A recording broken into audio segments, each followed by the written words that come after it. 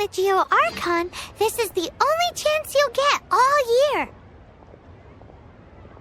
Guess it's a good thing Venti brought it up earlier. Otherwise, we definitely would have missed this year's Rite of Dissension. Might be today, might also be tomorrow. Look, we're already in Liyue, so let's go ask some of the locals. Oh, right. About the Liyue Archon Morax. Did you know the Mora that we use is named after this god? But it's seen as impolite for people from outside Liyue to refer to the Liyue Archon by that name. So we should refer to the Liyue Archon by the name Rex Lapis, like the people of Liyue do.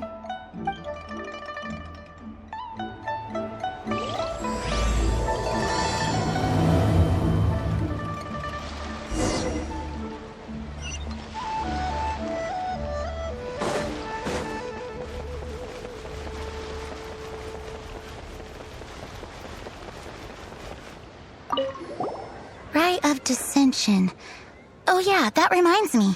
Isn't that today? Once a year, Rex Lapis bestows upon us his divine prediction, guiding us on how to run Liyue for the coming year. Last year it was the Yuheng of the Liyue Qixing that was given the honor of asking for the divine prediction. Ooh, Paimon knows this one! Mondstadt is to freedom as Liyue is to contracts. Liyue has a strong focus on business and trade. The Liyue Qixing, the 7 leaders of the 7 enterprises of Liyue, hold true control over Liyue. That's what foreigners always say. But true control over Liyue will always be held by Rex Lapis. The Qixing is comprised of mere mortals. Rex Lapis is a god. Mondstadt's god is nowhere to be seen, whilst our god is forever with us. Stay in Liyue long enough and you'll see. Given that you just left your godless city, it's time you experienced what it's like to be in a city whose god has walked with it through all of history.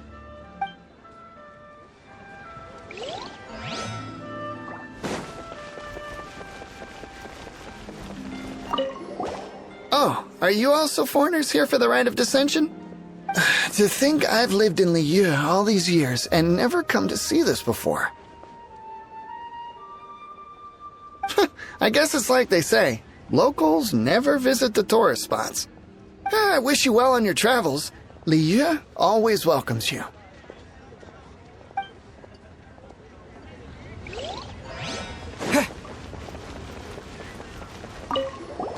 You too wish to bear witness to the Rite of Dissension? Me too. We all do. As a businessman myself, how could I not take interest in Liyue's most important business trends? The 17 predictions given last year made more than a few ripples throughout the industry. What's more, there's been a rumor going around that the Tianshui herself, Ningguang, has been acting secretly in the shadows. She wants the rocks created by Geovision holders to be exempt from taxation. Wow, that's some super professional legal stuff, that is. To be on the pulse of the predictions and the market is what makes this harbor what it is. Among the 7, Rex Lapis is the oldest deity. His keen sense of strategy is well trusted among his people. Understanding the predictions as soon as possible can make all the difference in making your fortune. Fortune? So where can we see this Rite of Dissension anyway? You're not at all close. Not to mention that if I gave you directions, as foreigners, you'd get lost along the way. So better to head to Yujing Terrace, to the high ground. It's the highest place in the harbor. Sounds like the best place for trying to communicate with deities, no?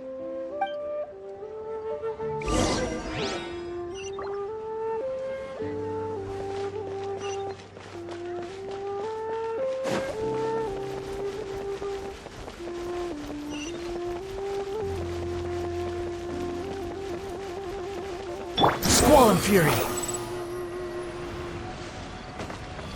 Huh. The wind rises.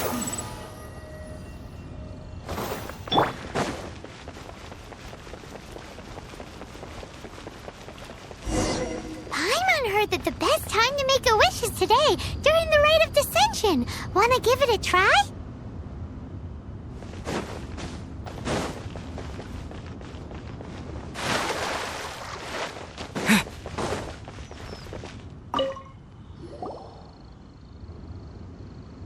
Oh, you also want a little Adepti luck too? Seems you know a lot. Making a wish during this time is sure to get you the blessings of both the Adepti and Rex Lapis himself.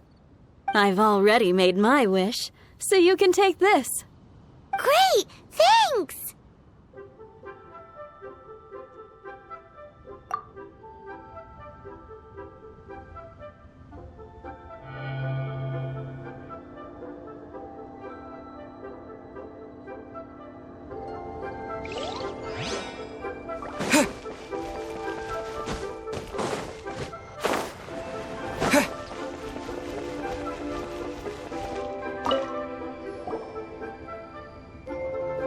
Your first time in Liyue? Actually, it's my first time to see the Rite of Descension, too. Ah, look, that's Miss Ningguang of the Liu Xixing. Only those who have control in Liyue can preside over the Rite of Descension.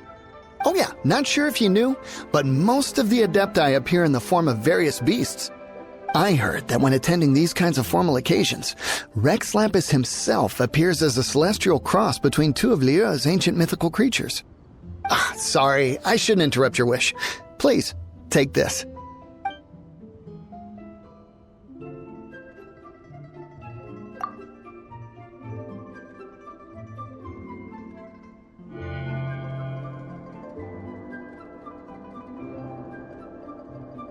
Great! Now that we're all done with the wishing, guess we can just wait here for things to get started. Who knows how long that Miss Ningguang lady is gonna take?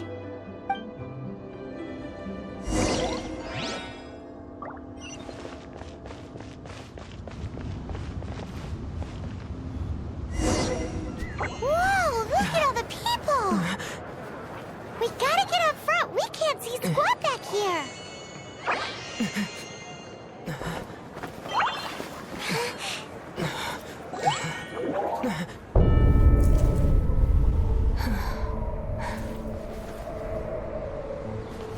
The hour is upon us.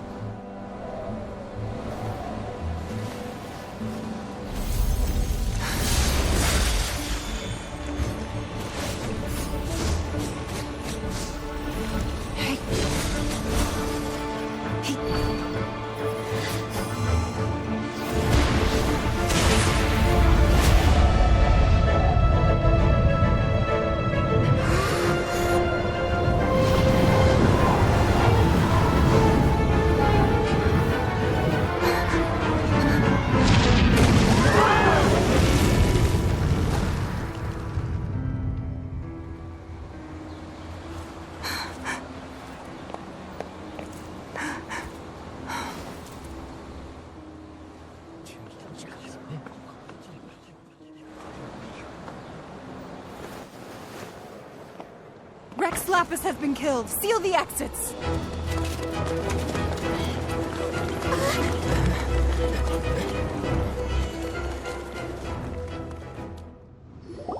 What? What's going on? Did she just say Rex Lapis is... The Liyue Archon is... dead?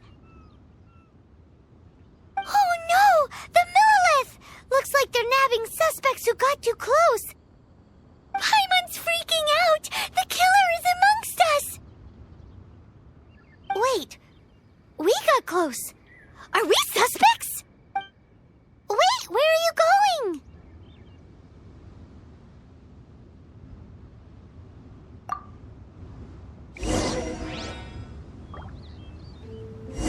Oh no!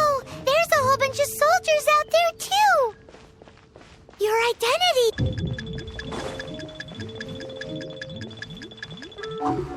But can we...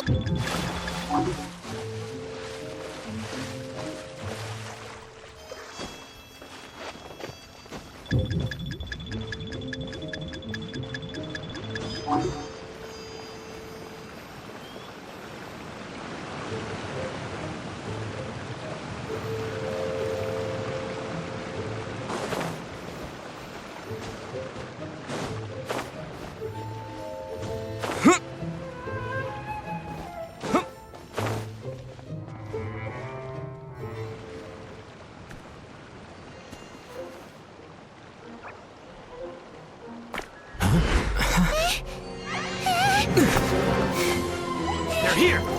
Arrest them!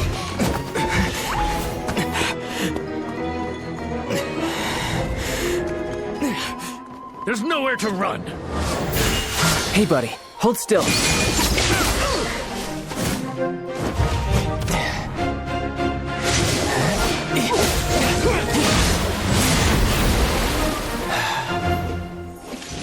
Stop! Stop! Come with me.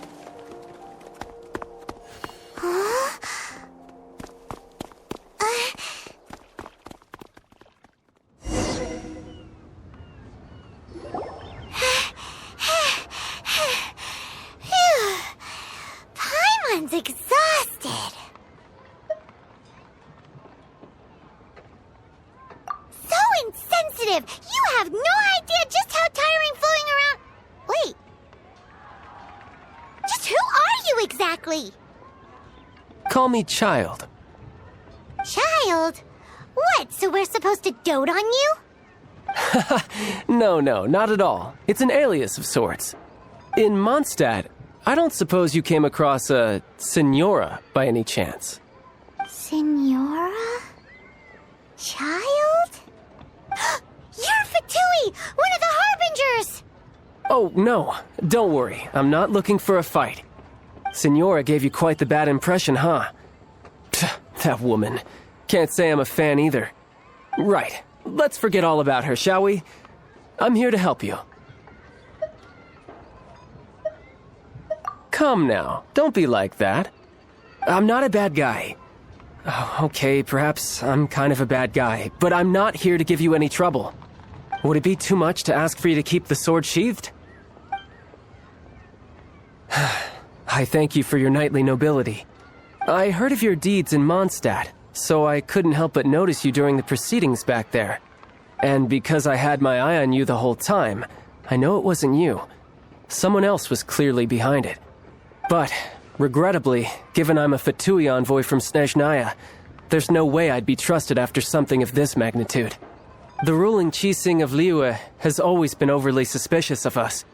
Well, can you honestly blame them?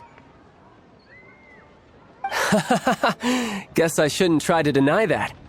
Okay, sure. Maintaining a distance between strangers is probably a good idea. Either way, I'm already used to it at this stage. But right now, if you want to clear yourselves of any suspicion, you need to get yourselves to Northland Bank. Staying here isn't an option. As the old Liyue saying goes, the walls have ears.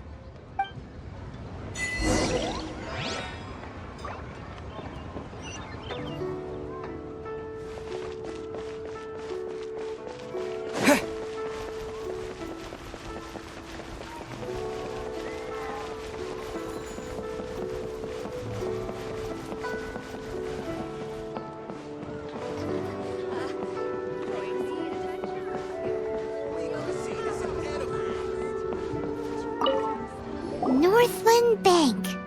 Correct. This bank was opened here in Liyue by Snezhnaya. Though everyone knows Liyue is the most enterprising in Teyvat, Snezhnaya is not short of change either. Yeah, well, poorer nations don't seem the type to have diplomats that come around acting the way yours do towards the Knights of Favonius. Here, let me give you this. This is I'm not sure exactly. Sometimes all money can buy is things, and not a name for oneself. All I know is that it's a sigil. A sigil to keep the mighty and illuminated Adepti from bringing harm to you. Adepti? If you head north from the harbor, then west from Guili Plains, you will eventually reach a stone forest known as Jueyun Karst. The people of Liyue believe it to be the abode of the Adepti. Legend or not, they believe it. As such, offerings to the Adepti are made at its borders. Nobody dares venture in. But I have no need for believing, not when I know for a fact that the Adepti truly exist. Hate to admit it, but your Fatui intel seems alright. But why would we go looking for Adepti anyway? Oh, my little friend. There are plenty of reasons mortals seek the blessings of Adepti. Money, health, love. But you will go for justice. Justice? the Qi Sing will already have dispatched the Millilith. They'll be seeking out the assassin from amongst the onlookers. But how could a mere mortal kill a god that can sweep aside entire armies? Rex Lapis never gave up his power as a god. This level of crude response is beyond what is called for. How suspicious. Or to hide something else. Hard to say. Even now, the Northland Bank wouldn't be able to hold the Millilith off for long. But the Adepti can clear you of any wrongdoing. Liyue was founded by the Liyue Archon and the Adepti. Of course, it was built by force. Look for them, and be faster than the Qi Sing's messengers, so you may give your version of events first. If there is anyone that can help you in Liyue now, it can only be the mighty and illuminated Adepti.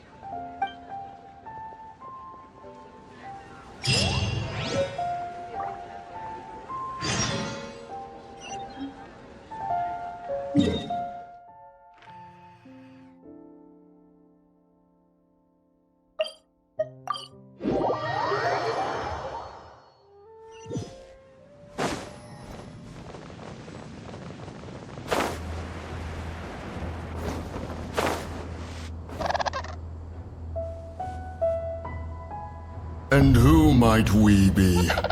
Those that dare enter Jueyun Karst.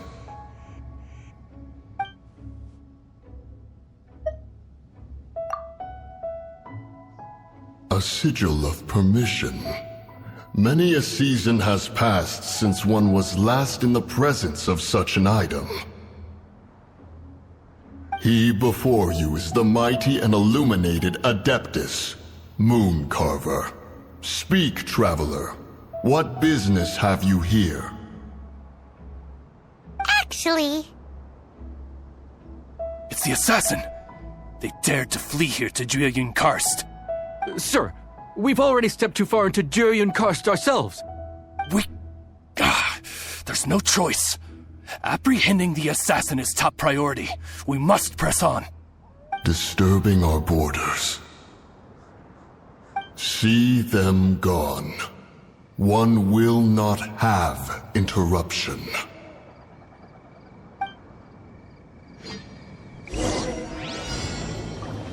To arms! Cool it! well,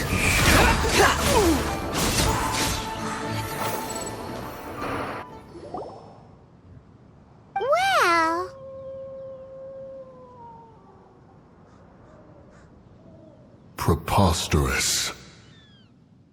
Preposterous! The Liyue Qixing. Utterly disappointing. How could someone possibly assassinate Rex Lapis during the rite of dissension? And then place suspicion upon the attendees?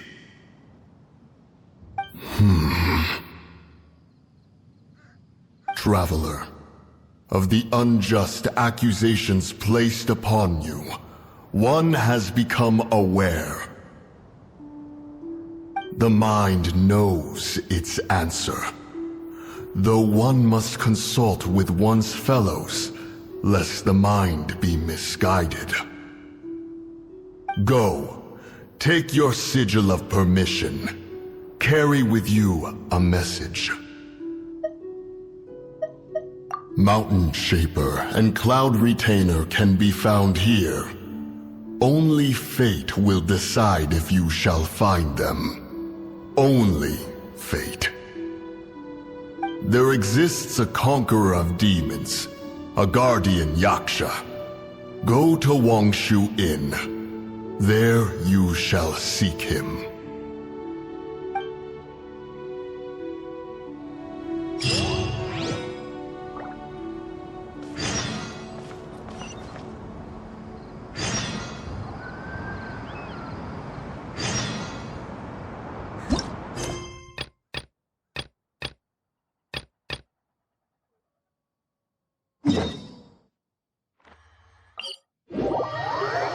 oh, this seems to be Wangshu Inn. Compared to Jueyun Karst, this place seems basic. Are we really gonna find an Adeptus here? Let's take a look. Paimon reckons he'll be on the balcony. thought we're gonna find him in the kitchen.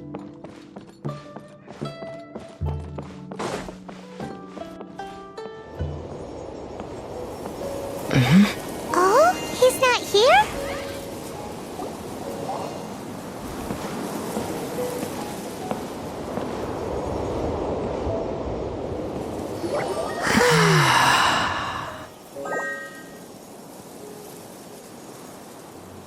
To the blind, everything may not be as it appears.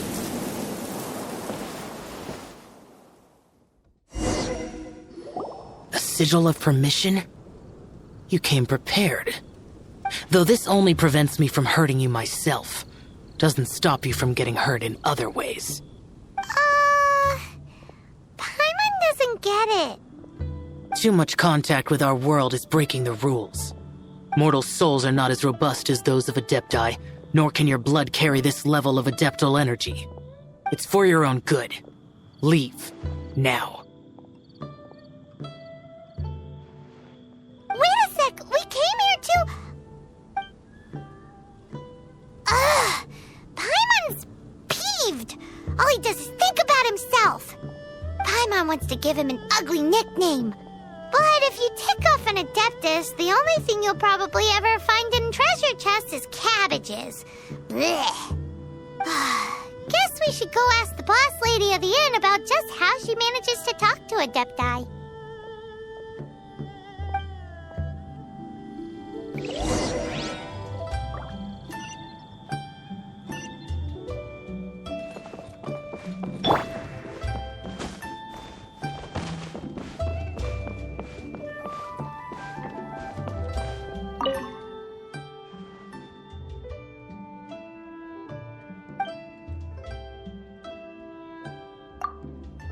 Oh, you've already met Xiao.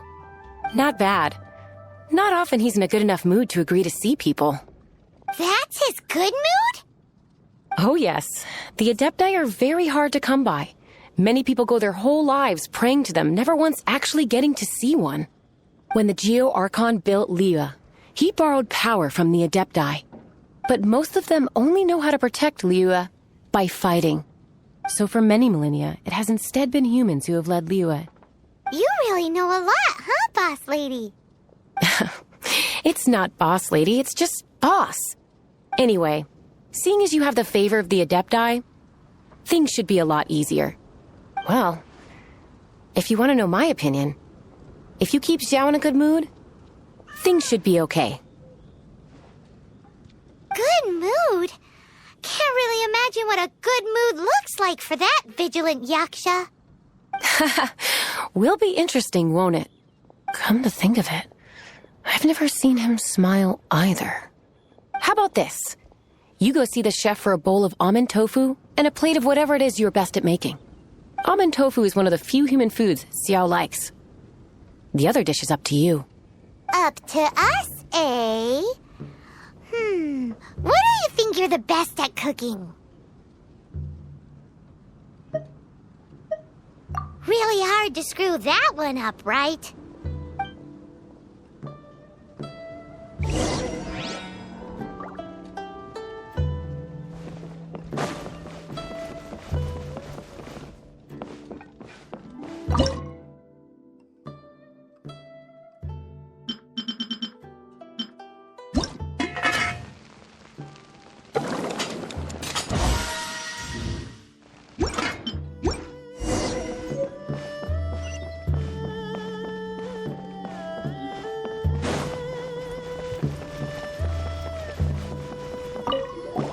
Can't you see I'm on a break, kid?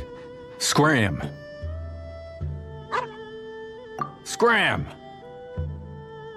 Whoa, this chef guy's service is about as good as that Wagner guy's back in Mondstadt.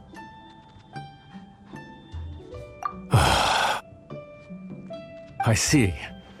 If it's for the boss, then guess I don't have a choice now, do I? But my heart's not really in it right now. Not enough to make a dessert as painstaking as almond tofu. And why is that? A fencer's hand must be steady. So too must the hand of a chef. But my hands, they're not steady. Because, A traveler once told me that this inn is haunted. And then just now, in the kitchen, I saw something. Something not right. This chef looks so intimidating, but speak of ghosts and he becomes weak. I keep thinking, even Wangshu Inn isn't safe. I can't keep a steady hand for something like almond tofu. All right, in the name of high-quality almond tofu, we need to go check this kitchen out.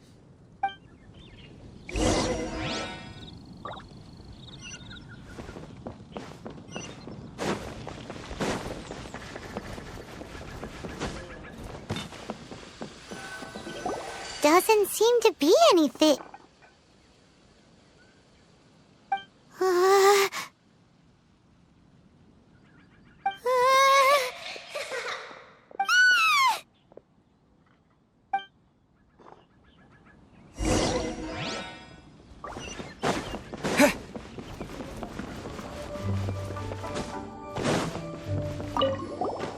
What?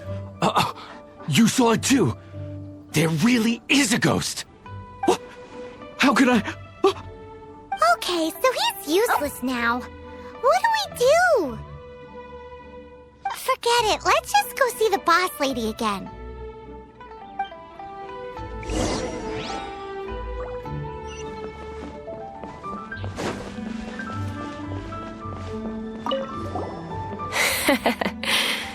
Scared of something so insignificant.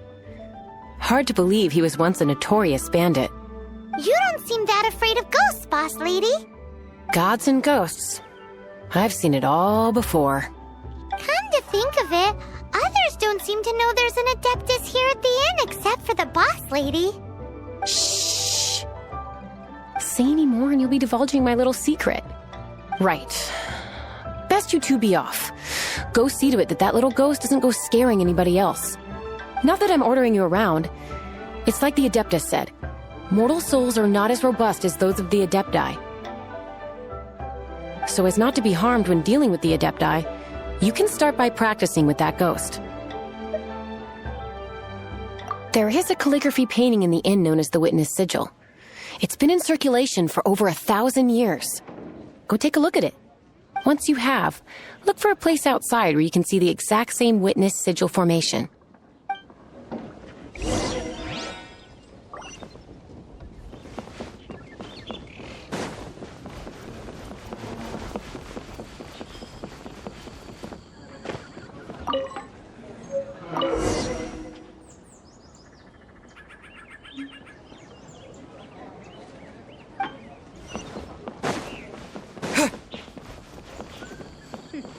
The healthiest drink is tea.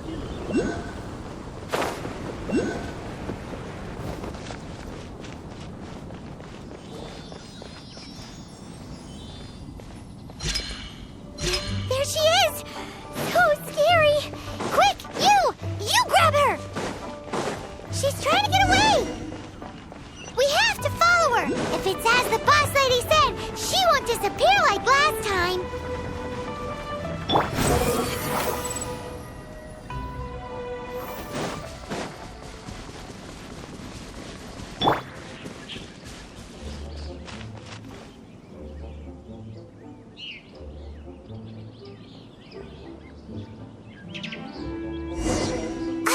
She doesn't know when to give up! This old decrepit ruin guard! Surely it's not possessed! We'll be frozen! Let the show begin! Unsightly insects! Squall and fury! Ha! Silly churl, Billy churl. Finally caught you! Paimon's pooped. Silly Billy, Hilly churl. Haunting things isn't nice. Little girl, are you listening? Chilly churl, frilly churl. Now listen here, young lady. Oh.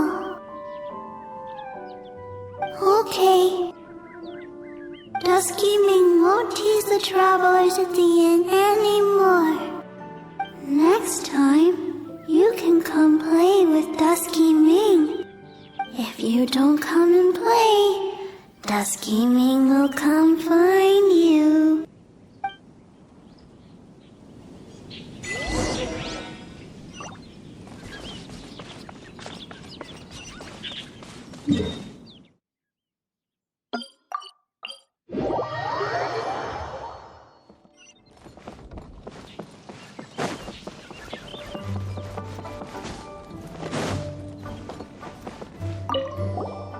What?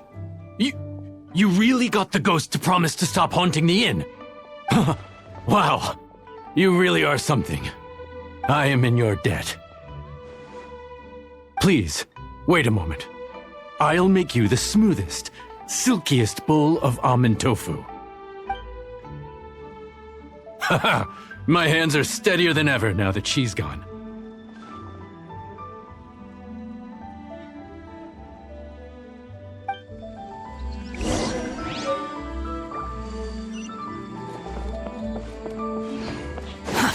Too slow.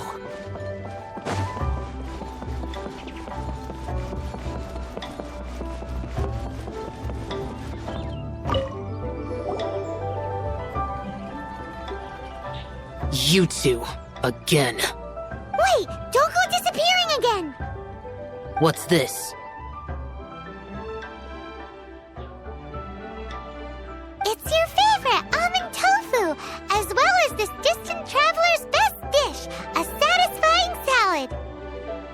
Quick, tell him everything before he finishes eating.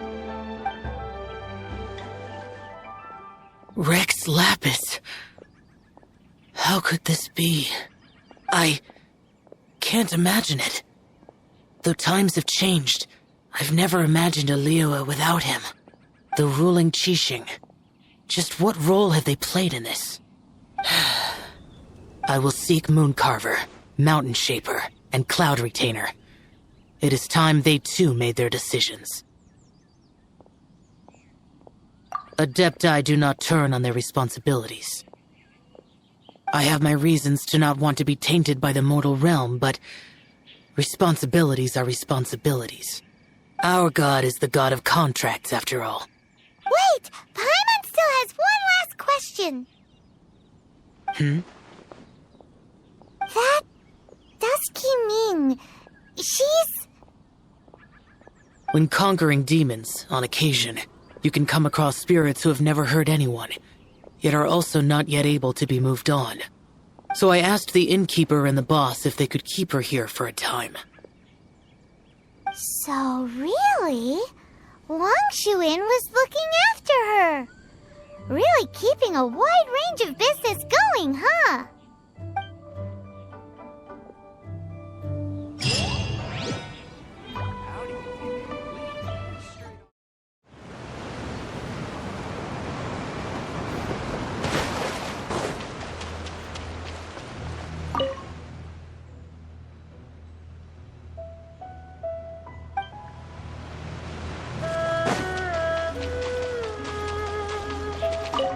Have mercy, O mighty Adeptus. I beg you, show mercy upon me and my brother. Spare our lives. Who are you? What's going on? We asked you first. Oh. You enjoy safe passage in Jueyun Karst. It can only mean one thing. You must be Adepti messengers, sent here to rescue me and my brother. What is he talking about? Oh, have mercy, mighty messengers of the illuminated Adepti. I beg you to save us. My brother and I, we only came here because our family is poor, and we heard tell of treasures hidden in the amber of Mount Hulao. It was stupid of us. But all we wanted to do was find enough treasure to sell and support our family. We followed the path up the mountain, but suddenly, the amber, it swallowed up my brother Li Dang. I ran away and made it this far before it dawned on me. We were trespassers in the abode of the Adepti. And this was our punishment. I had no idea how to rescue my brother, so I just started praying for the Adepti to have mercy, right here on the spot. And now, at long last, 2 messengers come to my aid. What? We're not Adepti messengers. We just want to find the Adepti like everyone else. No, you must be messengers. You have to be. I have no idea which Amber trapped him. Please, you have to rescue him.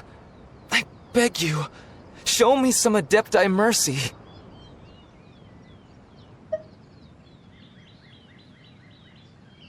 Thanks be to the Adeptus of Mount Hulao and to their messengers. Never will we be so foolish again. Whoa, check you out! When you speak like that, you actually make a pretty convincing Adepti messenger. Paimon was gonna ask him about where to find the Adeptus, but he seems pretty one-track mind about rescuing his brother right now. So, he said that Li Deng got trapped in amber somewhere on Mount Hulao, and that they were following the path the whole way up. So let's follow the path down from here, and make sure to be on the lookout for amber on the way.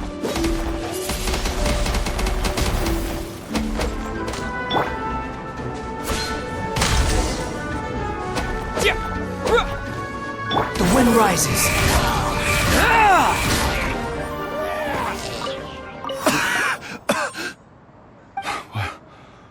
What happened? You rescued me. Thank you. Oh, and have you seen my brother? His name is Li Deng. We were climbing the mountain together. I just hope he didn't get trapped in Amber too. Phew. So he's safe then? Oh, thank you. I will head up to find my brother now. Here's hoping I don't run into any more Amber on the way.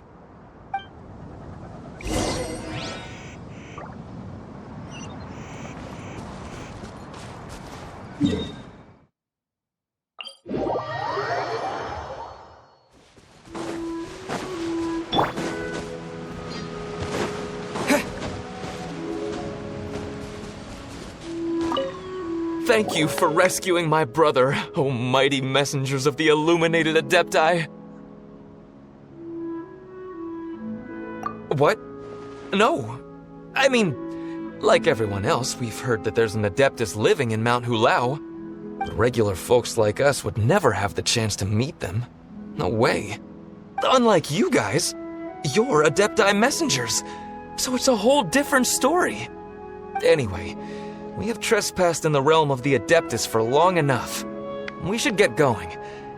Thank you, mighty Adepti messengers. Yes, thank you.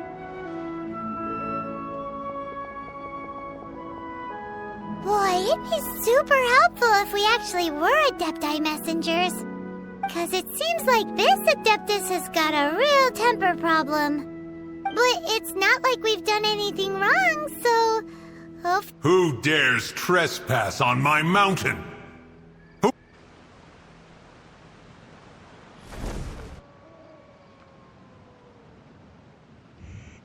Foolish mortal, come forth and receive your punishment.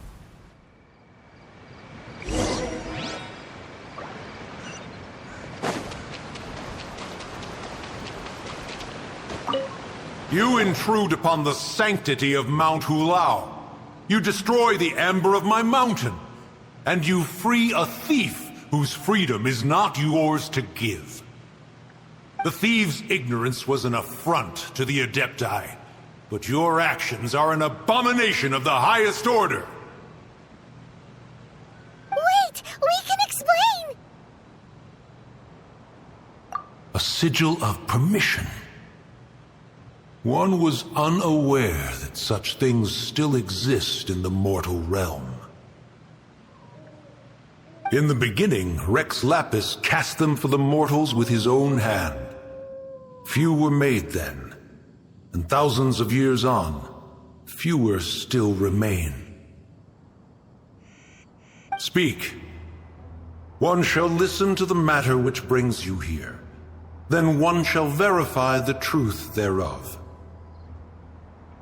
You would be wise to speak the truth, for Liyue is not so far from here that one would be easily deceived.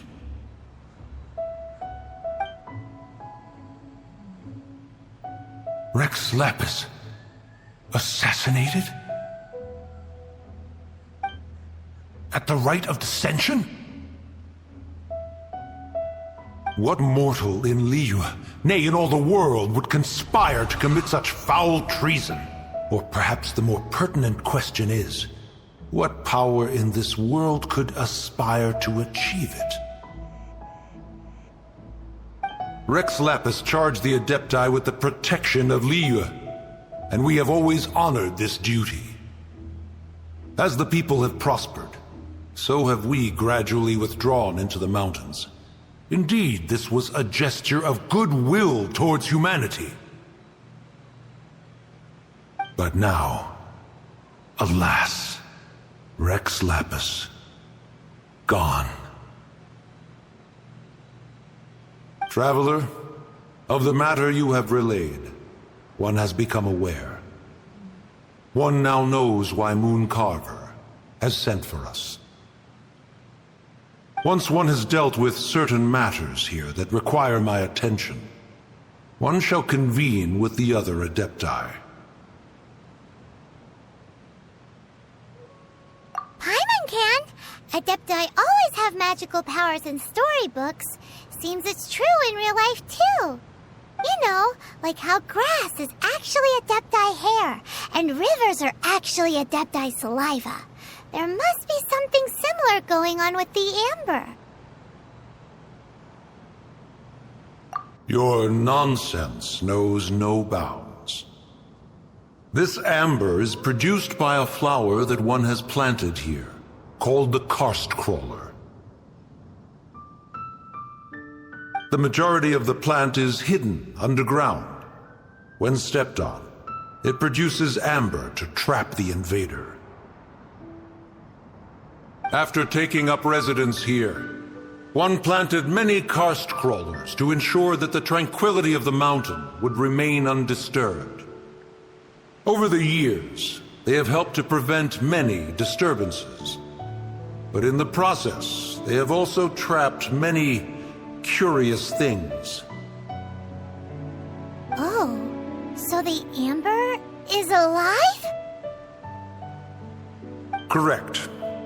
Thus, one may not leave this place in its current state, for fear of the risk to innocent lives in one's absence. One will depart as soon as one has attended to this matter. One trusts that the manner of your departure will be swifter in nature.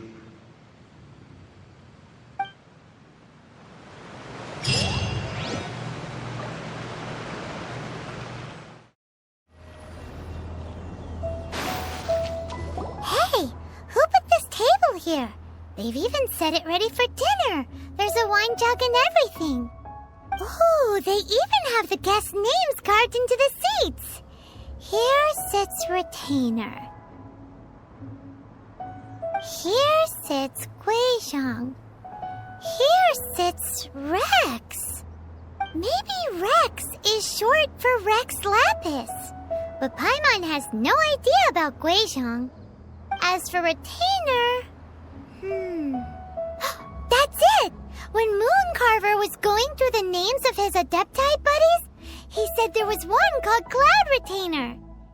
So this must be where Cloud Retainer and the other Adepti have their dinner parties. How about we cook up some extra special dishes for the Adepti? We're sure to get Cloud Retainer's attention that way. But what do Adepti even eat anyway? Paimon has no idea. People must make offerings here all the time. Guess all we can do is look around the area for any leftovers. Maybe that'll give us some ideas. Do you think maybe it's at all possible that the Adepti might like to try some sticky honey roast?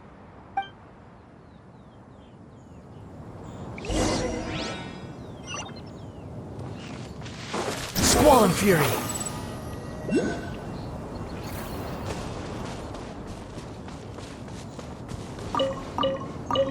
It's very clean here. Whoever cooked here last obviously likes to keep things neat and tidy. Paimon bets they were making an offering to the Adepti. Looks like we got us some matsutake and some raw meat. And what do you know? The recipe is right here. This chef was a super organized person. Quit following me!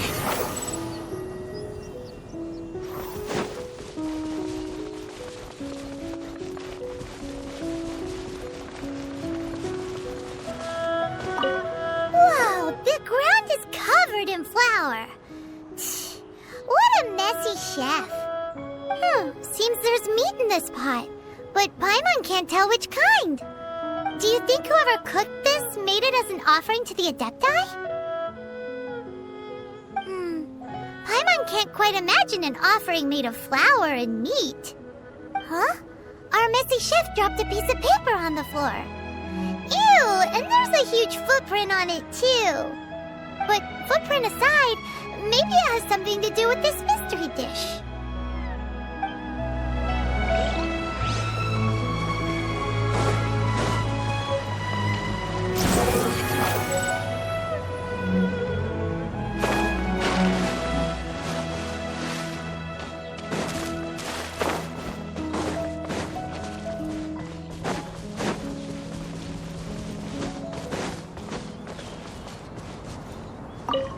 Someone has definitely cooked here before. Do you think they were making an offering? Looks like they didn't use all the ingredients. Let's see here. We got some snapdragon, some lotus heads, some tofu. Whatever they were cooking, it sounds complicated. Hey, look over there. They left some notes too. Yup, it's a doozy. Paimon's not surprised they had to write it all down. It's a lot to remember. We should read it carefully.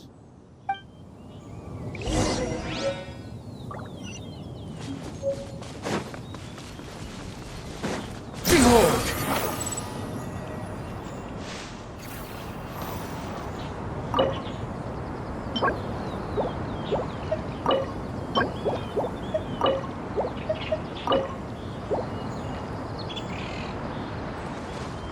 The wind rises.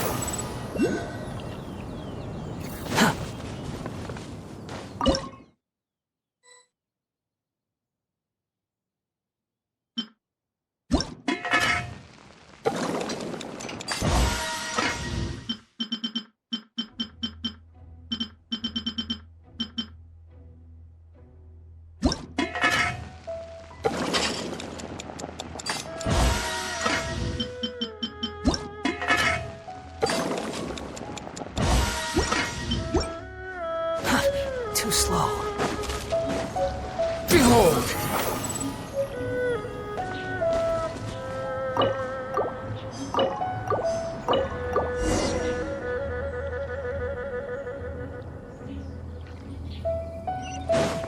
Squall and Fury!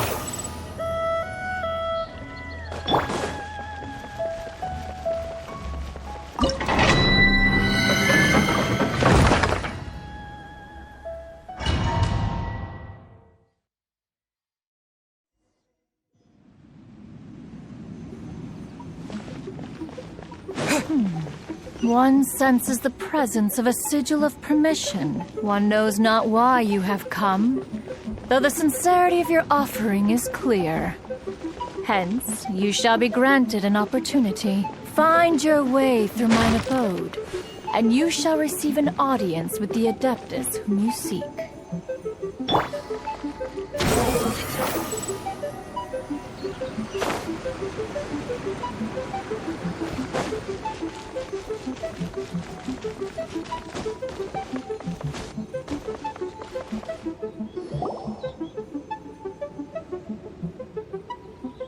One is most impressed. The path that leads through this abode defies those of ordinary abilities. The one before you is the Adeptus Cloud Retainer. Now speak of the matter which brings you here. You surmise correctly.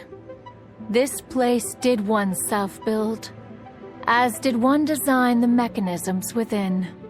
In fact, even Gui Zhang and Rex Lapis themselves found once technological accomplishments to be worthy of commendation.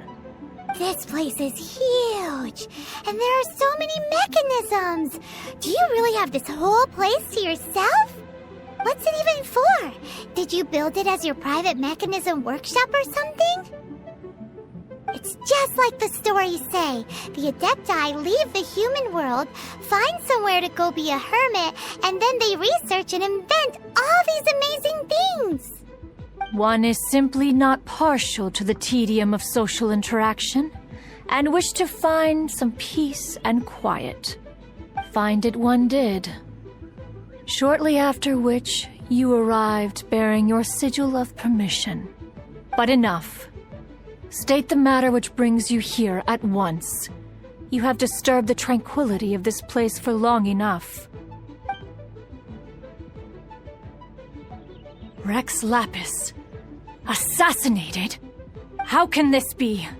Such a heinous crime! Who would dare? The notion is so preposterous as to be unbelievable.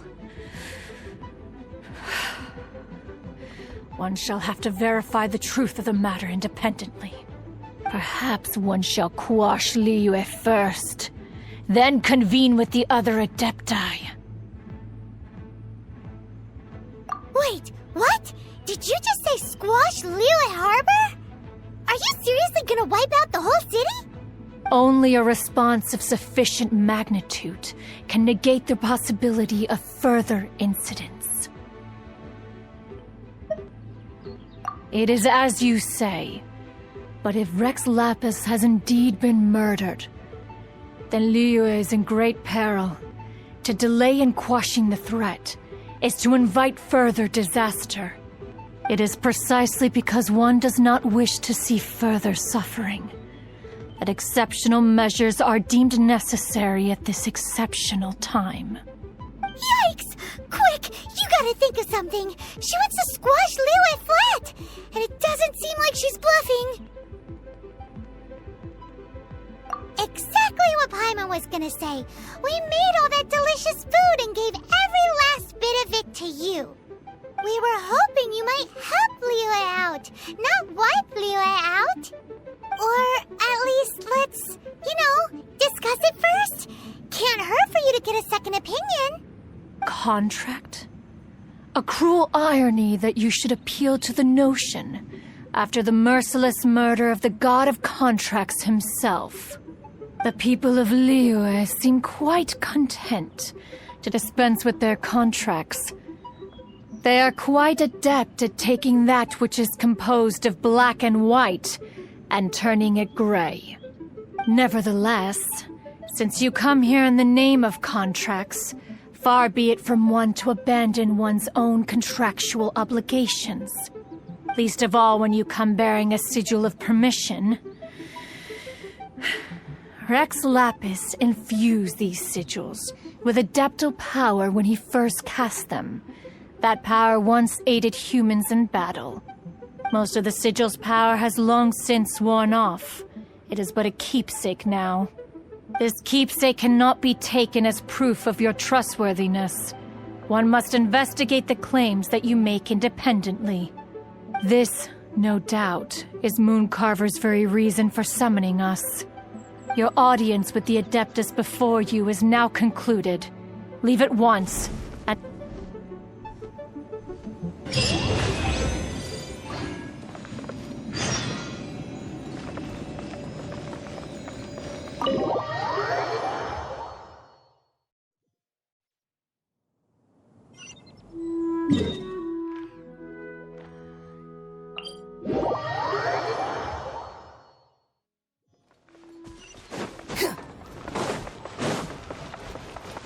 The wind rises.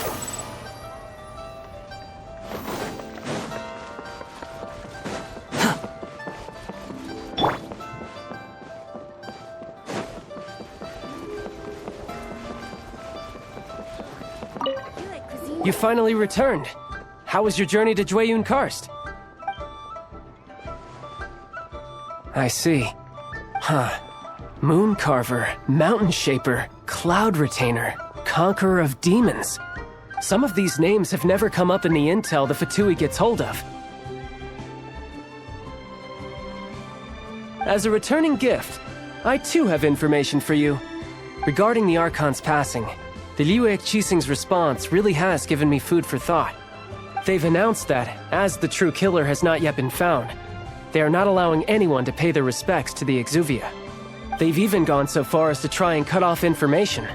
But with the right of dissension and all, even the Qixing isn't able to keep a lid on things. Exuvia? It's common knowledge in Liyue that Rex Lapis is also an Adeptus. The Liyue Archon is also the god of contracts, and is also known as the Exuvia, prime of the Adepti.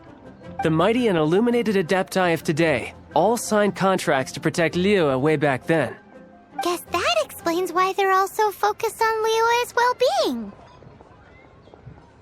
Naturally, they both have the responsibility and the aptitude for the job. If the ruling Qixing became unable to perform their duty properly, the Adepti have the right to take corrective action. The Liyue Archon's spirit has risen, so why would the Qixing hide his vessel? Truly suspicious. Oh, right! He's the whole reason we came here! If the Liyue Qixing has locked up Exuvia and won't let anyone near, then our quest to find the Seven is already over. Oh? You're trying to find the Seven? And just why might that be, pray tell? Nice answer. A knight that gets duped by the Fatui would really be no knight at all now, would they? But I can help you with that too, you know. Really? Give me some time. Time to find someone. Someone who can help you break through this stalemate. Truly fascinating. The harder they try to silence the situation, the greater the chaos that erupts. If you want to be around to see it all come crashing down, best you stay alive until we next meet, yes?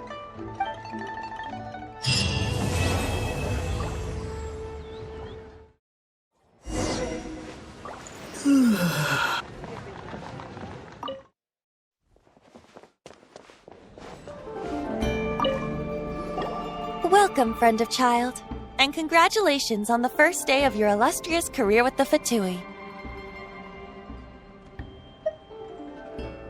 You sound remarkably sure of yourself. Remember, we are mere mortals. Our ideas are fluid like water. Only the Tsaritsa truly has a will as solid as the permafrost. But back to the matter at hand. Child tells me that he has upheld his end of your agreement. What agreement? Oh, the thing about him helping us find a guy? Correct. Child promised he would find someone to break the stalemate, and the Harbingers do not break their promises lightly. Ah, where is that guy anyway? Child is currently at Liyue Pavilion. Oh, Paimon knows this one! Ahem. There are two styles of cooking in Liyue, known as Li style and Yue style. They have been competing for centuries, but neither has emerged as the clear winner. The flagship restaurant of the Li style is the Liyue Pavilion. The owner especially chose to open the restaurant at Feiyuan Slope so they could compete face-to-face with the Xinyue Kiosk, which is the flagship restaurant of the Yue style. Don't talk to Paimon like that! Anyway, Paimon's hungry. Let's get moving.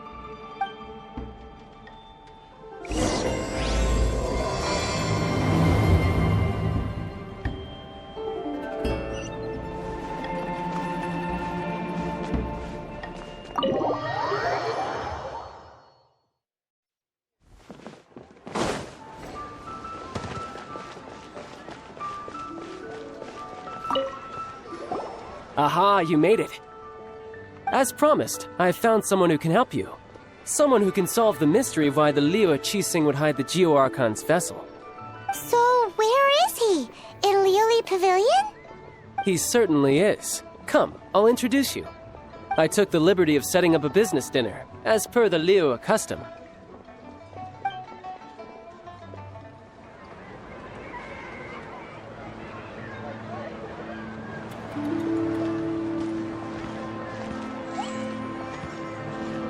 Welcome back, sir. You honor us with your patronage. Mr. Zhongli is awaiting your arrival in the room you booked.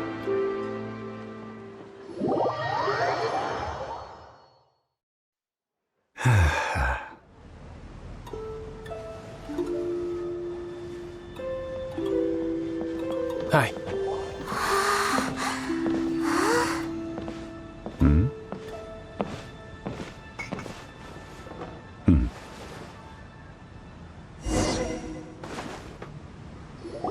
Allow me to introduce Mr. Zhongli, consultant to an organization known as Wang Sheng, and a trusted associate of the Fatui.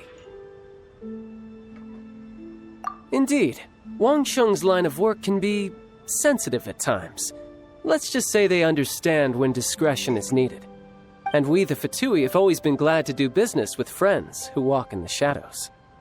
Walk in the shadows? It is an honor to meet you. I have heard tell of you from Mondstadt. Discretion? Shadows? Is Wang Shen some kind of business involving dealing with people? Indeed. It is as you have guessed. The Wangsheng Funeral Parlor organizes burials. We ensure that those who pass on do so in peace. Huh? Did you think he was some sort of hired killer? The Fatui calls many such people friends, but the Wangsheng Funeral Parlor does not dabble in such business. Well, ostensibly. Well, they are still... I shouldn't say too much. In any case, I brought you to meet Mr. Zhongli because... Because I can bring you to see Rex Lapis's vessel. What? Don't be so surprised. Sure, the Geo Archon's body has been squirreled away by order of the Tianquan Ningguang. But first, let's hear what Mr. Zhongli has to say, shall we? Rex Lapis may be the prime of Adepti, but he is ultimately an Adeptus. Many Adepti have left us over the millennia. This is the inexorable trend. The times have changed. You must have felt it too when you were at Jueyun Karst.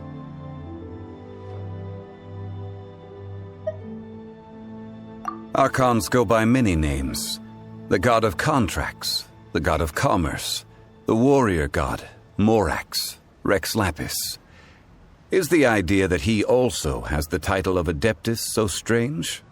As you have seen, the time of the Adepti is ending, and the time of mankind is slowly dawning. In years past, Liyue's tradition was that a huge memorial service be held to mark the passing of every Adeptus. But this time, the Qixing have made no attempt whatsoever to respect this tradition. It is sacrilege. Yeah, the killer hasn't even been caught yet. Deicide or not, the concern of the Wangsheng Funeral Parlor is this. When the ritual to receive this god is so kingly, it is all the more egregious for his final send-off to go unattended to. Traveler, Child has told me a lot about you. Since you have had dealings with the Inazuma Archon, could I ask you to help me prepare the Geo Archon's last rites? Oh? In our line of work, this means that you want to silence me. How interesting. Draw your sword, we shall... Just kidding. Let's continue, shall we? The Tianquan Ningguang has forbidden anyone from accessing Rex Lapis's vessel, which of course you would need to access if you were to achieve your goal of meeting all of the seven. Precisely. Only by participating in the rite of parting will you be able to see the form of Rex Lapis again. If we are agreed, come with me. We will speak of the details as we walk. All right, my bridge building work here is done. Turned out well, didn't it? You can go if you want to. Don't worry about me. I might just have a few more drinks and get acquainted with these things they call chopsticks in the meantime.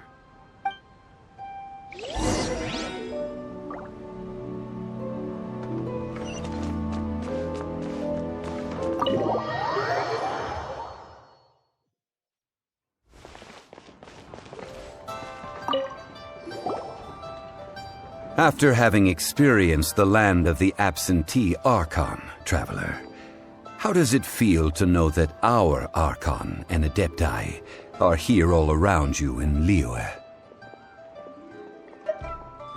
Indeed, the weight of 3,700 years' worth of history runs deepest in the true divinity of Liyue. Organizing the rite of parting should prove to be an enlightening part of your travels. Liyue is the most prosperous of the 7 nations, defended by deities and ruled by the Qixing. As such, the diplomatic maneuverings of the Fatui have gained no purchase here. Ningguang of the Qixing has always been on her guard against the Fatui. That is in all likelihood why Child wants to make use of the Wangsheng funeral parlor's connections. Huh. What would Child get out of us doing the rite of parting anyway? I neither know nor do I wish to know. As far as I am concerned, the Fatui are merely financial sponsors. I only wish for Liyue's traditions to endure. These are the advance funds that Child has provided. If you use them up, you can go to him to apply for any subsequent funding. Wow! Well then, let us be off. The first step in our preparations shall be to obtain some prized Noctilucous jade worthy of a deity.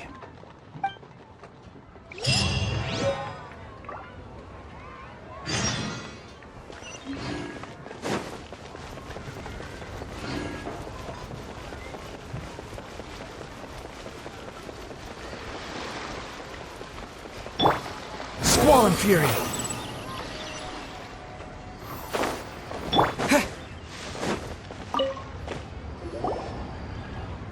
Welcome to the Jade Mystery, my good friends. Would you like to try your luck betting on Jade? This could be your lucky day. It's cheap and it's fun, and who knows, you just might strike it rich. Betting? No, we're here for... what was it again? Noctilucous jade, of radiant grade at the very least. Radiant grade Noctilucous jade? I see. You're not a tourist. My apologies. I have some here for your perusal. What do you think? The Jade Mystery is an old name in the jade business. Just look at that wonderful quality. Rex Lapis doesn't often bless us with such finery. Go on, pick whichever one you like. These 3 pieces really do look pretty. Not like the ones you usually dig up. But how do we pick? Should we just grab one and go? Oh? You want me to decide? That is fine as well. If it were me, the answer would be simple. Oh? And that would be... I'll take them all, boss. Oh, you act with such panache, good sir. I always knew you were not a man of ordinary caliber. Oh, wait, boss! That one didn't count! We need to discuss it again!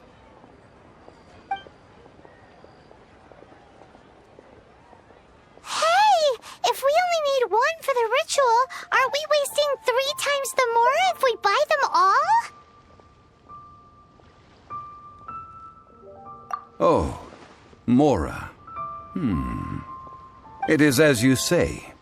I suppose I overlooked this particular aspect of the transaction. Huh? How do you not think about If one must always consider Mora before acting, then in all things one is bound by Mora. What? All Mora is currency, but not all currency is Mora. What? Is this how the rich live? Well, he knows a lot about big money, but not a lot about big savings. No need to waver. Even when I am constrained by Mora, I have ways of working around my limitations. Evaluating the quality of Noctilucous jade is indeed very tricky. As crude ore, there is little difference in texture, lustrousness, and internal pattern between good and bad jade. Only after the item made using Noctilucous jade has taken shape will you be able to see whether it is up to par or not. If you return to those crafty merchants to quibble, they will counter by saying that your crafting bench is to blame, or that your heat control was poor. Whoa! To think it's that easy to get cheated! But there is a way to truly evaluate this jade, and a true insider would know it. A fool sees the pointer and misses the moon. What does that mean? If you point at the moon with your finger, a wise man knows that you are pointing at the moon, while a fool will only see the finger. The patterns, the facade, these are all the finger. Noctilucous jade is a mystical stone used to light up the darkness, and so its brightness is the important thing. It is the moon. Noctilucous jade of excellent quality would have superior pyro affinity. In other words, the bluer and brighter the luster of the ore under high temperature, the higher its quality.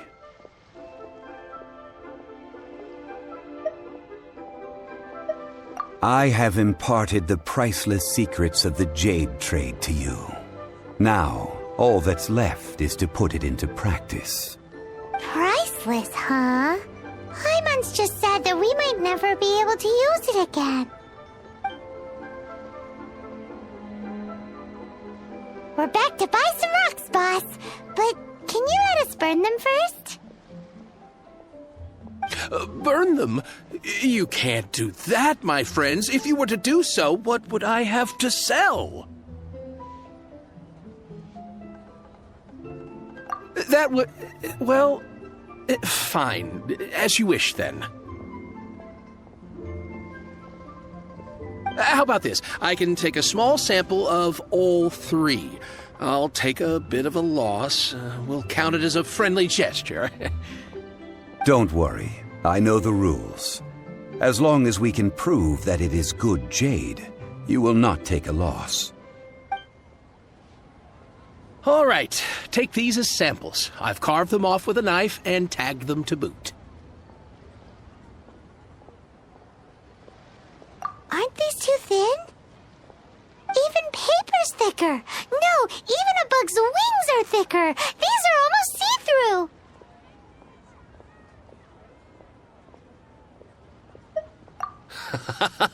Oh, you flatter me, but I have to be gentle with these rocks. They are my pride and joy. If I'd taken off even a bit more, it would have killed me. But wouldn't something this thin go poof if we held it to the fire? It can't be helped. Trying to deprive a merchant of his profits would be like forcing a ravenous wolf to vomit up the food in its stomach. Nonetheless, under the right conditions, these thin slices will serve. What sort of conditions? While we add the high temperatures using pyro, we can use hydro to reinforce it from within. This way, the samples will not disintegrate immediately. Oh, sir, to think you were this learned. Thank you for your understanding. Strictly speaking, asking for samples when we have not yet agreed to purchase the goods is unfair. Trade in Liyue must be based upon fairness. Well, guess we just need to find a place to try this out.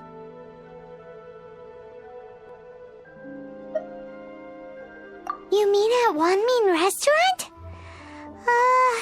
As long as we do it when she's not in. That would not do. It is a place where people come and go. They would be endangered if the elemental reaction were to get out of control. We cannot take such a risk.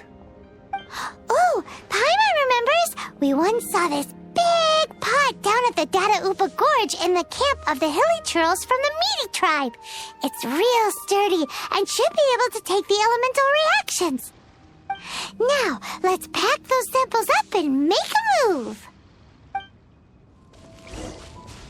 It has been a long time since I last set foot in the Nation of Wind. A friend of mine from Mondstadt would always bring a few bottles of locally brewed dandelion wine whenever he came to visit me in Liyue. It must be said that the famed liquor of the land of pastorals is far better than Sumeru's frigid snake wine.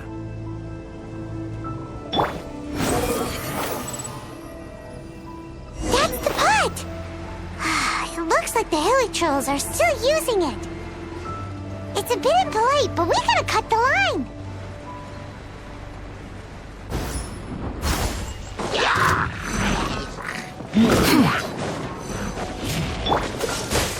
Squall Fury!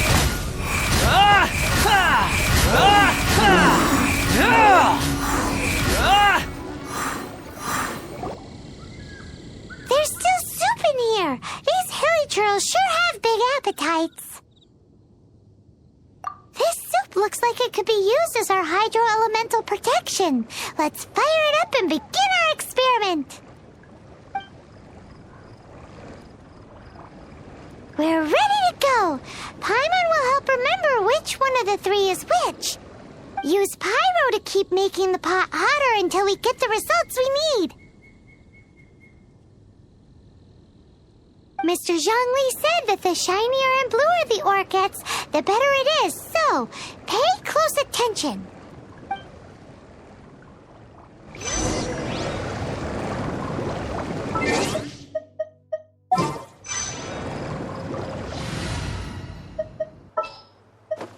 Outrider Amber, reporting.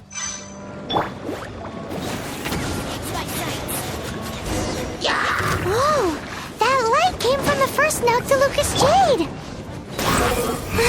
Hilly trolls are surrounding us again! Were they attracted by the light? Such nosy neighbors! Let's take care of them and continue again after.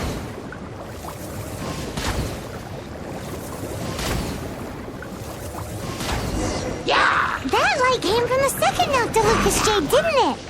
More hilly trolls! They don't give up, do they? Looks like they're mad that we ruined their food!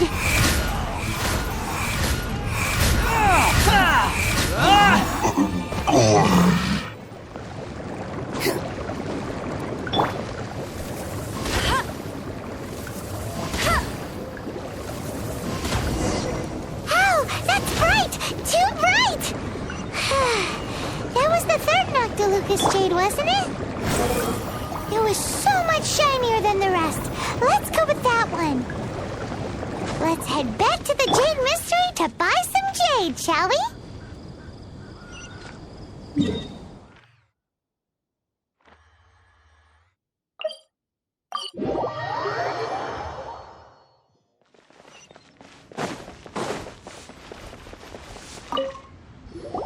You're back, my friends. I've kept the goods for you. Which of them would you like?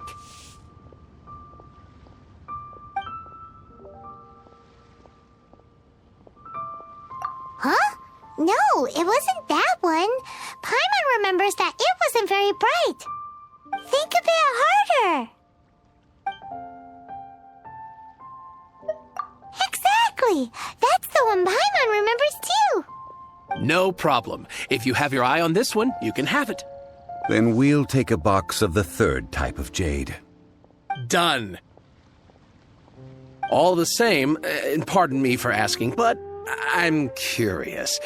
Whatever do you need this much top-quality Noctilucous jade for?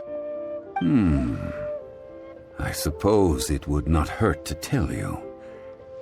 We need them to make implements for the rite of parting. departing. Oh, dear. I'd heard the rumors, but had given much thought to them. This means that Rex Lapis really is... Oh, it's hard to believe. Even though the Jade Mystery has been in decline, we have always been under his protection. It is said that when our Lord lost his way while going incognito in the city 200 years ago, it was a spoon from the Jade Mystery that he had used to sample the local delights. Alas, all things must pass. Well, if this is to be used to say farewell to Rex Lapis, then I shall sell this to you at half the price. Are you sure? You didn't want to even give us an inch before. If not for our Lord's protection, this city wouldn't exist as it does now. No proprietor could earn money off such a thing.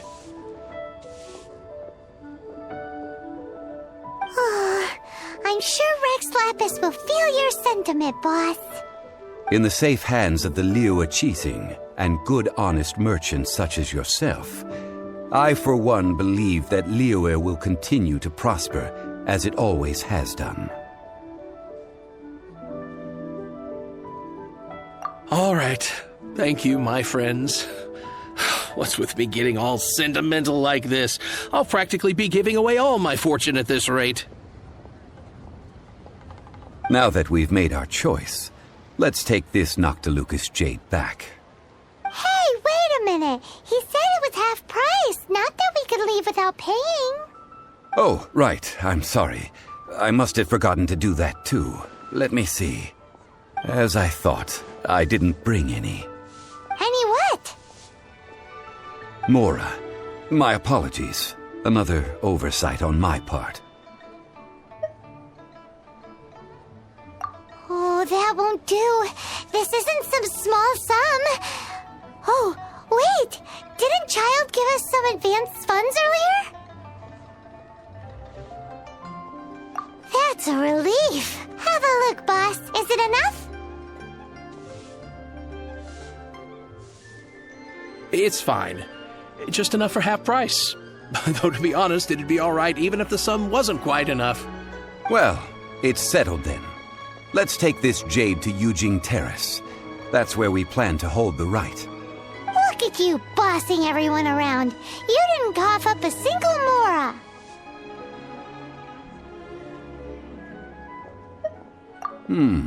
It seems that we must. I will keep that in mind. Thanks, both of you.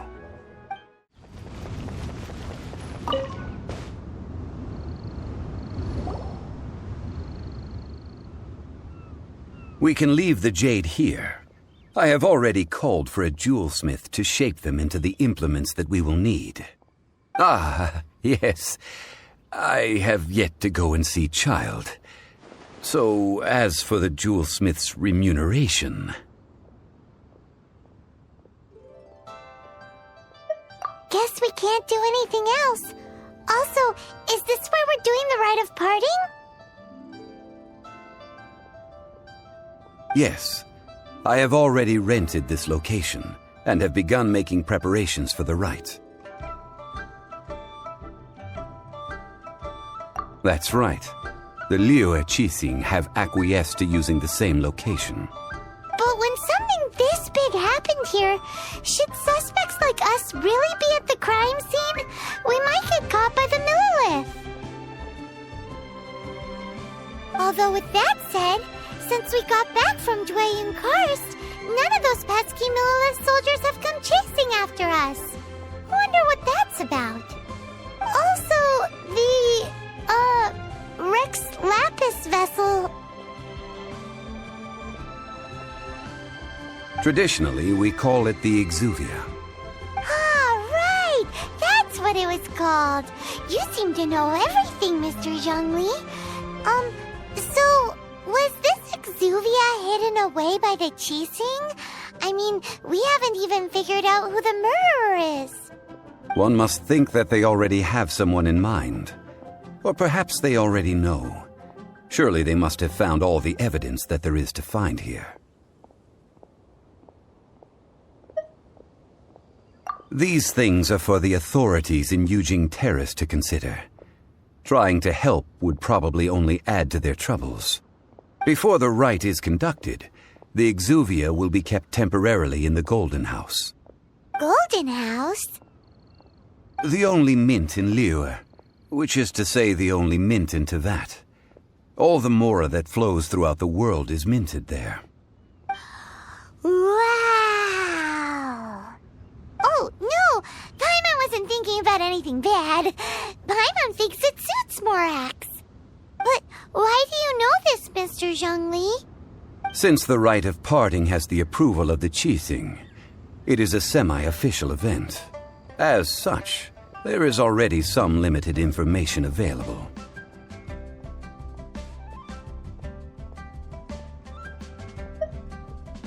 Perhaps each has their motives. But this is the capital of commerce. A little exploitation once in a while is not unacceptable. In Liyue, where the god of contracts reigns, only contracts may not be betrayed. I, for one, have no issue with little maneuvers outside their remit. Well then, we should go and prepare the perfumes used in the rite. Perfumes? Where'll we get those? Do we buy them? No. Perfumes used to honor the gods must be freshly decocted. The quality of the silk flowers we require is also special. Silk flower petals contain a fibrous material of good quality, often used in brocade making. Its scent, however, is most elegant, and is especially suited for solemn events, like giving offerings to gods and adepti. It's time for Zhongli's lectures on high society again. We shall not speak of the details right now. Follow me. We shall go to the merchants to purchase our ingredients. Hey, boss, do you sell silk flowers here? Silk flowers? We certainly do. Which kind would you like? Which kind? The good kind? The best kind? Remind Paimon what kinds there are again. Ugh, you ignorant shoppers. Always coming in here with your stupid questions. Golden House Maiden, Valley Weaver, and Fate's Yearning. One of each to start with, if you don't mind. My goodness, this gentleman is quite the connoisseur. You two must be his servants. Please refrain from any further attempts to contribute.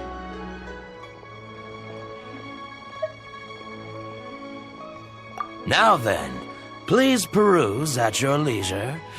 Do let me know if you have any further thoughts. Silk flowers exhibit different properties based on how their environmental conditions differ from their ancestral habitat. Nevertheless, these are fine specimens, excellently preserved. Just look at the abundant foliage here, and these stamens, glamorous as a maiden of the Golden House. This strain is an evergreen, and mostly grows under complex hydrological conditions. By contrast, this variety thrives in any dark, damp location, often in large clusters. Morphologically, it is distinguished by the profusion of petals and densely packed stamens, though its powerful scent gives it away just as easily. Lastly, this strain is quite the recluse. Unlike its exuberant cousins, flowers and foliage are minimal, and when in season, it has a subtle yet enduring scent. It was first discovered by the ancients when they scaled the mountains in search of the adepti. Silk flowers have all but disappeared from the wild today due to geographical changes over Liyue's history. Most are not grown by horticulturalists. Wow! A true connoisseur. Most of that was news even to me. I possess but a smattering of trivial knowledge. My traveler friend is the one to watch. They are on track to set foot in every corner of the world.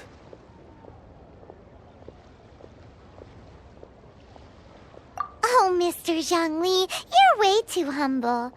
So, which silk flower did you want anyway? I'll take them all, boss. Again? How can I put this? When purchasing opera tickets, it is natural to decide based on which singer has the most melodious voice. The same logic applies when purchasing a pet bird. But this silk flower purchase is not an analogous case. The same logic does not apply. Perhaps you don't know. Tradition states that we should decoct perfume from different subspecies of silk flower when making an offering to a statue of the seven. Rex Lapis will then make his own choice between the scents. Like several other tedious and complicated traditions, this one has become simplified over time. But this is the only rite of parting to take place for one of the seven in 3,700 years. As such, I do think we should honor tradition down to the last detail in this case. Now that's settled, a question. Do you have any Mora on you? You forgot to bring money again? Zhongli. If I may interject, did I hear you say that these flowers are to be an offering to the Lord of Geo himself? Yes, in a sense. Gosh, well, why didn't you say so? I heard the awful news about what happened at this year's Rite of Dissension. It would be bad luck to say it out loud, but I've been worried about our dear Lord ever since. I'm worried that everything I've heard is true. Since these flowers will be used to glorify our Lord, they're free of charge. Just don't forget to pass on my regards. Are you serious? Why wouldn't I be? I would be nobody if not for Rex Lapis. If he hadn't written those poems in praise of my wares, they'd only be worth a fraction of what I can sell them for today. Huh. So much folklore here revolves around Liyue's deity making cameo appearances in support of local businesses. Thank you, boss. I think I speak for all of us when I say that your generosity has saved our skins. Our skins? You were the one who forgot to bring money. Please, it's the least I could do.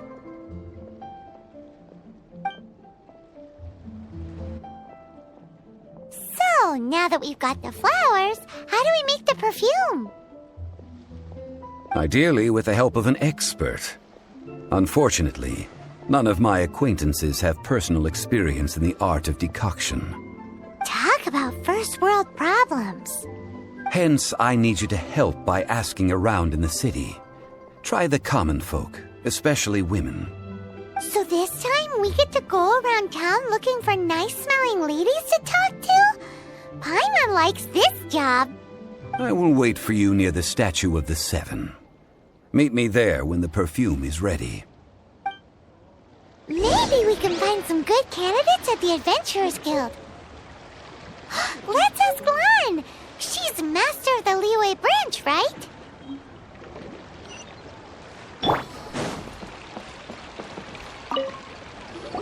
Lan, we need to ask you for a favor.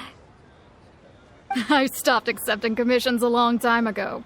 Sorry, you two, but you'll just have to ask another adventurer. Oh, it's not that kind of favor. It's just a teeny tiny thing. Wow. Just wow. Do I look like the kind of girl who wears perfume to you? I think you're underestimating the kind of person I am. Well, Paimon thinks you smell amazing. So come on, Lan. What's your secret if not perfume? Now that you mention it, yes, there is something. What is that scent? Oh, it must be from the Qingxin flowers I picked on the way back. I forgot I still had them with me. Aha! The truth is out. Lan's got a soft spot for wildflowers. No, they were for medicinal use only. Anyway, this is a pointless conversation. If you want to know about perfume, try talking to Qimei. The fortune teller, right?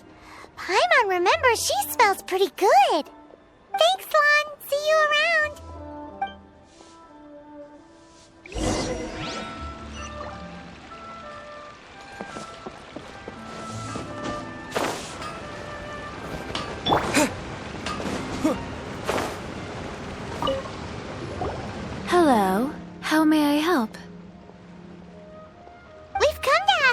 question.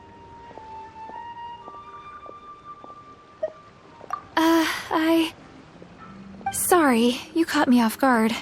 Most people aren't so direct. I think we need more time to get to know each other.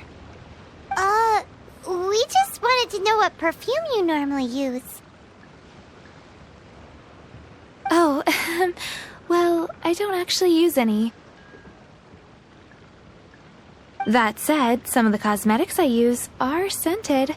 Perhaps that's the cause of this confusion. Since I usually set up my stall by the docks, I avoid perfume like the plague, because Celestia forbid those lusty sailors catch a whiff and come hunting for the source. That's the worst thing Paimon's heard all day. While we're on the subject, have you never heard anyone mention Yingar's homemade perfume? Yingar? Oh, as in scent of spring, Yingar? Yes, that's her. Many a rich family's daughter has gotten her to make perfume for them. Apparently, her homemade product is better than anything you'll find on the market. Great! This is just the intel we need. Finally, we're getting somewhere.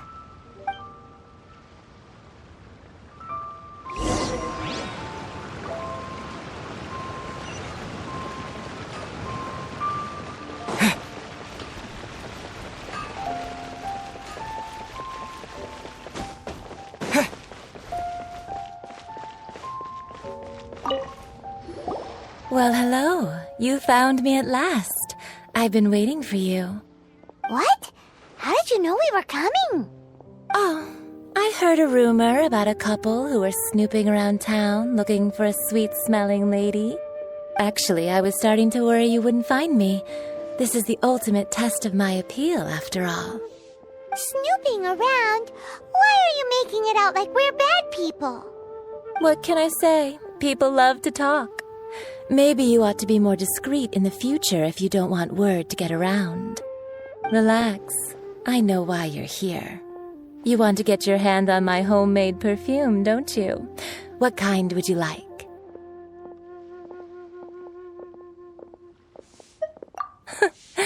I'm not wearing any, darling. Could it be that you've been bewitched by my natural scent? If so, I'm afraid it's one of a kind. Whatever this is, you guys need to snap out of it right now. Hand her the silk flowers. 3 in 1 go. My goodness. You have extreme tastes for someone your age. Maybe the rumors I heard were true after all. You're on the prowl and need some sweet-smelling ammunition? Is that it? Is that the best you could come up with? Even if you were genuinely offering perfume to a deity, that doesn't explain why you'd need 3 kinds. Sorry, your story just doesn't hold water. Zhongli was right. People don't remember this tradition anymore.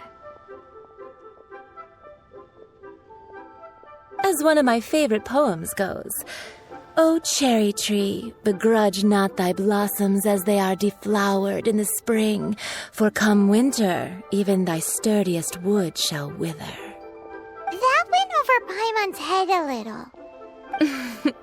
In short, I'm happy to help. Traveler, you can be my assistant, but you'd better make sure I'm the only person on your mind while you're hanging around with me. So, where is a good place for making sweet, sweet perfume?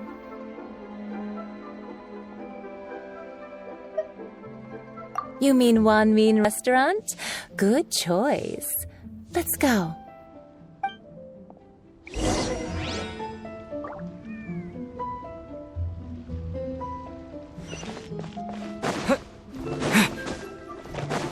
Try something new at the Wanmin Restaurant. I've had a word with Chef Mao. We can start work now. Are you ready to please me? What did you say? I meant make me proud, as my assistant, obviously. While I'm setting up, you can go and fetch some water.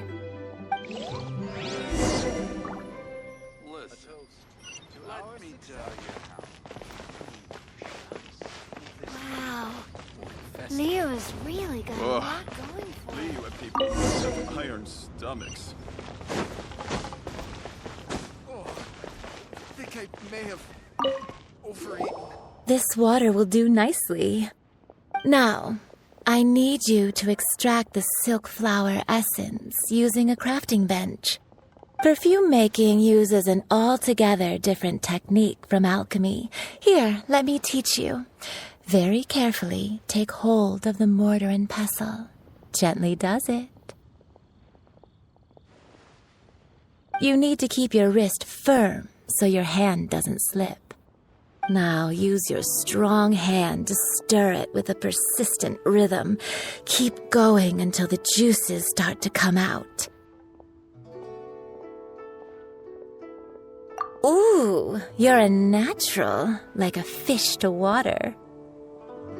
Now take these and try it out on your own using a nearby crafting bench. Don't forget to do all three. They look visually identical during the essence extraction process, but I will put them into separate containers when the perfume is ready.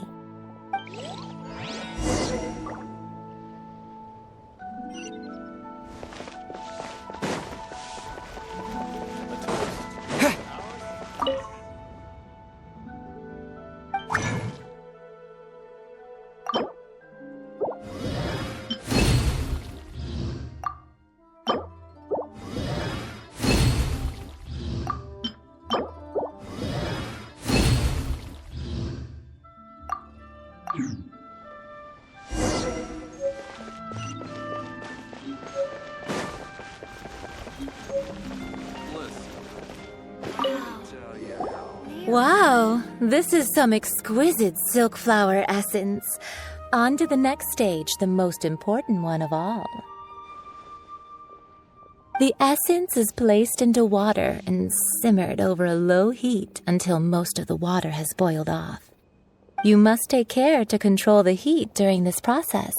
If the temperature goes too high, it will affect the scent. So please focus on controlling the heat. This is the final step. Don't waste a drop of that essence now. We want all of it in there.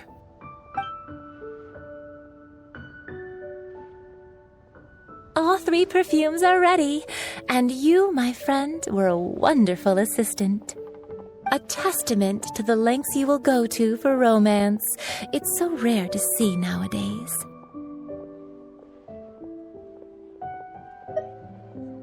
Wow, you actually remembered my throwaway comment. You know, you're cuter than people give you credit for. If I didn't have my guard up, I can see how easily one could be taken in. Anyway, shall I give you a brief overview of each scent? It might just help you match the right scent to the right occasion. Paimon wants to hear this. This first one is sweet as candy, straight out of a fairy tale. Younger women will love it. The second one is for those with more refined tastes, the first choice for daughters of high society. Finally, the third one has a soft but lingering scent, like a mist that captures the last light of dusk. Mature women adore this one. All clear? Don't get them mixed up now. You'll ruin the mood. Good. Be sure to come visit if you ever need help with anything, okay? I'll leave you with some parting words. One who tries to sail 3 boats simultaneously should be careful not to go overboard. Come and hang out with me at Scent of Spring sometime, okay? Let's take these 3 perfumes over to the Statue of the Seven. Mr. Zhongli's probably been waiting a while.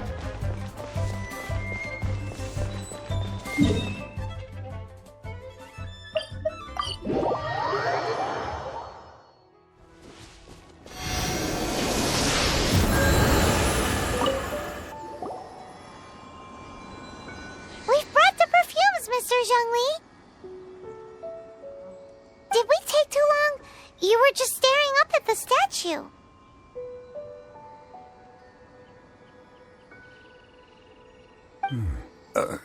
Oh, you're back.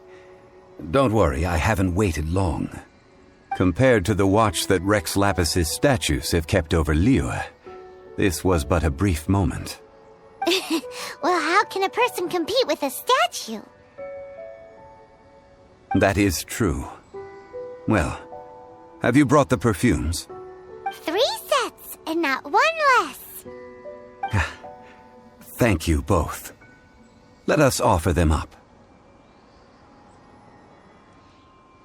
This is the first kind of perfume. Miss Yinger said that it's sweet as a dream, and it's liked by younger ladies. This is the second kind. It's got an elegant smell, and the daughters of high society love it. The third kind has a gentle but lingering fragrance. Something like the dusk mist. And it's a favorite of mature ladies. Oh, what was that? That's the one older ladies like, right? Does that mean that Rex Lapis is actually an older lady? Perhaps. Rex Lapis has taken on countless forms. Perhaps that really was one of them. What a shame. We only got to see the giant dragon form, and... Let's hope the Qixing can catch the real killer. We can leave that to the authorities. Let us focus on the fond farewell for Rex Lapis.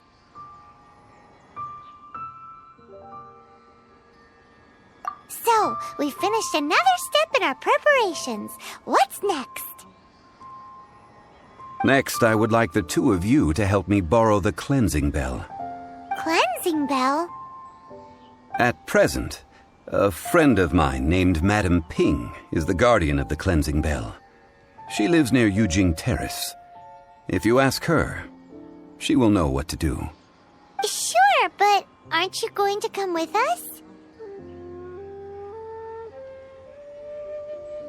I have certain reasons why I cannot be there in person.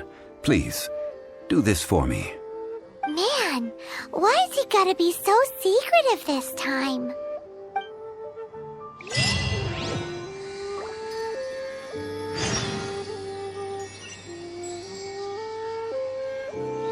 I apologize, but I won't be able to come with you this time. Once you've acquired the cleansing bell, meet me at Yujing Terrace.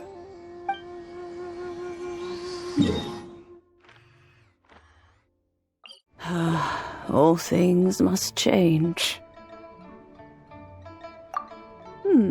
Youngster, are you here to admire the flowers? But it's a shame. These glazed lilies have almost all wilted. What happened to them? Back in my day, people said that glazed lilies can read human hearts. If they heard beautiful sounds like laughter and singing, they would also bloom joyfully. But if they heard too much wild gossip or slander, they would quickly wither away.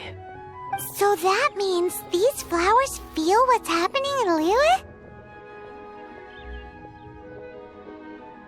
Yes, the rumors of Rex Lapis's death are no small matter. They are everywhere. Some say it was a Fatui plot. Others say that the Qixing made it all up. And still others think that which lies in the deep is breaking free. This harbor is like a mountain of dry tinder. One spark, and the fire will consume us all. Well, I shall say no more. This old woman's grown too old and naggy. Did you have something to say, youngster? Ah, that old trinket. I remember it being here with me, but I've grown old. I can't quite recall where it is exactly. An old friend of mine used to wear it on his person. Back when I was young, he saw me gazing at it often and gave it to me. But he told me then that if someone should come to borrow that bell, I should not be loath to part with it. It has been many years, and who knows how many times someone has come to borrow this bell. Still, though, I can't recall when it started. It's been a long time since anyone has come to borrow it. Oh, these old bones are so slow to look for things. I doubt you can wait that long. That's right, Granny. We'll follow you back home and search for it ourselves. And, we can help with chores if you have any too. All right, children. There is no need to worry. I didn't place the bell very far away. Do you live near here, Granny? Whoa, but this is Eugene Terrace. It's gotta be expensive. Oh, an old lady like me can't afford to buy a place in this city. See this ceramic teapot? My entire household is in here. How does that work? What? There's no way Paimon would fit in there. And why do you need Paimon to go in anyway? Can't you just lift the lid and look inside? Oh, youngsters. I simply mean that the bell is somewhere inside this teapot, and you are quite welcome to borrow it. If you can find it.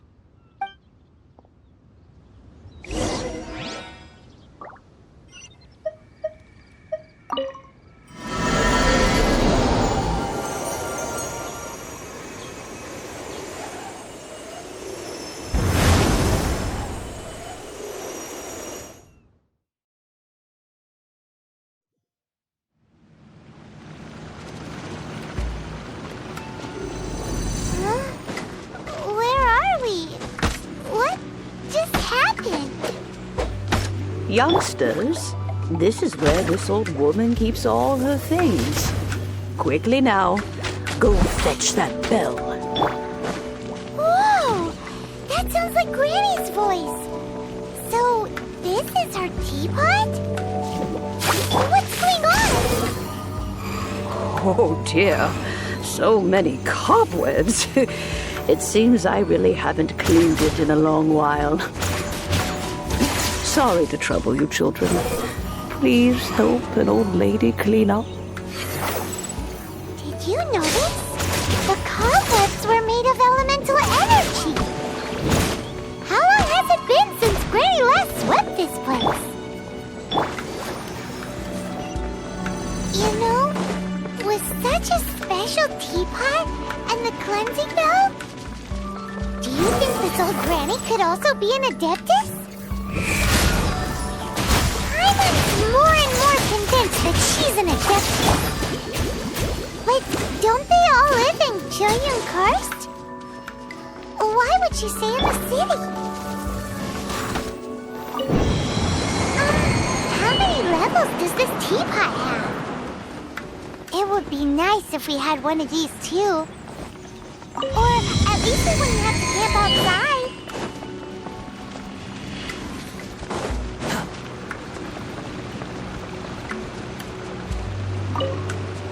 Oh, you found it.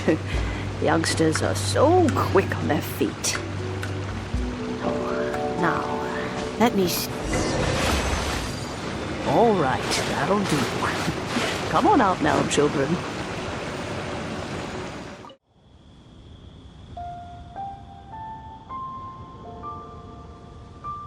Oh, in and out in no time. You youngsters really are quick. An adeptus. Oh, I haven't heard anyone say those words in earnest for a long time. As to whether I am one or not, child, surely you already understand.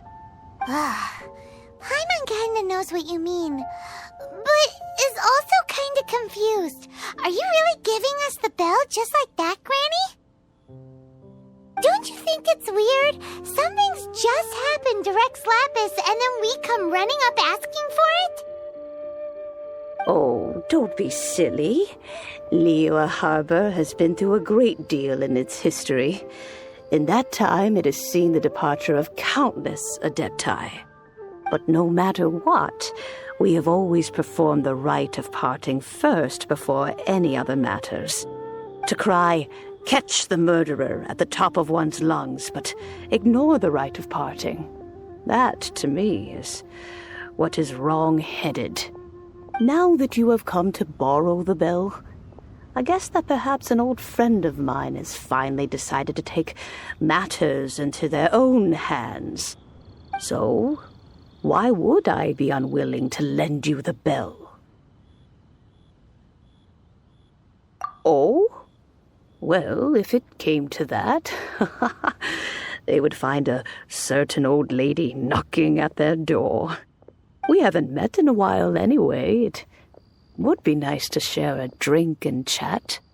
Well, you must have things to do. Since you have the bell, you should return. Oh, and do tell the person who sent you that if they have time, they can come over for tea. I don't have much to offer, but you can always count on an old lady for a pot of tea. We will. Thanks, Granny.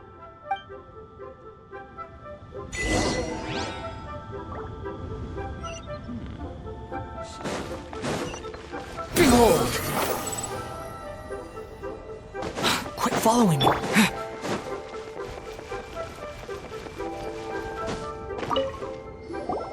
Indeed, this is the cleansing bell. It's in good condition. Let's place the perfume we've prepared inside.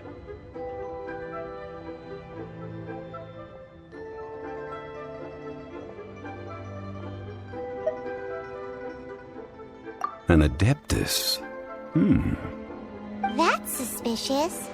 But if you don't want to talk about it, we won't pry. Oh, yes, that old granny asked us to tell you something. If you have the time, you can come over for tea. I don't have much to offer, but you can always count on an old lady for a pot of tea. That tone does not suit you. Still, her teapot is indeed very good. There are none better for brewing tea. When a suitable time arrives, I'll bring a spot of fine tea and pay her a visit. So what's the next step in our preparations? Next, we need to purchase kites. Ooh, Paimon loves kites! Are you taking us kite flying? Is this our break time? No. Kites are children's toys, yes. But they also play various symbolic roles in Liyue's rituals. I will explain it to you. But our next course of action should probably be to purchase the kites first. Oh, sure. Curiouser and curiouser. Ah, sir, you're here. The 7 kites you asked for have been made to order. Would you like to take them now? Yes, thank you. It's rare to see customers who want to buy this type of kite nowadays. In the early days, we used to get orders from people of all walks of life. Well, this is Mr. Zhongli from the Wangsheng Funeral Parlor, so he's probably well-versed in all these walks of life. We've talked about a whole bunch of things while traveling with him.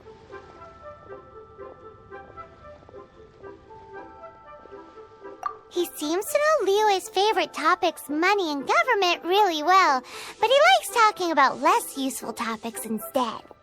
Well, that's because I prefer to share fun things with you. Children's toys are very fun things, that's for sure. I enjoy watching the children at play as much as anyone else, but there is more to it than that. Finely crafted toys are well loved by children, but this craft itself has been honed over thousands of years, and there is meaning behind that. I have made kites in Liyue for 40 years, and I am intimately familiar with the forms passed down from my ancestors. The meaning of these 7 kites is far from banal. Indeed. These are decorations used in the rite of parting. The 7 kites represent the 7. I took the liberty of coloring outside the lines when doing the insignia of the Animo Archon. As for the kite that honors the Geo Archon, one must follow the contract given right down to the last letter. These patterns are ancient, and you can also find them in the Golden House. Ah, Paimon's heard that name before. Huh? The design of this kite displays a firm grasp on the cyclicality and eternity so dear to the Electro Archon. These markings of tree and leaf pay due honor to wisdom and the passage of time. All this on a single kite. Truly astonishing. Justice flows across the surface of the waters. War rages like a flame. As does that which the Cryo Archon once... Yes. These details are masterfully done. The compliments of a learned man truly are pleasant. Well then, Granny Shan, I shall take these back with me. As for the payment... Well, allow me.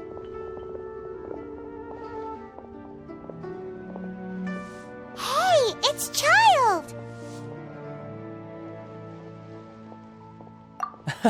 No, I was merely passing through. I see Mr. Zhongli's the same as ever. When paying, well, when getting others to pay for him, he neither looks at the price tag nor his wallet. He knows a great deal about money, and about the trials of the common man. He just doesn't consider poverty to be something that could ever happen to him. Or perhaps you could say that he cannot imagine himself lacking money. How has he not died of hunger yet? Child, you are as fond of jokes as ever.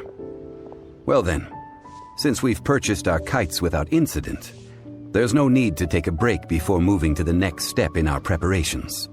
The rite of parting requires helping hands as well as materials. We should be able to find some people near the harbor. Oh, by the way, take this bag of money. You probably won't want to let Zhongli do the bargaining, if you know what I mean. Seems I missed out on some interesting information. I suppose I'll just have to find a more opportune moment next time.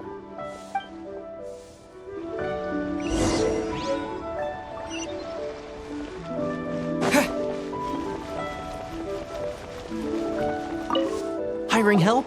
Sure. But let me just say first that I'm a reserve member of the Adventurers Guild. I take adventuring commissions, but I don't do anything clerical. Adventure? Venturing into the mountains to capture a few crystal flies seems adventurous enough. That's not hard. Almost a bit too easy for a reserve adventurer. Never mind. I'll only charge you 15,000 Mora. What say you? A most fair price.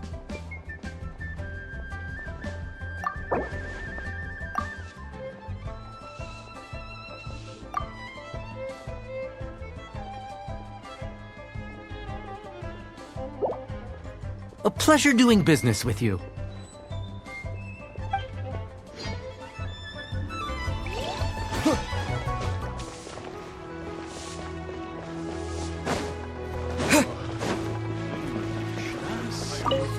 A full day of odd jobs at Yujing Terrace. No problem. 25,000 per day. A fair trade, yes? Whoa, that's expensive. Could you give us a bit of a discount on account of the whole Hero of Mondstadt thing? Hero of Mondstadt? Never heard of them. Well, you may never have heard of this hero, but it seems you've heard of Mora nonetheless. Thus, I will simply pay the whole sum. Hey, that's a good price. Anyone would work for this much, Mora.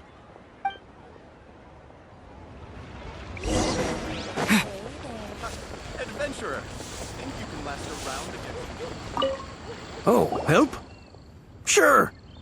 I, Tick, always put in 100% effort into everything I do. Of course, there'll be a premium if you want me to give 110%. So what's the job? Let me see. We are still missing some wooden implements over at Eugene Terrace. They aren't uncommon objects, so I didn't make any special preparations for them. No problem. That'll be 20,000 Mora for a single trip. How does that sound? Done.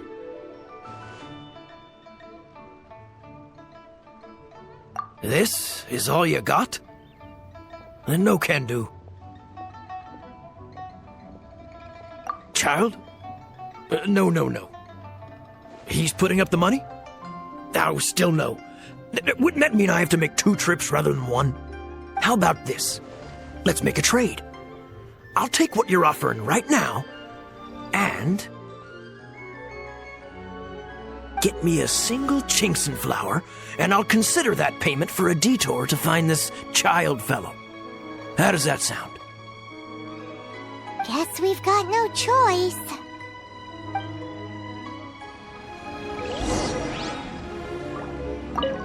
Have you brought the goods? Hey, that's pretty good. These things are pretty rare, and I have no idea where I'd find them. With this Chinxin flower, I should be able to pacify my daughter tonight. I'll make sure the work is done before I return home.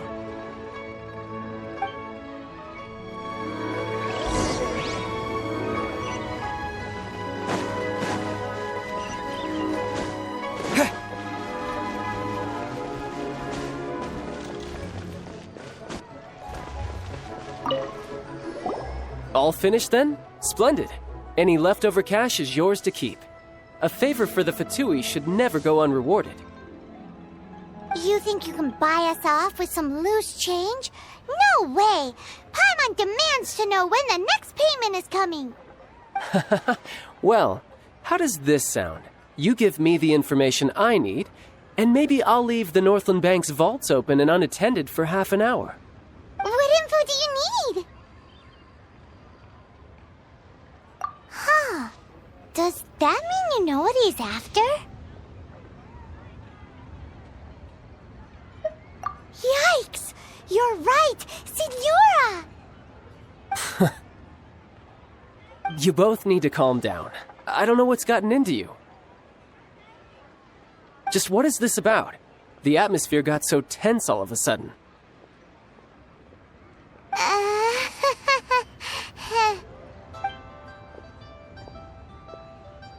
Next, we need some everlasting incense.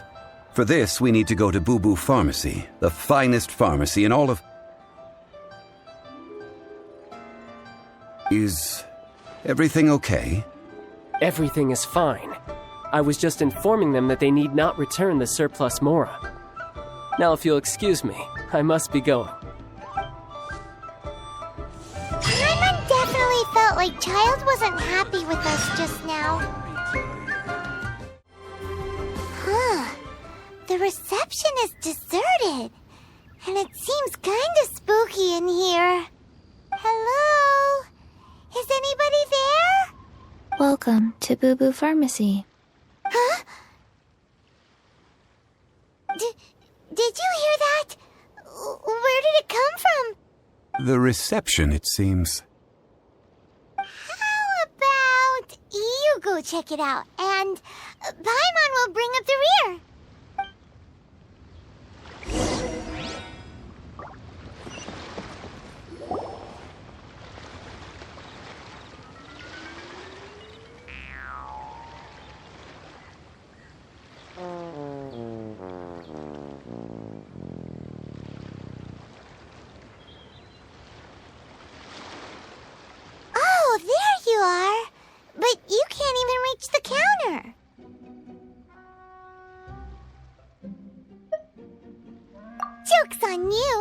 I'm on floats, so height is no restriction.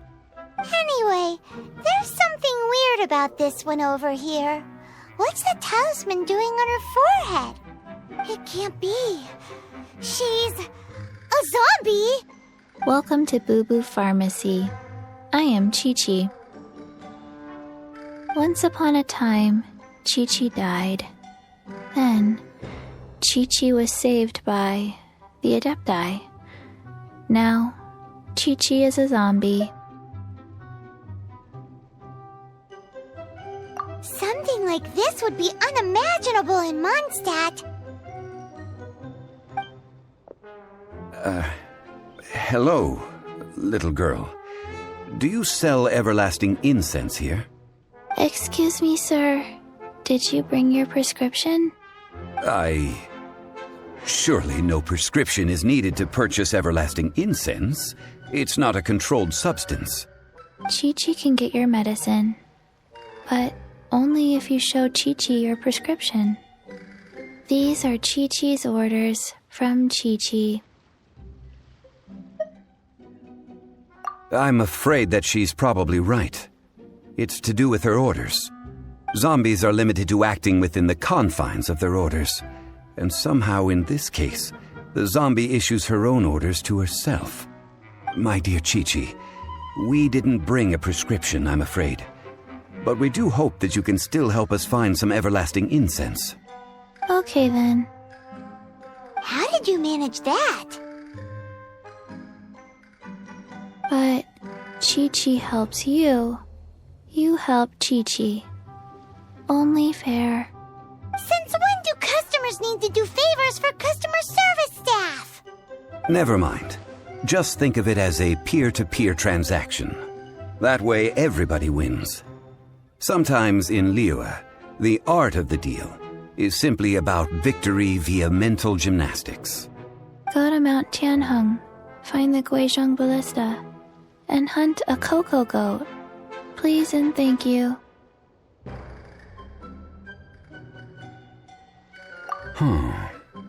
Guizhong Ballista. I have heard of this device before.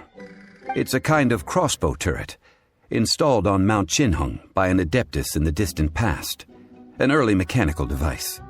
Located in Tianheng Pass, it was designed to automatically fire at large monsters, protecting Liyue from external threats. Mr. Zhang Li really knows Liyue inside out. Apparently not quite. This is the first I have ever heard of the cocoa goat. The cocoa goat is a legendary animal, an adeptabeast. Did you want to add anything else, or...? No, just that the cocoa goat is a legendary animal, an adeptabeast. What it looks like, don't know. Where to find it, don't know either. Where it came from, also don't know.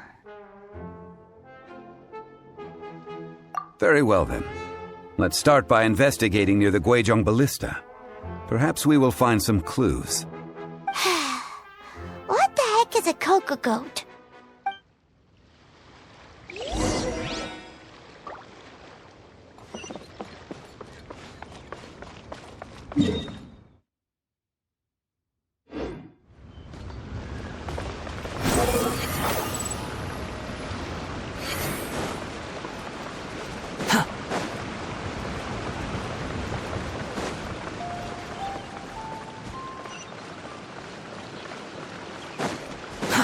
Too slow. The wind rises.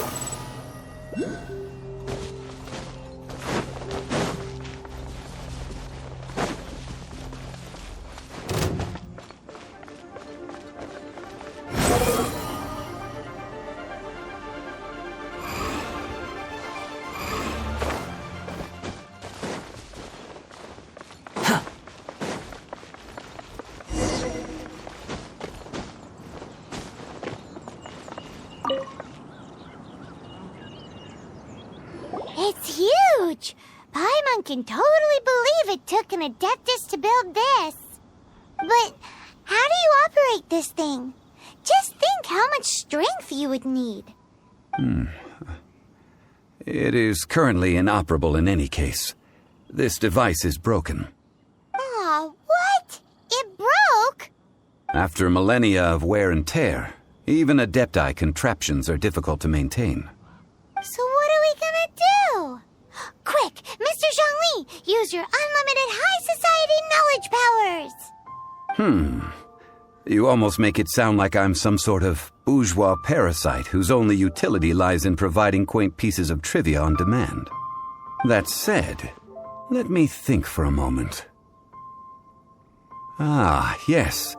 Spare parts were made for the Guizhong Ballista when it was first built, in case it was damaged in battle.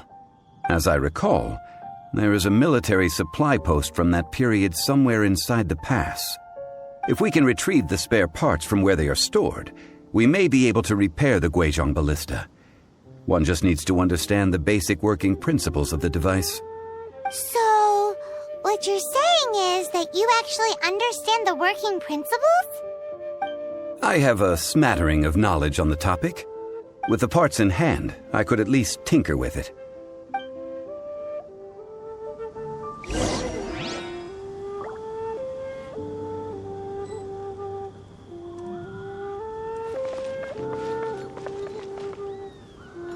Where is that supply post? Here, post... Windblade!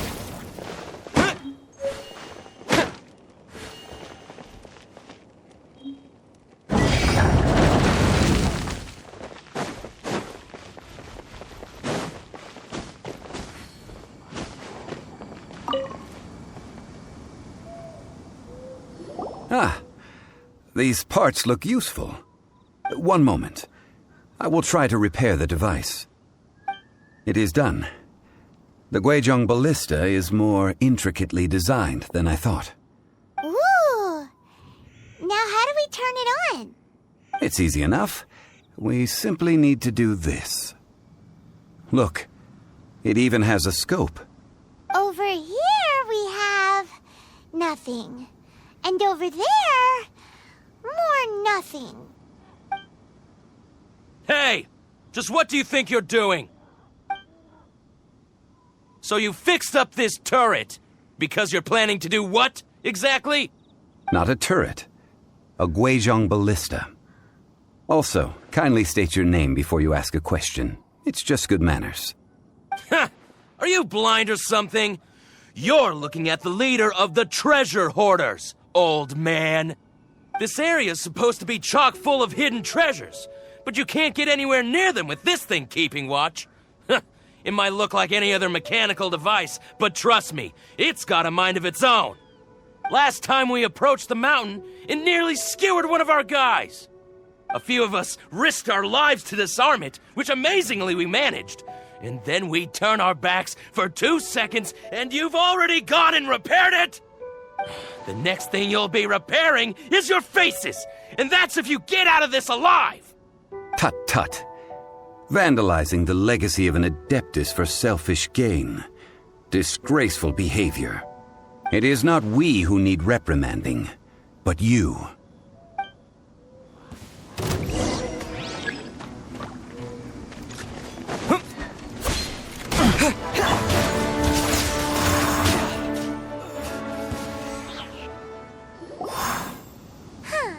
These lowlifes didn't know who they were messing with.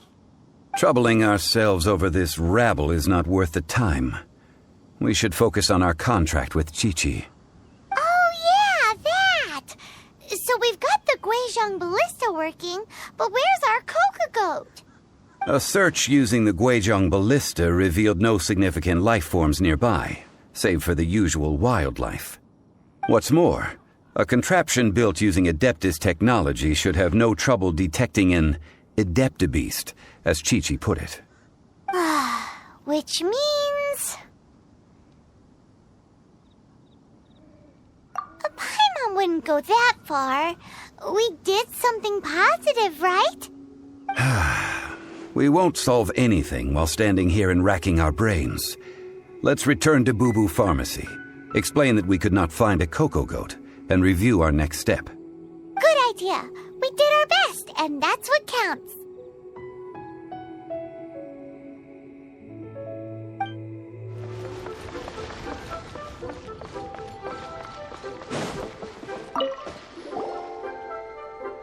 Forgive us. We were unable to fulfill our end of the contract. We found no trace of the Cocoa Goat Adeptabeast of which you speak. What a disappointment. Don't worry about it. But I feel very disappointed. Aw, poor Chi-Chi. Why does Paimon feel so guilty all of a sudden? Cocoa goat milk is tasty. So tasty. Much better than normal goat milk. Only an Adeptabeast could make such tasty milk. I'm sorry. I have a poor memory. I cannot remember the name of the milk. That's why I wrote it down. Where did I put it? Ah, here. This is the name. Coconut milk. Huh?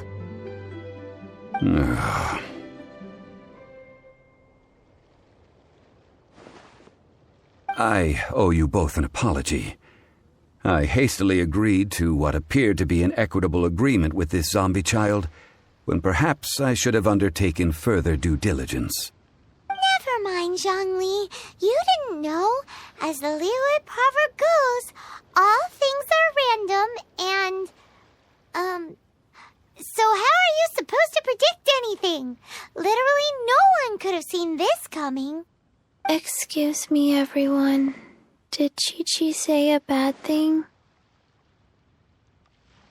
Oh, sorry, but Paimon's gonna leave the job of shattering this poor kiddo's world to you. No. Impossible.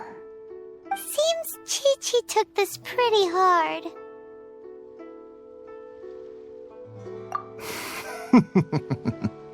Someone learnt a valuable life lesson today, then. Thank you all for looking after my little Chi-Chi. Might I ask who? Ah, how rude of me. I'm Baiju, boss of the Boo Boo Pharmacy. Paimon thought Chi-Chi was the boss. Turns out it's some wacko who wears medicinal ingredients around his neck. What a sorry state of affairs.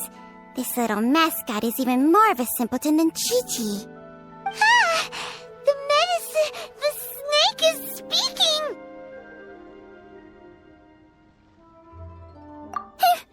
I prefer to stay silent, but faced with strangers, I must speak, lest you mistake me for an escapee from the medicine cabinet, for I am a living, breathing serpent! Don't mind Chung Sheng. She's a good girl, really. As for you three, communal chaos causing with Chi-Chi aside, what business brings you here? Do you sell everlasting incense in this fine establishment? Everlasting incense? Why, of course we do. Whew, at last. Things are finally starting to come together. 3 million mora. Top quality. Guaranteed.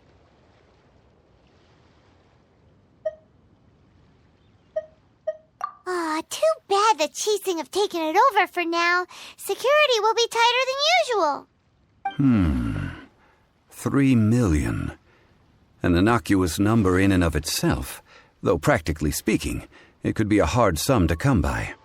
It's a crazy number. We'd never be able to make that much mora. And as for Mr. Zhongli, he's around 3 million short. This is correct. What are we gonna do? Is this the part where we go crawling back to child?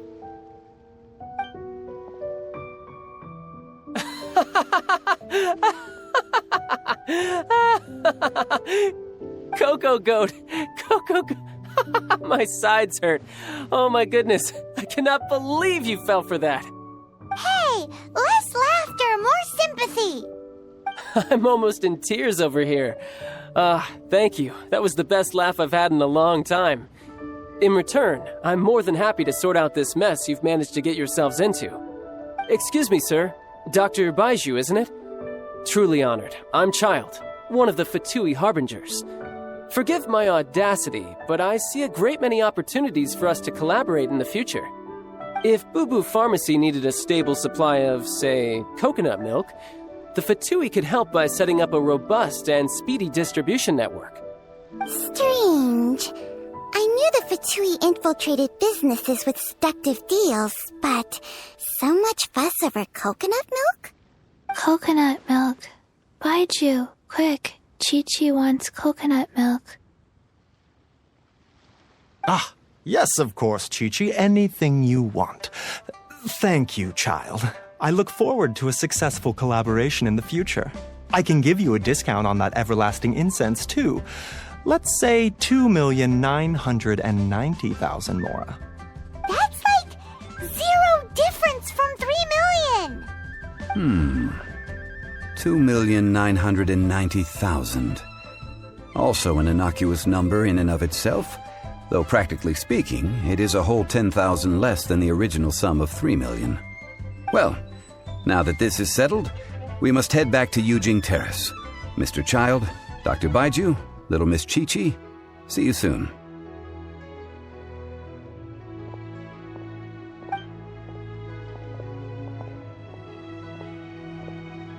Ah, that lot is an absolute riot. Honestly, I can't remember the last time I laughed so hard. So, you've been eavesdropping, I hope? What have I missed? Yes, Master Child. They spoke of the Qixing taking the Golden House. Well, well, well. Ningguang and her Qixing cronies. What else would they be hiding in the Golden House, if not the Exuvia?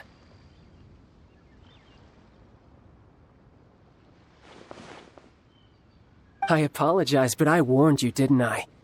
As the old Liyue saying goes, the walls have ears.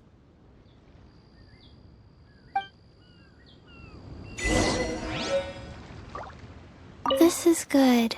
There will be coconut milk from now on. Yes, it's good. What an odd exchange we've had. Well, I look forward to your patronage in the future as well. That sound is the laughter of a man who's found new people to fleece. Consider yourselves warned.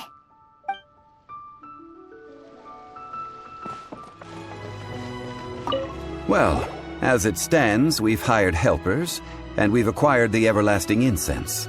The completion of our preparations is not far off. Whew, finally! Well, traveler, have you gained anything from our adventure so far? Odd.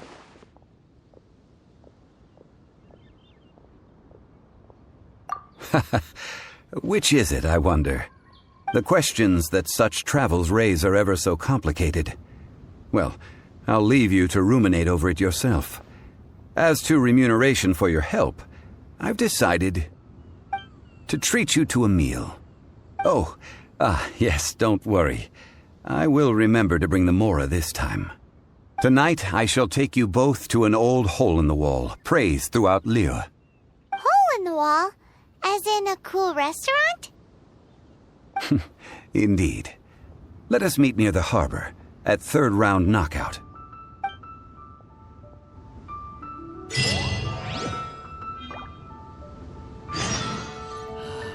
May the Lord of Geo protect you.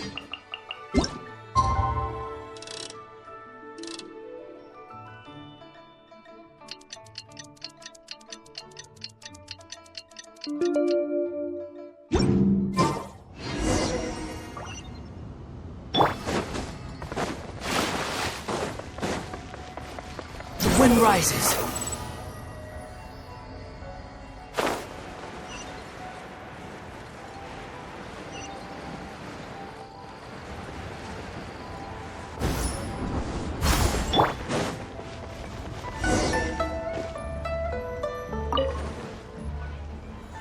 Ah, you're here. There's no need to order. I've already done so. Third round knockout is not for lightweights, like those taverns in Mondstadt. Here, the owner does not take such unorthodox orders as fruit juice. I ordered some wine-fermented sweet rice balls for you, if that counts. If it is to your liking, dear customers, I shall continue the tale of Lady Ningguang's Jade Chamber.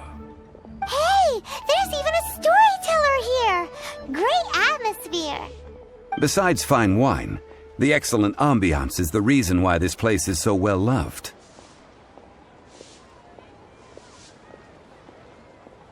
But when I say ambiance, I refer to a different sort from the one the Tevat travel guide uses to judge other establishments. As you all know, high above the land of Liyue lies a pavilion in the clouds, a palace in the mist. What does it mean to have all-seeing eyes? This, my friends, Lady Ningguang's masterwork that bridges earth and sky. Imagine, the weather is clear, and you gaze down from the deck on the world below. Behold, the glorious sights of Liyue Harbor, stretching out far and wide. They say that when Lady Ningguang ponders important affairs, she retreats to her jade chamber with none but her 3 closest confidants in tow. Why brings she these trusted 3 to sift through sources, dig through documents, looking for information? Piece by piece, facts and figures paint a picture on the walls of the chamber. But well before the wall is filled, Lady Ningguang's mind is made up. Having made her call, she has every last document shredded, and whoosh, she scatters the shavings out her window. Ah, look at them, how they billow in the wind like a sudden swirling blizzard. As the fragments fall, traces of text flicker before the eyes of the merchants of Liyue, like ink stains in white snow. The saying goes, the rarest treasures in the land are the words brought by the paper snow. For the words of the Tianquan have the power to move mountains, and all throughout the land know it.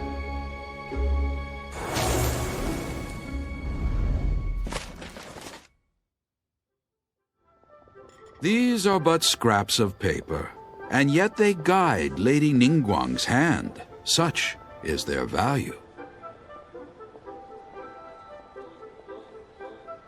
Merely grasping 1 or 2 of them will surely gift you a fragment of her wisdom, enough to stay a step or 2 ahead of your peers.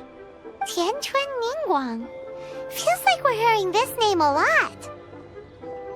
Liyue locals talk about her. The Fatui hate her. She's most likely the one who hid the Exuvia, and we saw her at the Rite of Dissension. Huh. Paimon wonders what sort of person she is. At last I have found you. You who returned from Jueyun Karst. Who's there? Wait, I am not with the Millilith, nor am I here to claim your bounty. However, I am an emissary of the Liyue Qixing. My name is Ganyu, secretary at the Yuehai Pavilion, and I have come specifically to meet you. Well, in concrete terms, I am the corporate secretary for the Qixing. At the moment, I am serving as Lady Ningguang's special emissary. Ningguang sent you? We were literally just talking about her. My apologies, you who have returned from Jueyun Karst. I am duty-bound and cannot extend my courtesy to you in full. But I have with me a letter from Lady Ningguang. She extends a formal invitation to you in her capacity as Tianquan. She invites you to her palace in the sky. An official invitation? Lady Ningguang said this. Invite him to come here. I wish to meet him. At the Jade Chamber, together we shall snip every one of these entwining dark threads.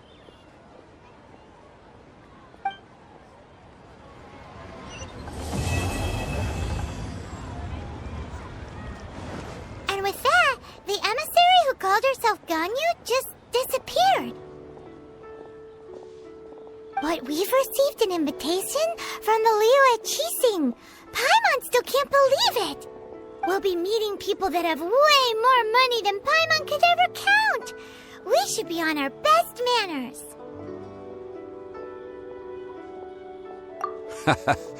An invitation to visit the Jade Chamber is a rare honor indeed. You'd best be on your way now. But don't forget about the rite of parting. Once you've finished at the Jade Chamber, meet me at Dihua Marsh.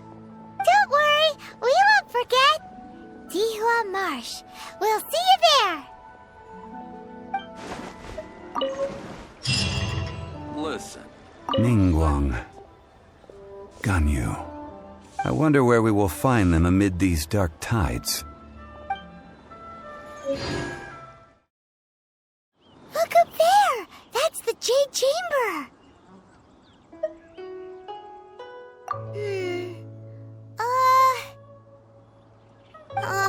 This is bad. Paimon's supposed to be your guide, but Paimon doesn't know where the way up to the Jade Chamber is.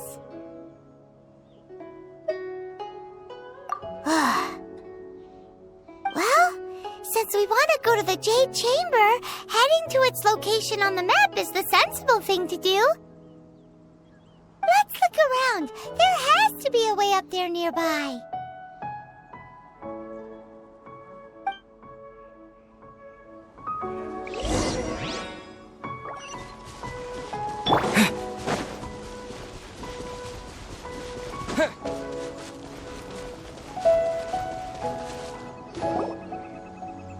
Hey, look! There's some sort of mechanism thingy. Since this is the right place, it must have something to do with the Jade Chamber. Yes, this must be the way.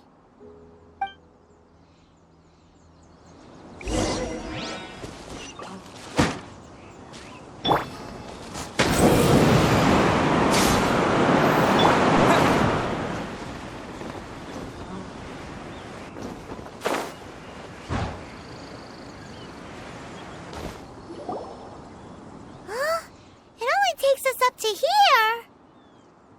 Aw, if that wind current was stronger, we'd be able to reach the top in one go. Huh? Why? Or... Oh, Paimon gets it! If it was a secret, Ganyu wouldn't have let us try to find it ourselves, right?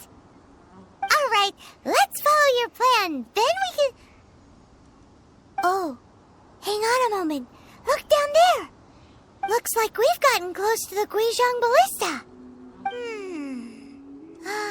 Paimon has a new idea.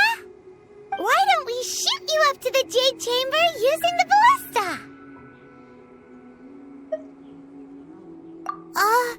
No. Paimon may have just forgotten to think about the safety measures.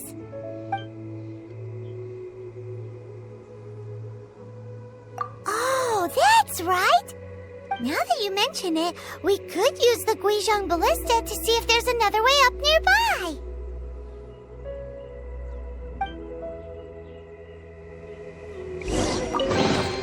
A reward on the road.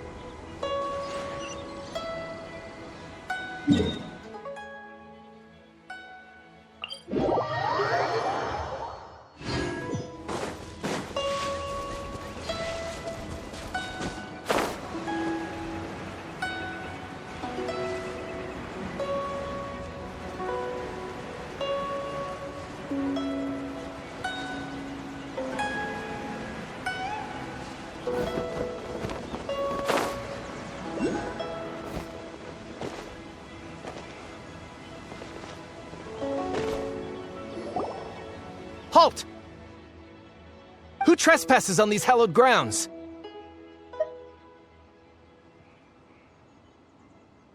Exactly. What are you talking about? We're invited guests. What makes you think you can treat us like this?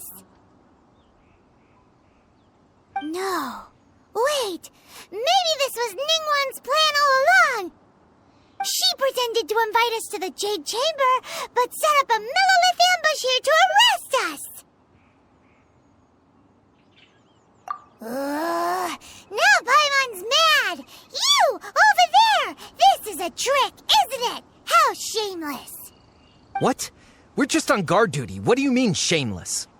What nonsense! Seize these suspicious intruders at once! Well, here they come! Line them up and knock them down!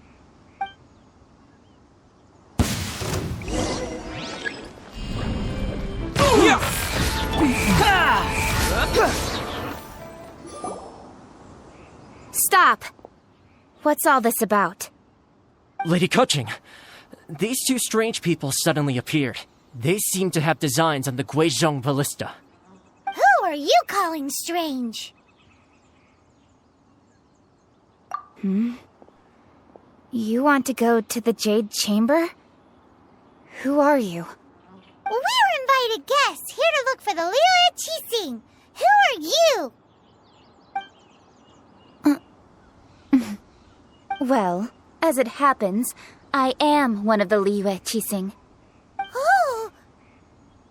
I'm Kuching, the Yuheng of the Qixing. I know of you, traveler. You're Ningguang's guests, yes? Didn't expect to meet you here in the mountains. Wow. Paimon didn't think we'd meet some super rich big shot out here in the middle of nowhere either. The Guizhong Ballista in Tianheng Pass has long been in disrepair, and yet it was fixed in a single night. I came here to investigate that occurrence. These Millilith are just here to guard the scene, not to arrest anyone. So this was all a misunderstanding? Paimon never would have thought. Anyway, for a mortal to be able to repair an Adepti mechanism is quite the mystery, even to the Qixing. That was... Eh? Oh, right. So, Lady Yuheng, might you have any idea why Lady Tianquan invited us to go to the Jade Chamber? Just call me Kuching. I'd say that Ningguang's purpose is to request that the savior of Mondstadt take a more neutral stance, or at least to not wholly side with the Adepti. We're not taking sides. We spoke with the Adepti. They want to protect Liyue as well. When you say protect, you're referring to their sanctimonious arrogance, aren't you? Huh? You are mortals and thus under their protection. There was no way they would have regarded you as someone with the ability to assassinate a god. Naturally, they would also regard Ningguang's locking down the area, questioning the citizenry, and pursuit of the assassin to be pointless work. Perhaps they even wonder if there might be a cover-up. I'll say it like it is. They're underestimating us. Well, you've got a point there. Still, this is the first time Paimon's seen a person from Liyue who doesn't respect the gods or the Adepti. Should I respect the shallow sense of time and condescension to mortals that has caused them to delay in moving against us, Qixing? Forget it. I shouldn't speak of them this way. This skepticism is mine alone, and Ningguang does not share it. Either way, I will admit that the actions of the Adepti this time were quite restrained. Rex Lapis's death is indeed an extraordinary circumstance. But to think that they would call for a council of Adepti rather than come down here directly. How surprisingly civilized of them.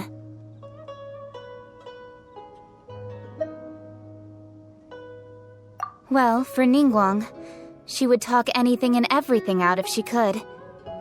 But I doubt we can do that here. The time of the Adepti has long passed. If even the Liyue Qixing don't want to face that truth, then what future is there for Liyue? Another super bold statement. I'll stop here. Honestly, I hadn't intended to say so much. But you're a good listener, traveler. You should both be off to the Jade Chamber. Don't be late now. Ningguang's schedule is packed to the gills all the way till next year. The cream of Liyue's mercantile crop all see ascending to the Jade Chamber as the greatest honor. Each brings rich gifts as they visit, all to curry a little favor with Ningguang. Favor? But... Wait, that's right! Greeting gifts are a staple of Liyue's culture! We need to get one. Not to curry favor or anything, just to respect Liyue's culture. All right. You can decide on your greeting gift yourselves. Let me tell you how to get to the Jade Chamber first. You didn't actually have to come to Mount Tianheng. Go back to Liyue Harbor. Find a guide at the Yuehai Pavilion, and... well then.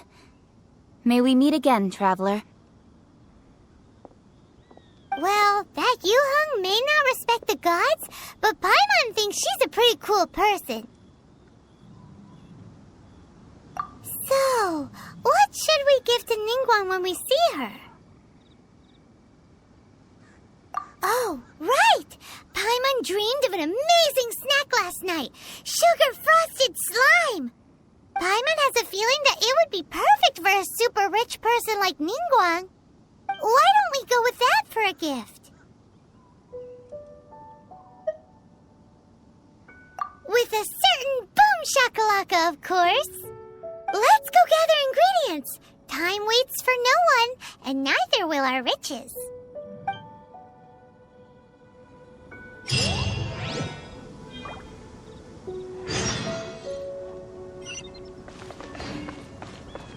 Behold!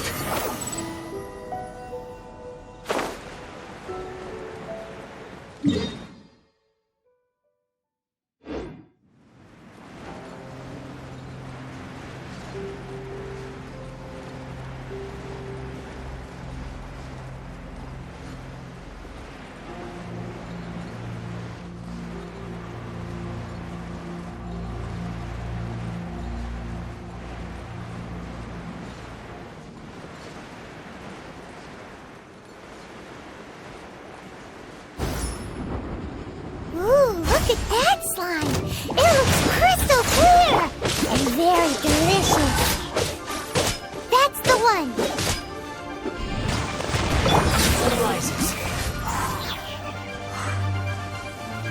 Quit following me! Squall and Fury! Huh? Is it just Paimon? Or is there a sweet fragrance in the air? Huh? Did you hear that? No! That was definitely someone in trouble. It came from those ruins over there. Uh-oh. It looks like the treasure hoarders have locked someone inside.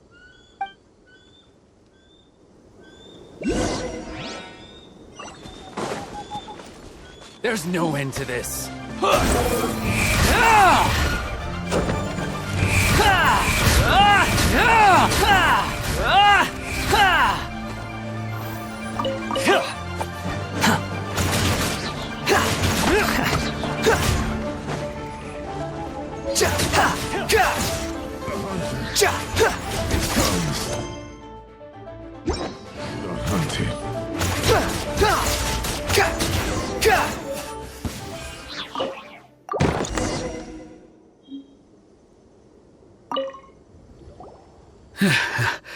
Thank you for your help, kind travelers.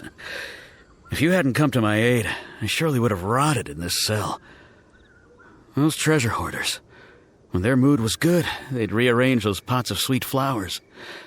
When they were in a bad mood, they'd rearrange my face. Aw, it was nothing. No need to thank us all at once or anything. I understand. Don't worry. I will compensate you both. Don't say that. I only escaped this predicament because of you. I'm Meng Dan, a supplier for Mingxing jewelry in Liyue Harbor. I often walk around these mountains in search of antiques. I never expected that those treasure hoarders would have their eyes on the same ruins that I had.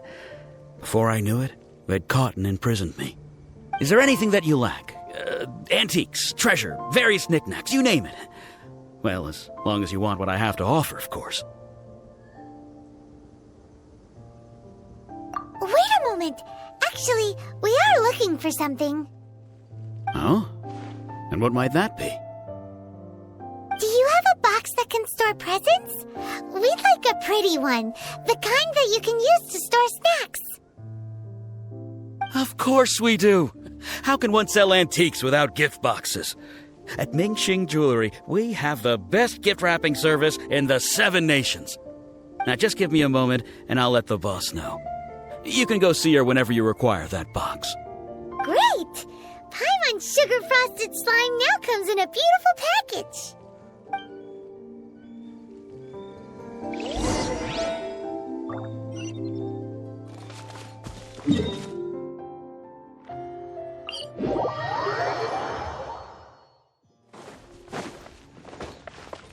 Behold! Quit following me.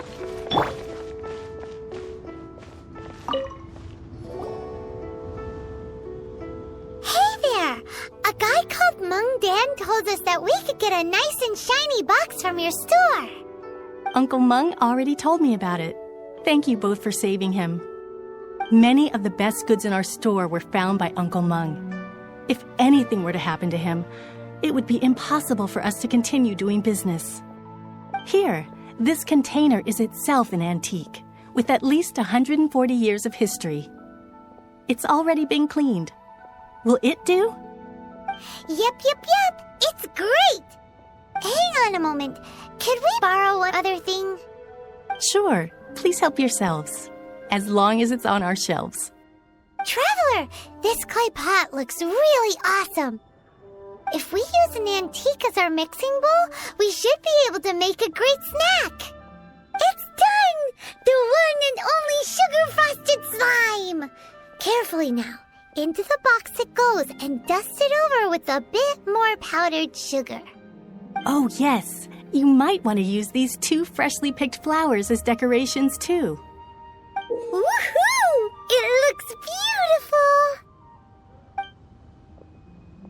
Great! Now that we've put all that we've got into this box, let's go to the Jade Chamber to see Ningguang.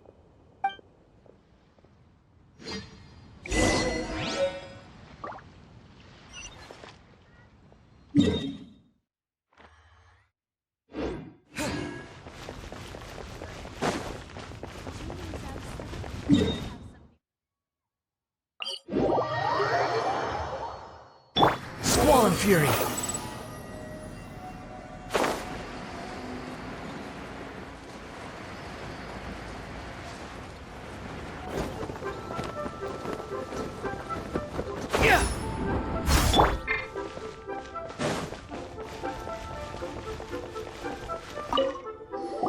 According to Kuching, this is what we should say.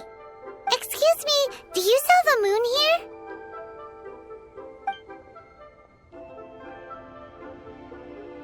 Yes. How many would you like? It's not convenient to speak of numbers here. Ah, well said. Please, use this to ascend to the chamber. Yes, speaking of which, are you two the guests that Lady Ningguang has arranged to meet with today? Yep. And yet the code they used was not the one for guests, but for the Yuheng. What's going on here?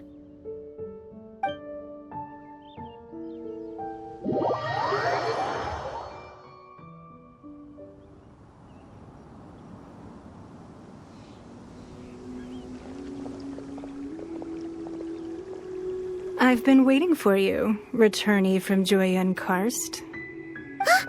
It's Ningguang! Since this is our first meeting, we've prepared a gift. I hope you like it.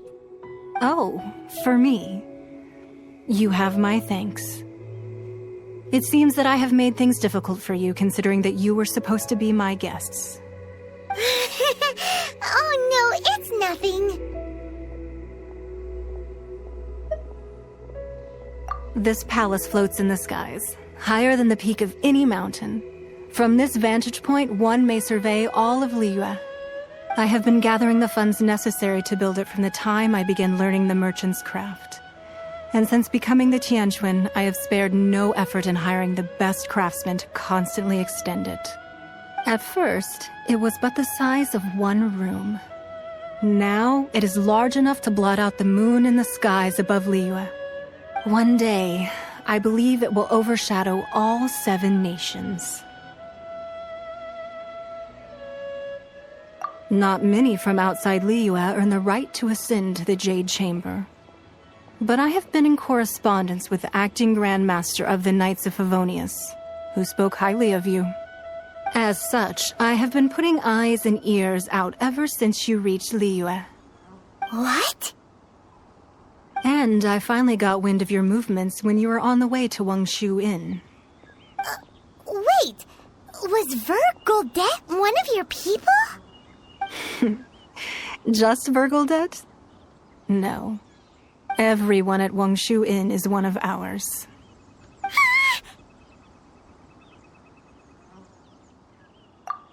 At the Guizhang Ballista, yes? You weren't peeking on us from the skies the whole time, were you? I fear that peeking would have been a little difficult from this altitude. Our eyes and ears are more than sufficient. You two are very interesting people, after all. It would be natural to take an interest.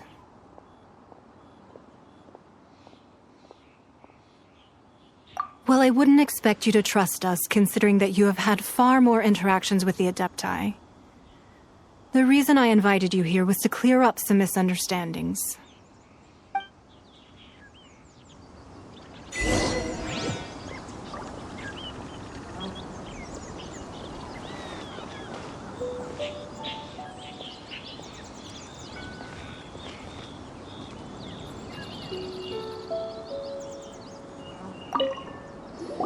I believe that you've heard of the Archon War. Many gods used to walk this earth, and many long wars were fought between them that did not abate until 2,000 years ago. Much blood was shed, and many lives were lost. In the end, only 7 victors remained standing in Tevat. They built cities and nations on the corpses of the vanquished, and thus began the era of the 7. You can see Goyun Stone Forest from here, I trust. It is no natural rock formation. Those are giant spears of rock hurled by Rex Lapis during the war. Beneath the spears lie those cast down by Rex Lapis in those days, gods that failed to seize the title of Archon. Not only is it true that gods may die, but so too has the membership of the 7 changed over the last 2 millennia. Rex Lapis's passing is an unimaginable disaster for Liyue, but the Order of the 7 will not collapse simply because of that. Another Lord of Geo will arise sooner or later. Yet, how are we to forget Rex Lapis? When that time comes, the relationship between the people of Liyue and the gods and Adepti will surely be different from before. Even in a new era, the Liyue Qixing remain Rex Lapis's former subjects. Do you really think us capable of having played a part in his demise? Of lacking the foresight to see the certain repercussions?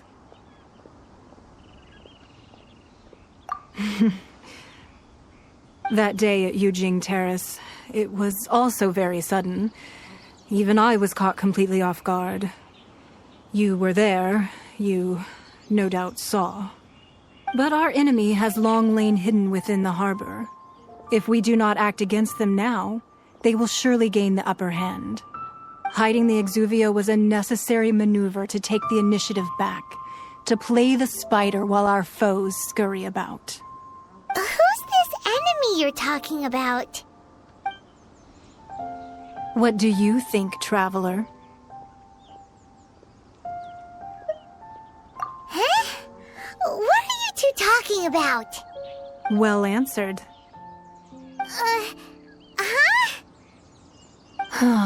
The scenery out here is fine indeed, but the wind is a little strong. Our preparations to receive guests within are complete, so please, this way.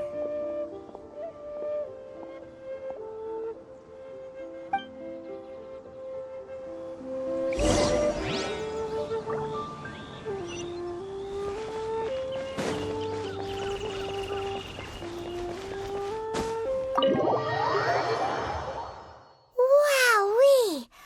What a huge hall! Paimon's never seen such a fancy place before.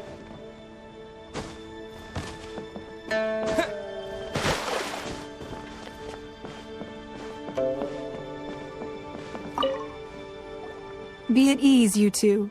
Make yourselves at home if you wish. Can we really? I have invited you two here as friends. And when friends come over to play, our enjoyment comes first. Naturally.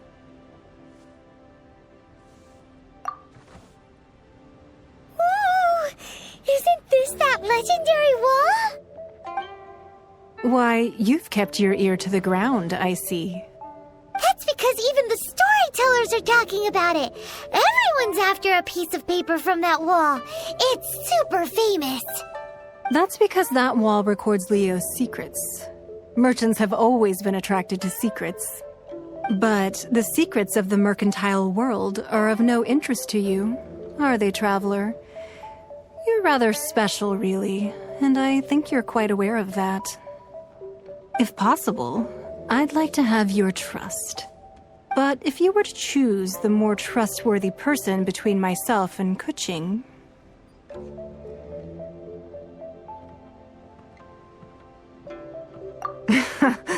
You'd pick Kuching? Nah, I had a feeling. I originally thought her a bit too hard-headed. With someone of her character on the Qixing, I've had some extra messes to clean up behind the scenes. But after she said those words, the time of the Adepti has long passed. If even the Liyue Qixing don't want to face that truth, then what future is there for Liyue? Well, I must say that quite a few of my doubts have been dispelled. I won't deny that Rex Lapis's passing seems advantageous to us. But, for Liyue's sake, we cannot allow ourselves to be shackled by rumors of our usurpation of power. Indeed. It seems that you understood what I meant to say from the very beginning. I called for the gag order and for the Exuvia to be hidden to temporarily stabilize the situation, and also to prevent something similar to the incident in Mondstadt. With Rex Lapis's death, the Fatui have busied themselves with many clandestine actions beyond their diplomatic remit. As the Tianquan, one responsible for Liyue, I cannot be too concerned with appearances when opposing them. Allowing the rite of parting to take place was also meant to buy some time for us to take control of Liyue's administration. It's exactly as Zhongli said. The Qixing only provided the venue for the rite so they could use us for their own ends. Wait, that's right. Speaking of ends, could I say one other thing? Of course. Paimon's heard that anyone who sends a greeting gift gets a little something in return. So, does that include us? It's all right. I like direct people. Well, we have made quite a bit of trouble for you recently. How about this? You can pick any one object here as you please, and you may take it with you. Yay! Paimon was just waiting for you to say that! Let's see, what should we get? One of the sheets on that wall! Don't look at Paimon like that! One of these sheets of paper will sell for crazy prices, even if it's only as large as Paimon's fingernail. Just imagine how much more a whole untorn sheet would sell for. Let's grab one! The biggest one! So, have you made your choice? You don't have to confirm it with me. Just choose one and take it. Afterwards, why not sit down for a while in the Jade Chamber? Or have a short stroll? Rest is also an integral part of any journey. Come now. There's no need to stand on ceremony. Loosen up a little.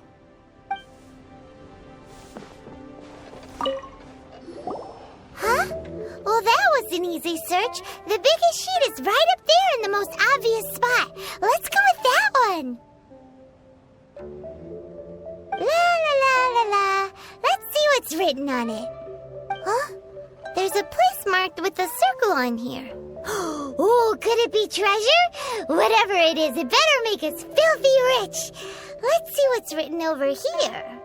Sigil of permission, something, Fatui, research, copy. Huh? Aw, that doesn't sound like treasure at all. This piece of paper shows that a Qixing spy discovered traces of classified Fatui research on the Sigil of Permission. Oh, Ningguang did say that the Fatui have been up to all kinds of mischief in the shadows of Liyue, spreading rumors, wanting to get their hands on the Archon's body and whatnot. But research on the Sigil of Permission? Paimon wonders what they're up to. Speaking of which, there's also some connection between you and the Sigil of Permission. Seems there's still more for us to find out.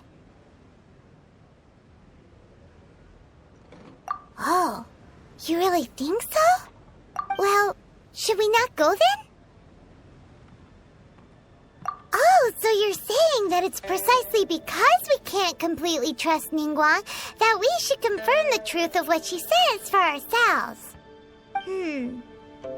That's way out of Paimon's league. Paimon thinks she's been nothing but good to us. Anyway, we'll see if you're onto something. Before we look for Zhongli at Liyue Marsh, let's go to the place marked out on these papers and see if the Fatui really are up to no good there.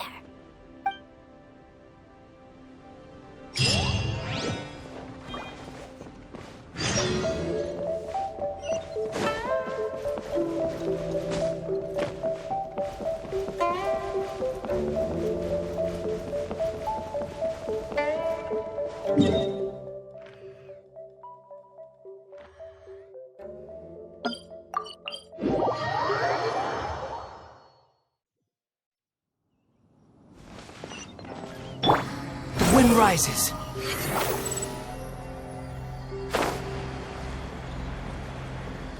There really were Fatui at the location written down on this piece of paper. And they look really mad at us, too.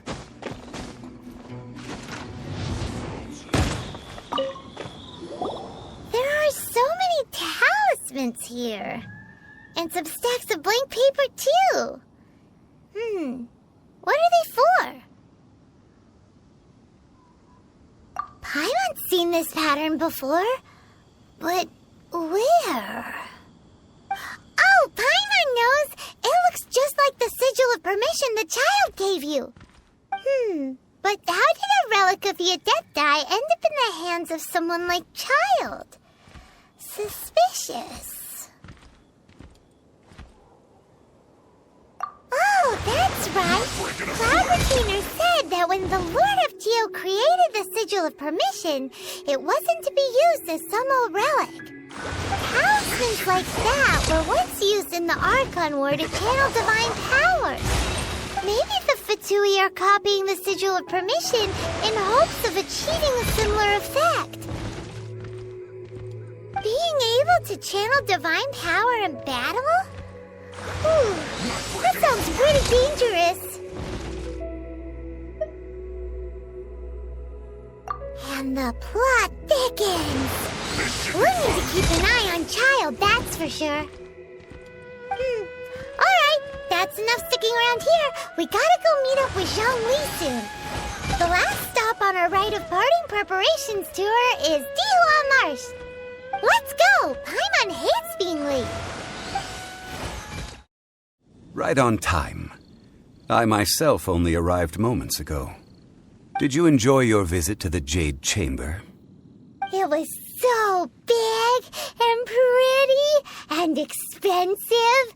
Paimon's never seen such a fancy schmancy place before. Indeed. It's second to none in all of Liyue. Then you met with Ningguang, I trust? What did you talk about with her? She's super rich and so generous. Paimon thinks she's very friendly. Yeah, his take on Ningguang is quite different from Paimon's. He thinks that even the tactless Yuheng is more trustworthy than her. Oh, so you also met with Keqing then? What did she have to say? She said the time of the Adepti has long passed. If even the Liyue Qixing don't want to face that truth, then what future is there for Liyue? No respect for the divine. Indeed, contrary to the ever-bold Keqing, Ningguang is more of a businesswoman at heart, though they are both members of the Qixing. Although she's friendly, there's no way of clearly discerning her true intentions. Yes, she has only relied on herself to rise to her current position. No ordinary person could ever achieve that. It's said that she's the one behind the constant expansion of the Jade Chamber. It's the second most important thing to her. Even if she ever gave up the position of Tianquan, she would never give up the Jade Chamber. The Jade Chamber is only second. What's the most important thing to her then? Why, Mora, of course. All Ningguang talked about was the Fatui this and the Fatui that. She said that after Rex Lapis was murdered, the Fatui have constantly been trying to sink their fingers into Liyue, and that they aren't to be trusted. That is how the Fatui have always been. It doesn't surprise me in the least.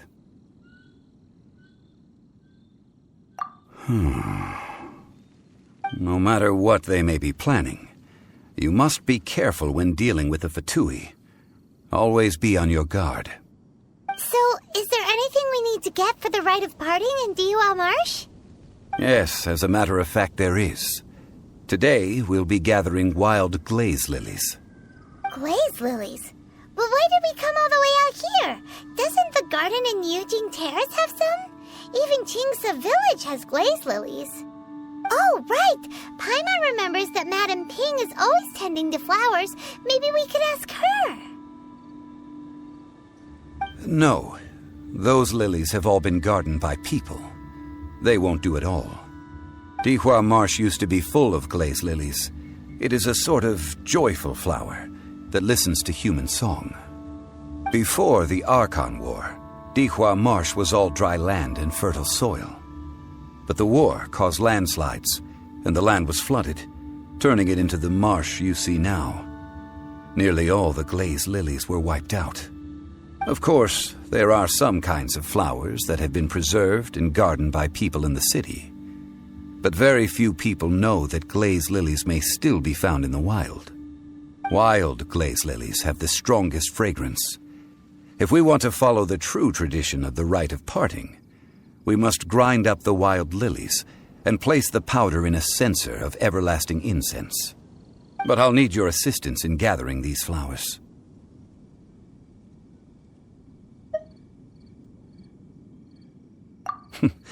That's correct. Your singing will surely bring out the strongest fragrance from the flowers. So how good is your singing?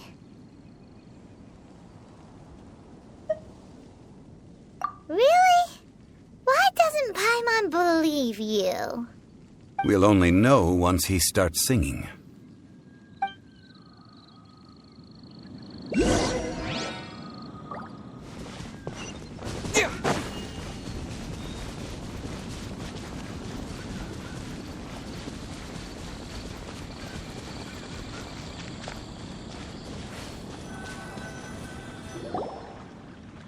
It's time to sing, whenever you're ready. Da da da da da da da da da. What happened? These flowers are jumping. They look really angry. Is it because he sang a song for Mondstadt that they don't understand Liyue?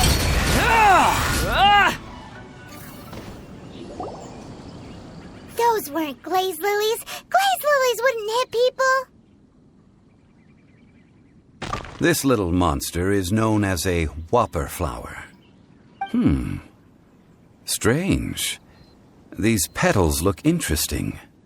The glaze lilies used as a disguise were buried with the whopper flower for too long.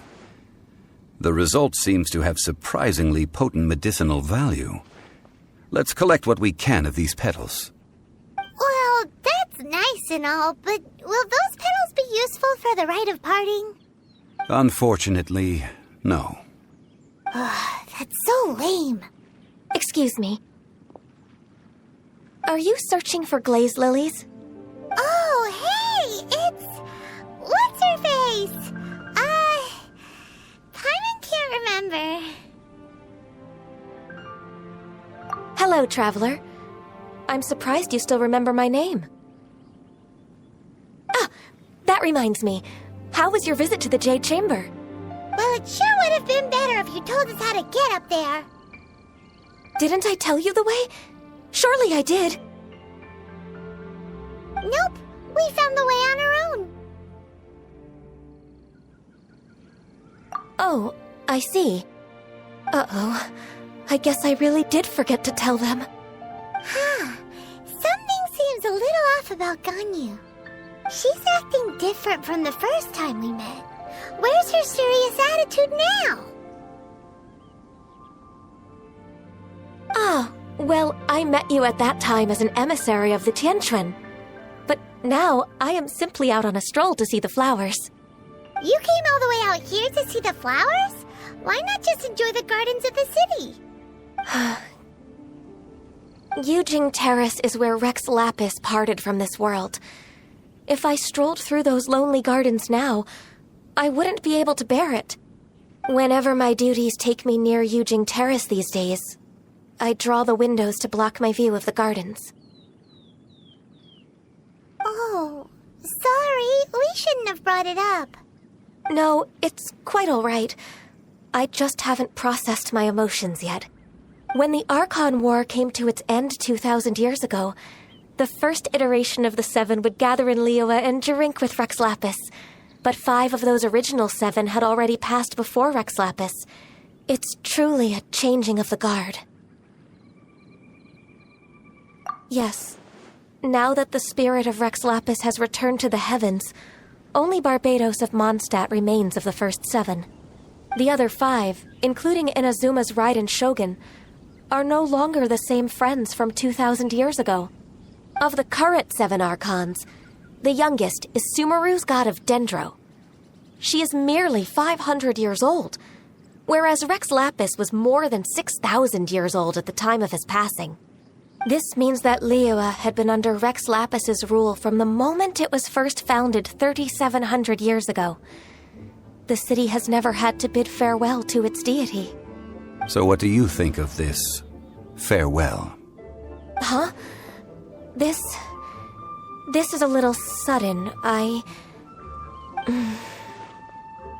As a mortal, I've never dared to imagine a Liyue without Rex Lapis.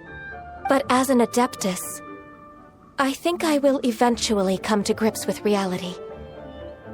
Since Rex Lapis has passed, the time of Liyue's contract with the gods and Adepti has now reached its end. Huh? Did you just say, as an Adeptus? Yes, I am a mix of human and Qilin. Adeptus blood flows through my veins. I fought for Rex Lapis and the city of Liyue during the Archon War.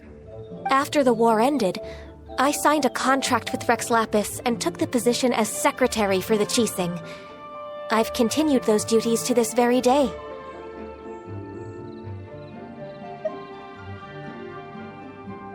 Well, let's save that conversation for another day.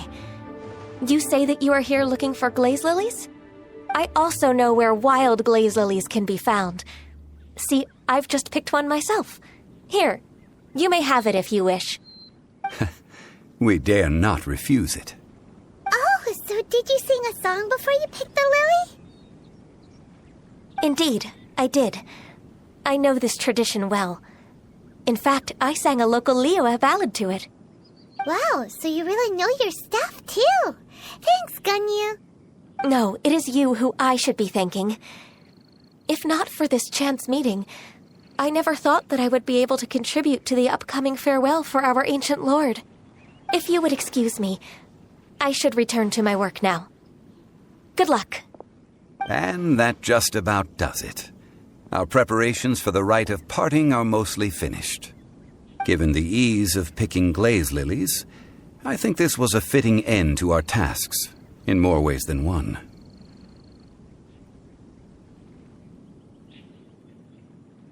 Yeah, Paimon can already imagine him starting a business in Liyue. I've had enough ventures in my life already. Beginning a new undertaking is always difficult at first, and requires no small amount of effort. And once business is at full steam, the stress of it all only wears away at you over time. So you must be careful to take the time to step back and re-examine yourself. If left unchecked, the wear and tear on your heart may go well past mending. Wow. See? Zhongli sounds like he's already seen it all. Alright, I think it's about time we head back to Liyue Harbor now. Huh? What happened? The city gate is swarming with Millilith and... the Fatui? This atmosphere is highly abnormal. It seems as though something big has happened. We should ask around a little, just to be safe. Ah, you're the consultant to Wangsheng Funeral Parlor. Mr. Zhongli, I presume. The Millilith are watching our every move now. These are desperate times. We mustn't act rashly. Desperate times? The Adepti of Joyun Karst are finally on the move. Do they intend to exercise force? Most likely. I've heard that some members of the Qixing have already gone to meet them. Well, I say meet, but it's more like they're attempting to stall the Adepti outside the city. However, both sides were quite obstinate and hit an impasse. It seems inevitable, given the current situation. The Adepti do not acknowledge the Qixing. They only acknowledge the contracts of the Liyue Archon. If the two sides come to blows, Liyue Harbor will be in no position to stop them. Surely the Liyue Qixing are not the sort to give in so easily. Their boneheadedness is known throughout the lands. Yet it's because of that obstinacy that mortals and Adepti are now on the verge of conflict. And what now? How is it that the Fatui have come under fire? That's all Ningguang's doing. She proclaimed that in these tumultuous times, the Millilith must rein in the actions of the Fatui. Only now do they want to start keeping tabs on us? That's the Qixing for you. Anyway, Mr. Zhongli, you're one of Child's close associates. Please understand that your actions will reflect on us. Don't let anyone catch you off guard. It looks like things are about to boil over in Liyue Harbor. Do you intend to use your neutral identity as an intermediary between both sides? Or will you use your sword to turn the balance? Neither path is an easy one. Oh, by the way, Mr. Zhongli, we've heard that the Wangsheng Funeral Parlor has also been caught up in all of this. They're currently squaring off with the authorities at the gates. Things are taking a turn for the worse. I'm afraid I must leave now to handle things back at Wangsheng Funeral Parlor. I hope that Master Hu has been able to keep things under control for the moment. Consider your next course of action carefully, Traveler. If you're trying to prevent an explosion, it may be wisest to look for the fuse first. Having connections with the Fatui seems to be quite the double-edged sword. So what does Zhongli mean by looking for the fuse? Oh, Paimon gets it. If there's anyone that wants to see the whole city turned upside down, it's definitely him. He must be waiting for the moment when no one is watching to do something really bad. But where could we find him now? Where would he go at a time like this?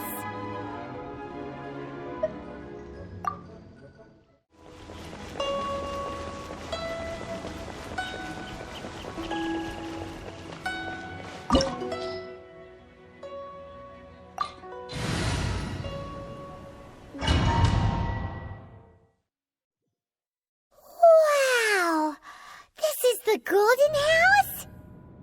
impressive enough from the outside, but who would have guessed that it was even fancier on the inside? And so full of Mora. This is where all of Teyvat's Mora is minted, right? In that case, maybe they won't notice if a few Mora go missing. Oh, so it's a trap! Tricky. Good thing Paimon's got you here. But even if we can't take any, we can still have a closer look, right? Or better yet, take a nap on top of a mountain of Mora. It's like a dream come true. Oh, right. Back to business. It's quiet. Too quiet. Surely someone's gotta be guarding something as important as the Exuvia. Huh? Look! What happened here? Uh-oh. Paimon smells trouble. Quick! We have to go make sure that the Exuvia is all right.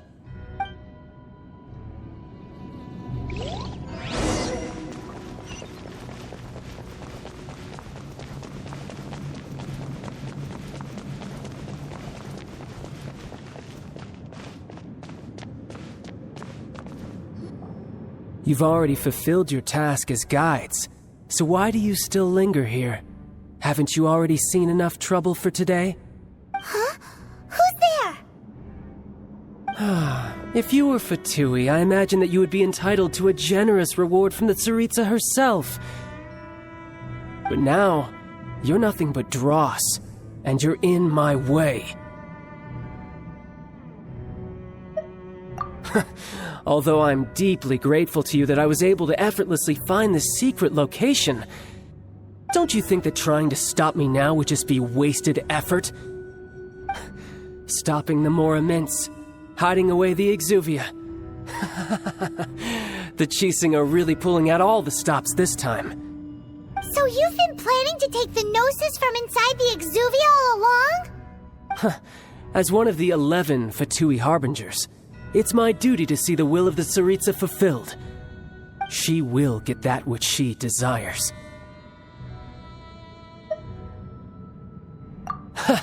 I'm not asking for your blessing, and there's nothing you can do to stop me anyway.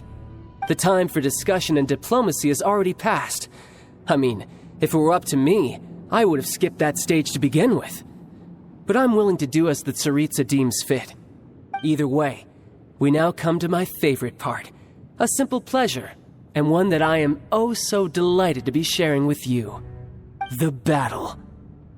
Battle? So you're the type that goes looking for trouble, huh? You could say that. When Signora offended the deities outside the cathedral in Mondstadt, she swiftly left the scene once her mission was accomplished. Instead of confronting you directly, she chose to rely on the snow and ice to make her escape. She wouldn't want the knights to come running towards the sound of battle now, would she? When she faces a worthy opponent, she will prioritize her mission, weigh the outcomes, and consider the consequences of her actions. But as for me, the greatest pleasure of being a Harbinger lies in crossing blades with strong opponents. We won't let what happened in Mondstadt ever happen again! Oh, so you intend to fight me? Good. I won't kill you, Traveler. I'll just play along, to feel the thrill of battle. Besides, you could never defeat me, not even in your wildest dreams. But hey, try to relish the fight anyway, because if you ask me, without that, what else is there?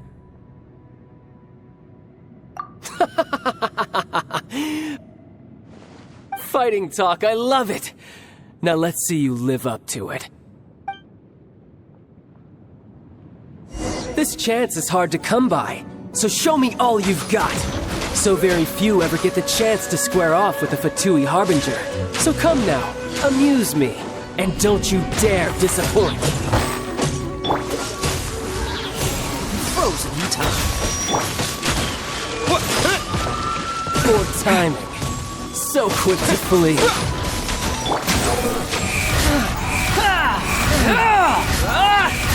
You've made some progress. Not that.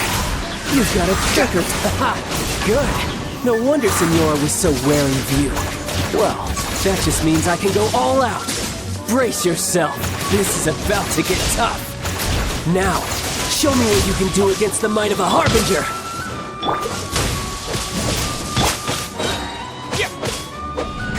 No use hiding back there. Squall and Fury.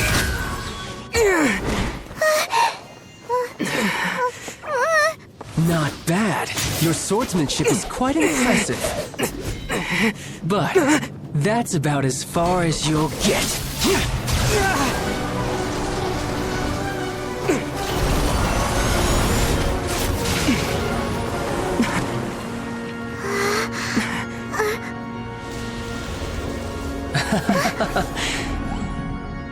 Didn't think you had that card hidden up your sleeve. You were just playing us to get close to the Exuvia!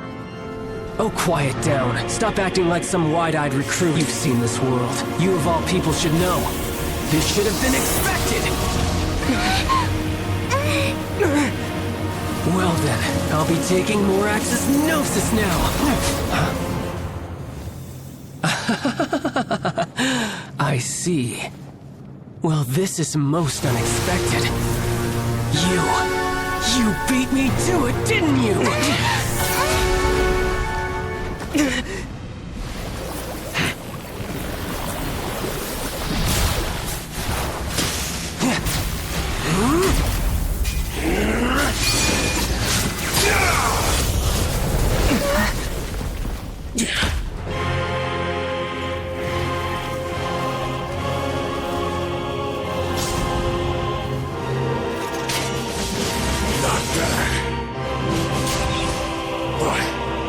This is going to cost you!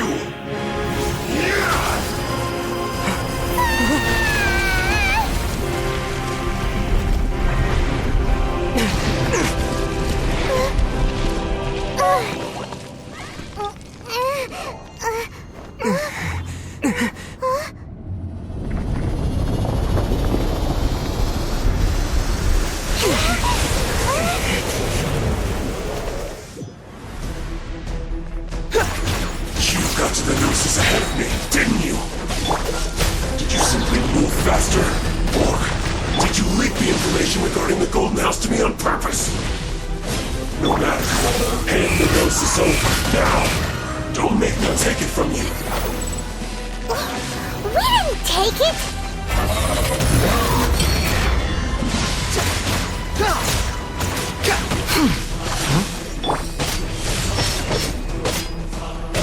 Freeze! Squall and Fury!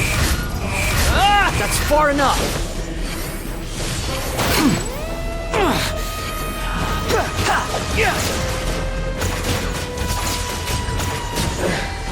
Some you win, and some you lose.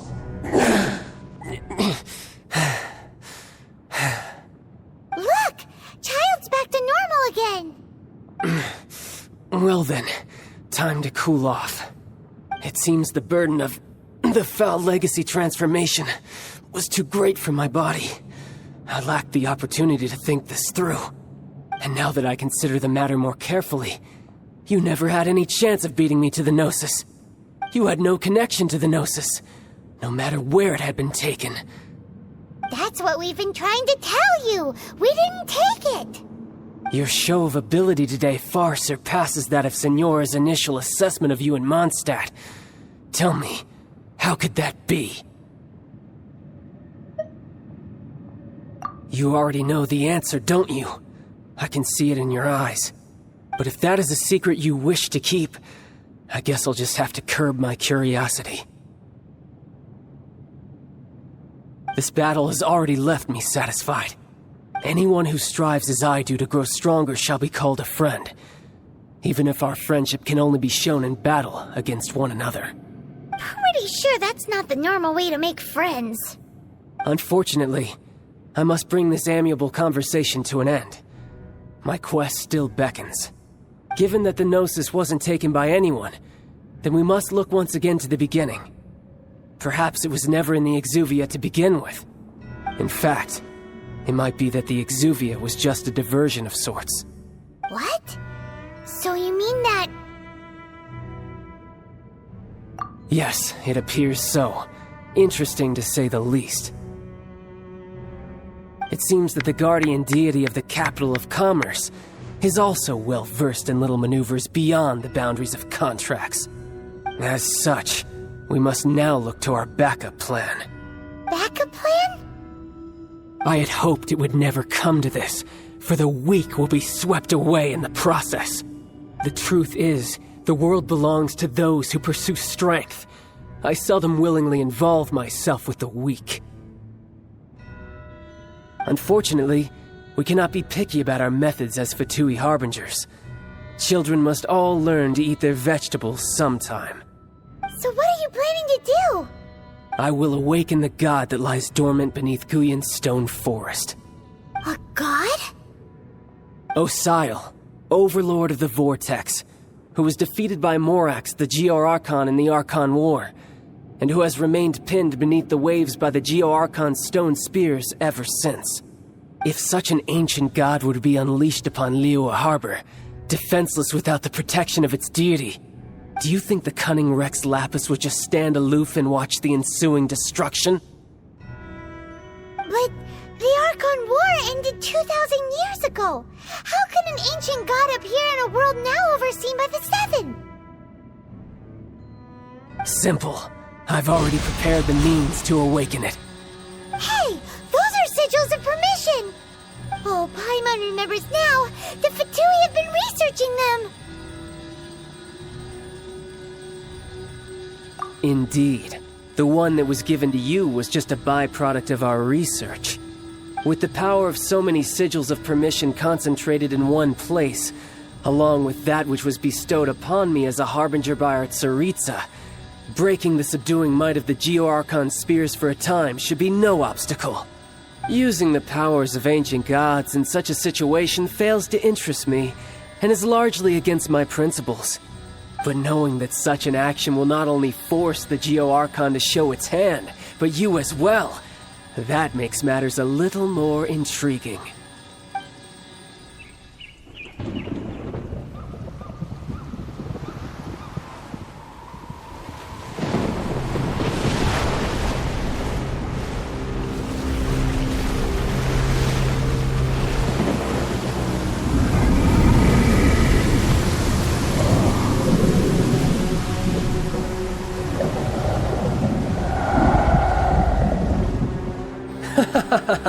Let's see. Will the nation that has lost its deity be swallowed up by an ancient malice once more? If you wish to drown together with the people of Liyue, you're free to stay and enjoy the show. Huh? He's already gone. That guy is fast. What's going on?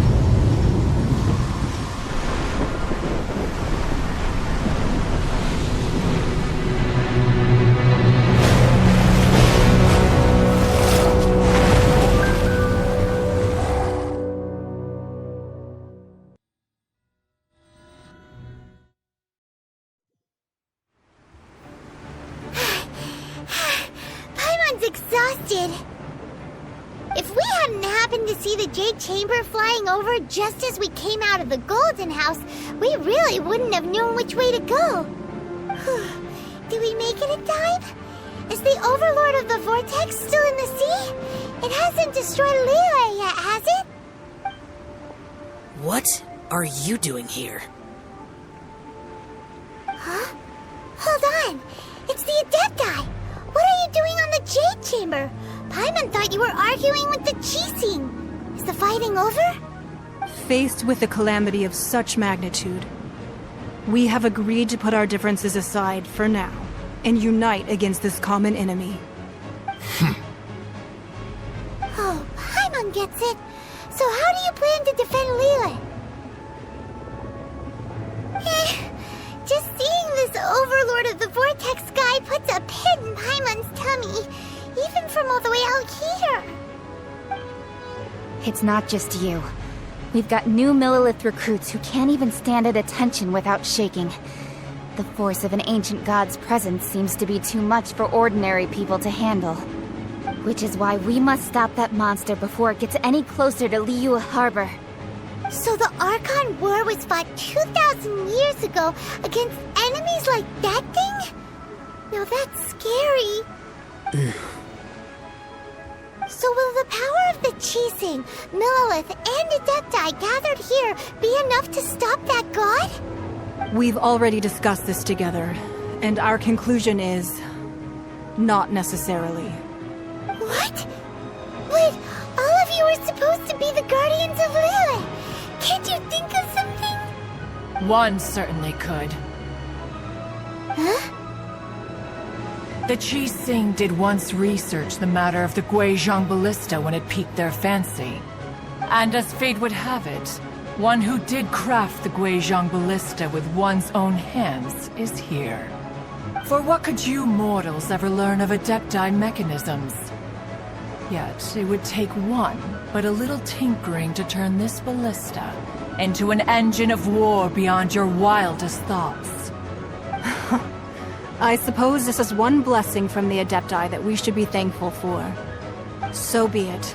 We shall use the upgraded Guizhong Ballista to fight off that god. All the Adepti here can lend their strength to man it. We haven't a moment to spare. Our battle begins now. Yep.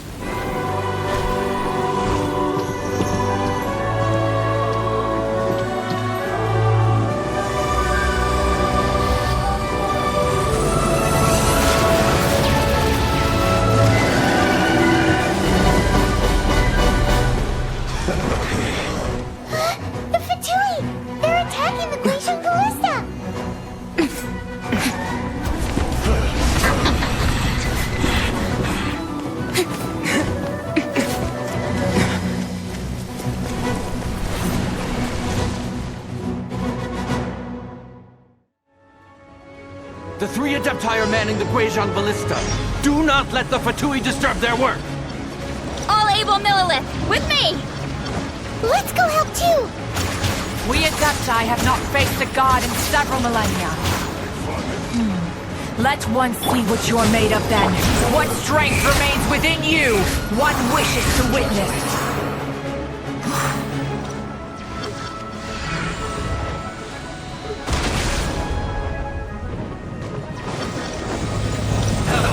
Let's move.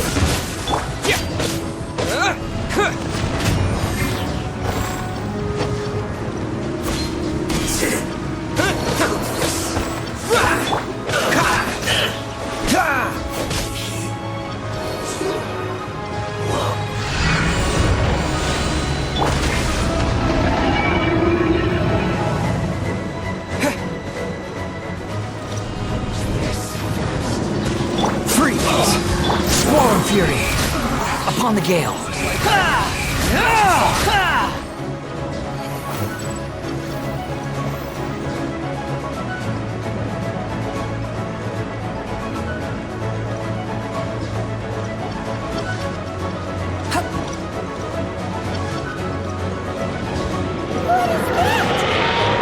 That is Osial's divine power. I am very familiar with it. Be careful not to get hit.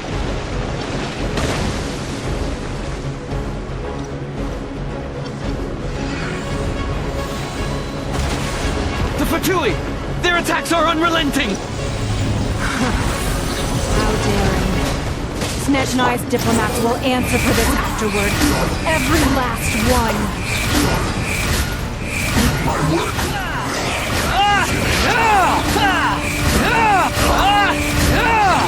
Send this quickly!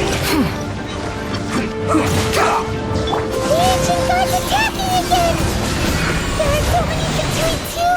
We can't look! Were you about to say we can't hold them, children?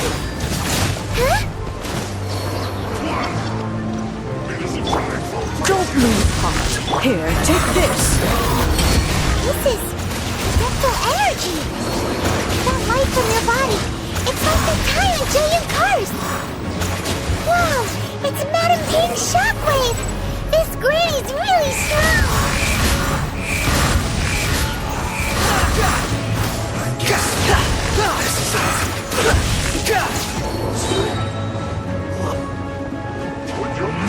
Freeze!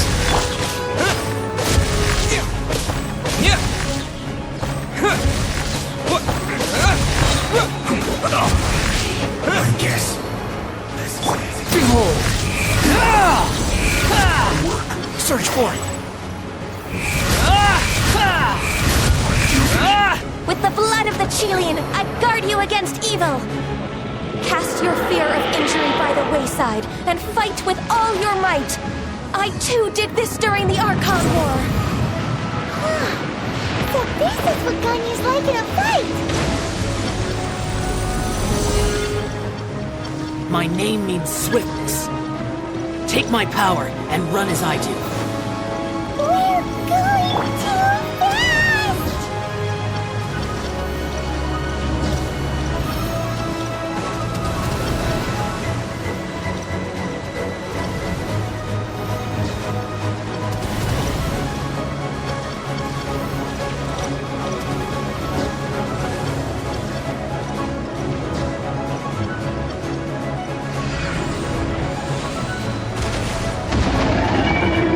Child, you are strong in body and spirit. Perhaps you can withstand 3 forms of adeptal energy at once. This will hurt a little. Please bear with us. Once you've adapted, try to use them in battle.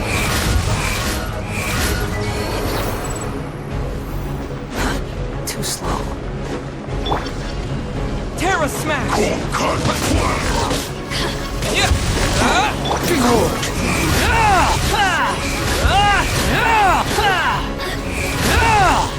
Search for it!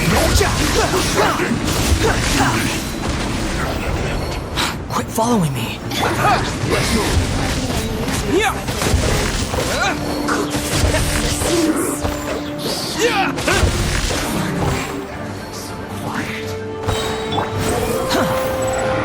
Exercise caution! I fear that the god's power has reached its peak! In other words, if we hold here, there's nothing worse to come, right?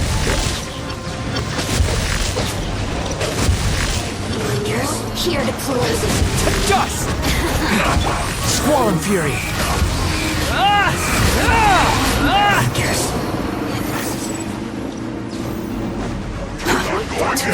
What's this way? It will be frozen in time.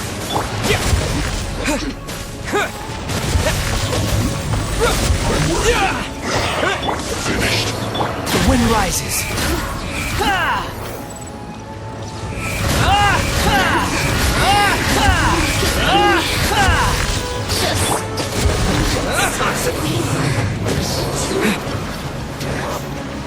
Squall and Fury.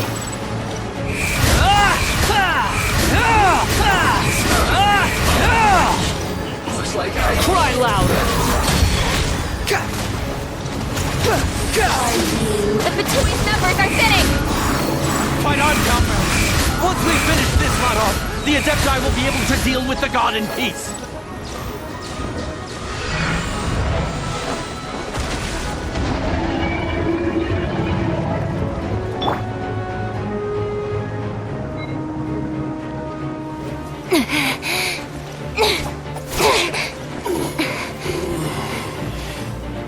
The interlopers are no more. Now we may commit ourselves fully.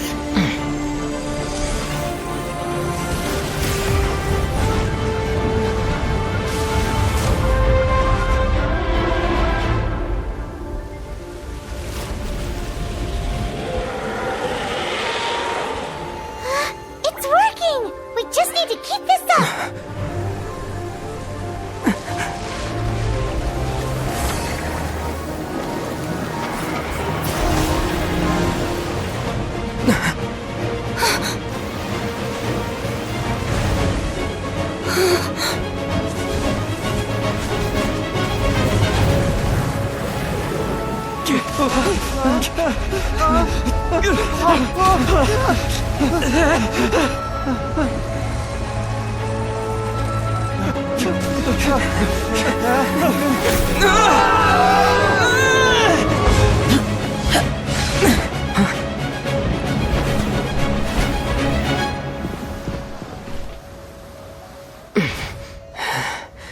Be careful now. The Guizhong Ballista is destroyed. Without its covering fire, retaliation shall be difficult. But the Jade Chamber is our last line of defense. We can't give another inch, no matter what. I have another idea. What do you mean, Lady Ningguang? I'll sacrifice the Jade Chamber. What is the meaning of this? I understand. Traveler, lend me a hand. Farewell, old friend. Goodbye for now. Let us meet again in the future.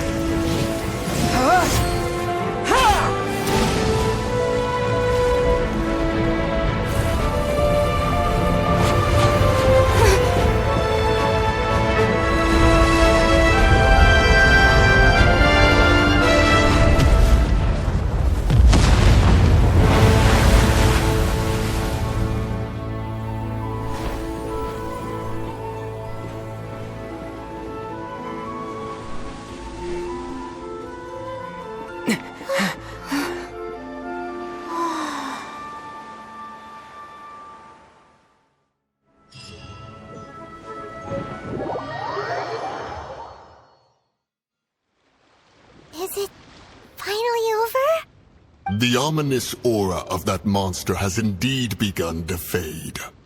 The effects of the Sigil of Permission last but a short time. It will be some time before the Overlord of the Vortex can make any waves again. We are indebted to you for your assistance. If the Adepti hadn't happened to be here, the future of Liyue Harbor would surely have been in great jeopardy. Save your flattery. We didn't just happen to be here. Surely you won't pretend to have forgotten the reason for which we came. Come now. There's no need for such harsh words, Cloud Retainer. I've heard that when Ningguang began learning to do business, she had already started setting aside part of her then limited income in preparation for building the Jade Chamber. At first, it was only the size of a small room, but with continued expansion, it has become the palace that lies before you now. It is a testament to Ningguang's entire life, both as a businesswoman and as the backbone of the Liyue Qixing. Seeing the Jade Chamber destroyed in the defense of Liyue means much to her. To me, such cooperation and sacrifice deserves at least some recognition, don't you agree? Well, I was really hoping you would say that such sacrifice could at least be used as some leverage in our negotiations. Thank you all for hearing me out. We know very well why the Adepti came here today. But please forgive us. We cannot yield to your wishes. Oh? 3,700 years. According to our records, the Adepti signed a contract with Rex Lapis to protect Liyue 3,700 years ago. Even to this very day, Liyue and its lands have stood the test of time, immovable as stone, just as it was thousands of years before. This is truly no small feat. But that does not mean that the Liyue of today is the same city as it was all those years ago. Do not merely cast your protective gaze upon the land. Instead, focus your sights on our city and each of the citizens that dwell within it. Are you questioning our means of protecting Liyue? I mean no offense. I simply hope that our Adepti forebears would see Liyue in a new light. Forebears, you say? One doubts you would be fit to be part of such a lineage. This morning, Rex Lapis appeared to me in a dream. What? In the dream, I yearned to tell him that we Qixing, though mortal, are equally bound to the contract. Each passing generation of the Qixing leaves many things of value to be inherited by the next generation. I also thought to tell him how the past generations of Qixing had strove under his rule to survive in our mortal world, establishing a network of contracts which has since come to be known as trade. But I dared not speak. I could only gaze at him in silence until the moment I awoke. Oh, Ningguang. Yet another perspective. What are you trying to say, Outlander?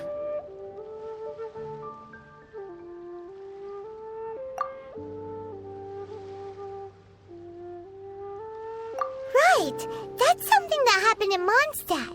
It's a story about the Four Winds and the people of the Animal Archon.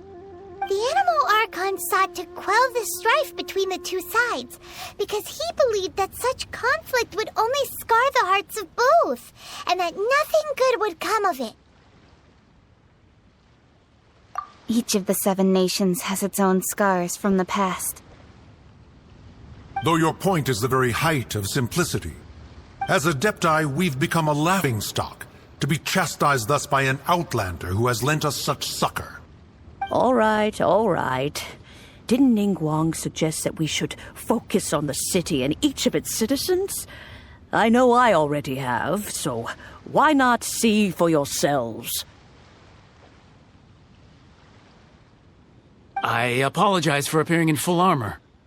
I am afraid I cannot show the proper courtesies. And who are you? I am Feng Yan, a sergeant of the Millelith. I have come to extend my thanks to the Adepti.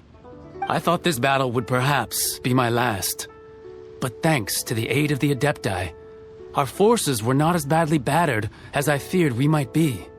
Although I am a mere mortal soldier, I promise to hold the line and never betray the grace given to us by the illuminated Adepti this day.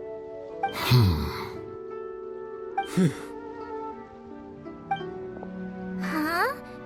Why does everyone look so down? Didn't we just beat that big monster? Weren't you frightened, dear? It was quite the predicament. I wasn't afraid. All the strong Millelith guards were there, and those powerful heroes with their visions were there. Everyone was there. When danger is near, everyone always protects me. And the rest of the time, they make fun toys and tasty snacks and loads of things that make the harbor so pretty. Thanks for protecting Liyue Harbor. Please come visit us for the next lantern rite. Unfortunately, we wouldn't be able to participate. Huh? Because we are Adepti. Oh, okay. It must be hard being an Adeptus.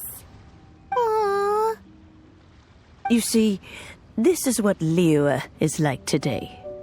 The country of contracts is grateful to the Adepti for their protection, but it is no longer necessary for the city to rely on the Adepti's power to solve every little niggling matter. Although their blood is weak, there is still strength to be found in those we call mortals. The time of contracts between gods and Liyue has long since passed. Now is the time of contracts between Liyue and its people. Seeing the port around us now, it is hard not to feel a bit out of place. Wouldn't you say so, Cloud Retainer? Your line of inquiry is askew. One did not spearhead this expedition to Liyue Harbor. Seems like the Adepti have had a change of heart.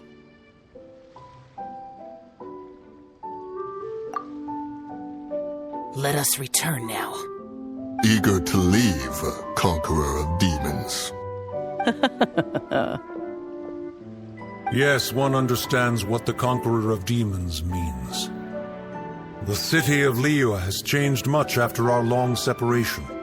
One fears that by the time one finally grasps the new contracts of Liyue, you humans would have once again changed the place beyond recognition. Fair enough. Away we shall, and return whence we came. Since we Adepti have consensus, then one shall persist no further. But how will we ensure that the Liyue Qixing will not simply exploit their power once we depart? In my view, that is still a thing to be guarded against. All right, Mooncarver, you needn't worry. It seems to me that this right of supervision is best left to the people of Liyue.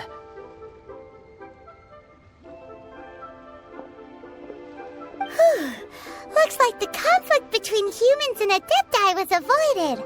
All's well that ends well, huh?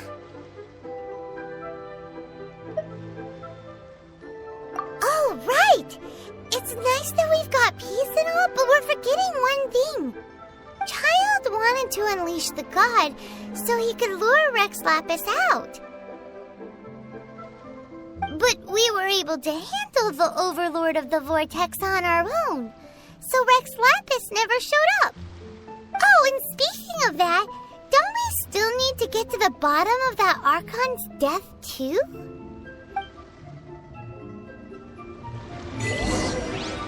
Hyman doesn't get it. But isn't the strongest lead we have the Adepti-less rite of parting that we're organizing? No idea where Zhongli's gone. Let's ask for him at Wangshen Funeral Parlor.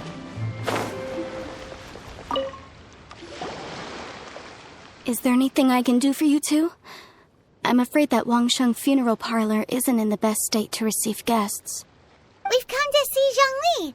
Could you please tell him we're here? Unfortunately, Zhongli isn't here at the moment. It seems he went to Northland Bank.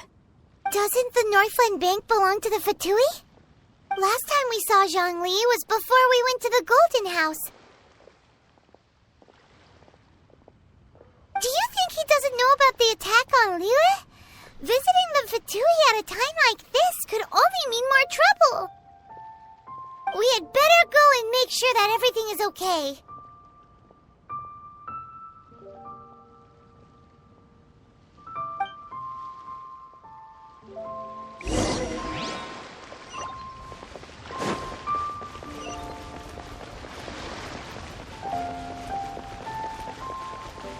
New stock at Seago Antiques.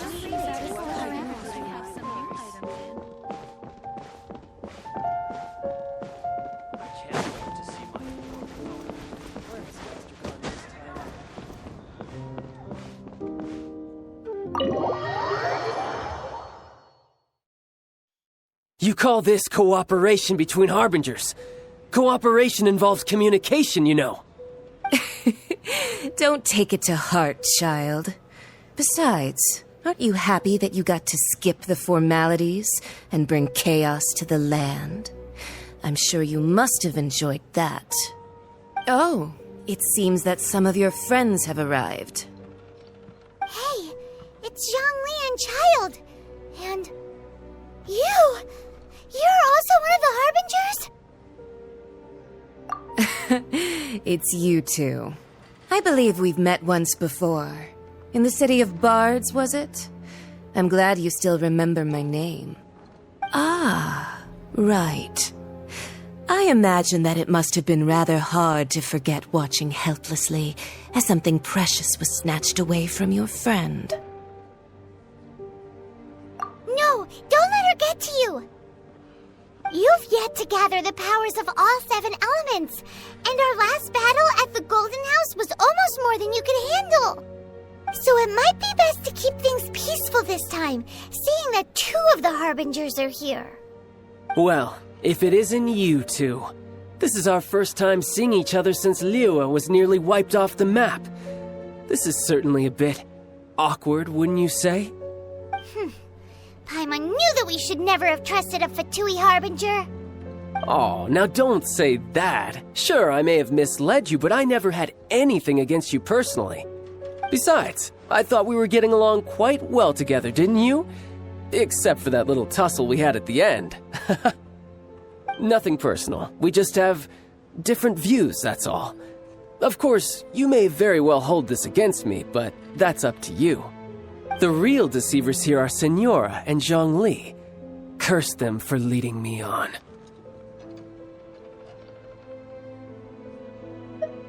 So actually, I think... Stop wasting time, child. There'll be plenty of time to chat once I'm through here. You remember the agreement, Morax. Now, if you would be so kind. The Gnosis, please. What in the world are you talking about? The contract is fulfilled. That which thou seeketh is now bestowed unto thee. For my promise is solid as stone.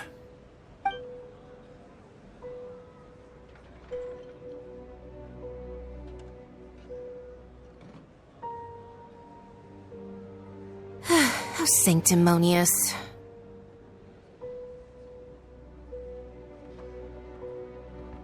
What? So you're the Lord of Chio? No, wait! That's an exciting twist and all, but why give the Gnosis to the Fatui? I do not give it for free. I give it as agreed upon in the contract, for it is a matter solely between the Tsaritsa and I. Yeah, you don't think you went a little bit too far with that whole fake death thing? Everyone was preparing the ceremony for you, and splat! This big dragon falls out of the sky, and all of Liyue goes into an uproar. Talk about a disaster. Gathering all the forces that had been bubbling behind the scenes, and then stirring them together in a pot that was bound to boil over. That's what he wanted to see, am I right? Wait, what? Perhaps it's best that I explain. As you know, I've dwelt upon this world for more than 6,000 years. It is now 3,700 years ago that I founded Liyue together with the Adepti. Even boulders that can withstand whirlpools will erode with the passing of time. I kept convincing myself that cracks had not begun to form, and that the end of my time had not yet come, until one drizzly day, as I was strolling along the harbor, I heard a merchant tell one of his workers, "You finished your duties. Go ahead and call it a day." I stood motionless among the crowds, asking myself, have I already finished my duties? Oh, Zhongli. But as I began to consider relinquishing my divine role, I soon discovered that many reasons still remained to not hastily depart.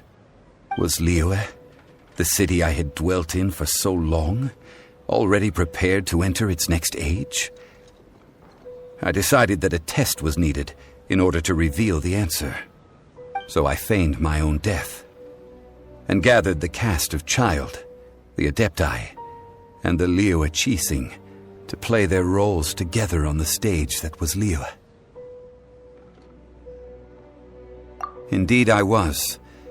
The Gnosis, which I had kept for so many years, suddenly seemed to have lost its meaning.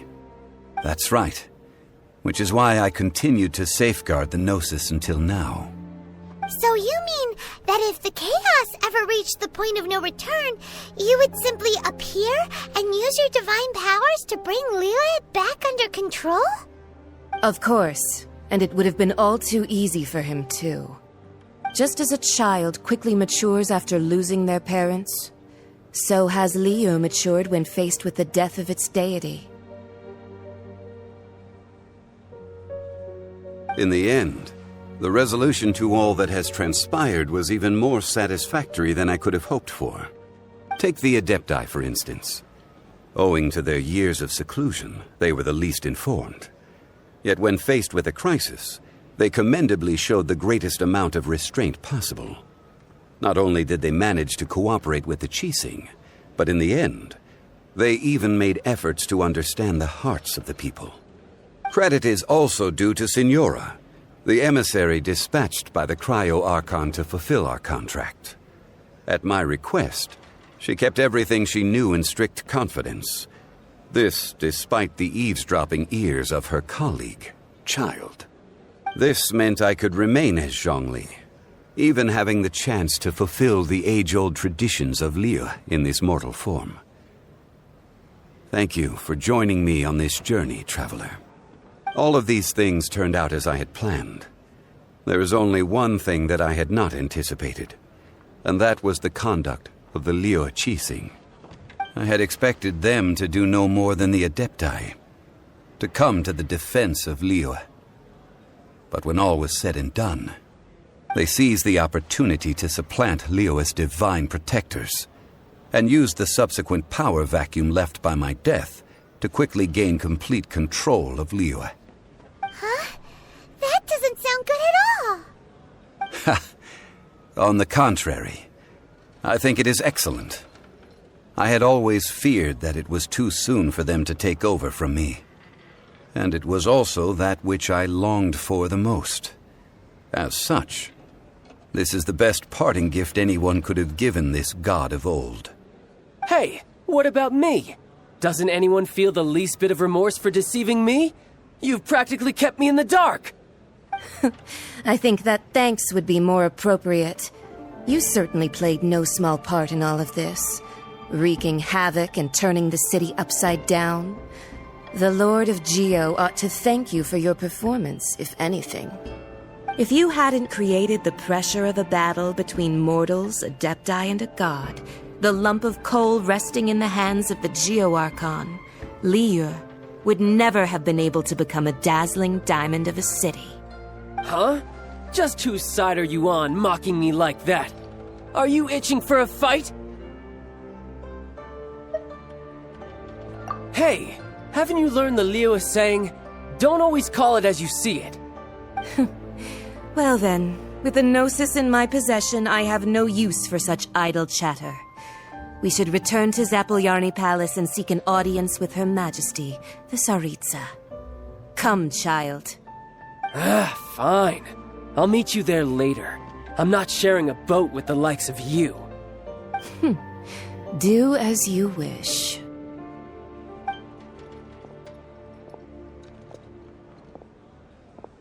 Now then, is there anything else you wish to ask me? Right! As Zhongli always told us, a good trade is a fair trade. Paimon has no idea what could be a good trade for a Gnosis. Realistically speaking, there is no such thing. Huh? However, I am the god of contracts. For thousands of years, I have made countless contracts. If the deal was of no benefit, then I certainly would not be inclined to agree to it. My agreement with the Cryo Archon will be the last of my contracts as the Geo Archon. My contract to end all contracts. As for the bargaining chip that the Tsaritsa used to balance the scales, uncover that answer for yourself in your future journeys.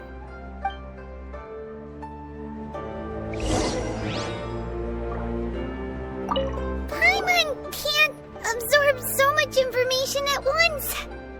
So, Zhongli, what sort of contract did you sign with the Cryo Archon?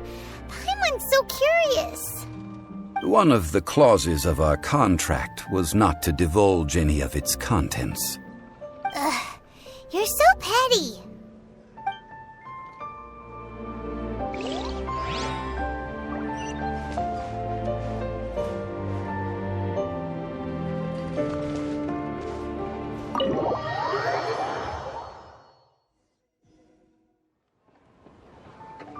Today's the day of the rite of parting. Although the star of the show is fake, we've spent so much time trying to organize it, it would be a real shame not to go there now. Oh, well, since we're going through with this rite of parting, I guess it means that those rumors hit the nail on the head. So Rex Lapis is really... But they didn't catch the culprit, did they? Oh, come on. Do you think that the assassin could have been a normal person? You know what I think. I don't think any of the gossip on the streets you hear from those shady types is worth anything. There's only one real possibility in my mind. I've heard that the assassin was that Fatui fellow. Youngish, pretty high in rank. I think they called him Child.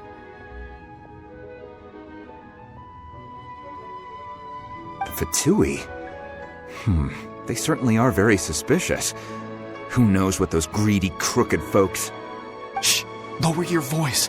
If the Fatui catch you in their sights, Rex Lapis won't be around to protect you this time.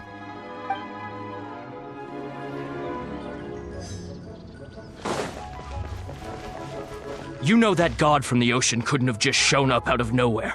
I mean, it's been 2,000 years since Rex Lapis subdued it. Yes, and to think that this happened right on the heels of the incident with Rex Lapis, too. Say, do you think the person who assassinated our lord and released that evil god might have been one and the same? Now that you mention it, that's very possible. Yes, it's very possible indeed. I mean, it all fits together. That person must have colluded with the evil god to harm Rex Lapis. Oh, that wicked, black-hearted scoundrel. Still, what sort of supernatural prowess must this person possess to be able to do such things? I have never heard of such a person in all my years. Ah, forget it. Guessing's no use to us. Look, the Millilith over there looks like he's about to make an announcement. Let's hear what the Ministry of Civil Affairs has to say first.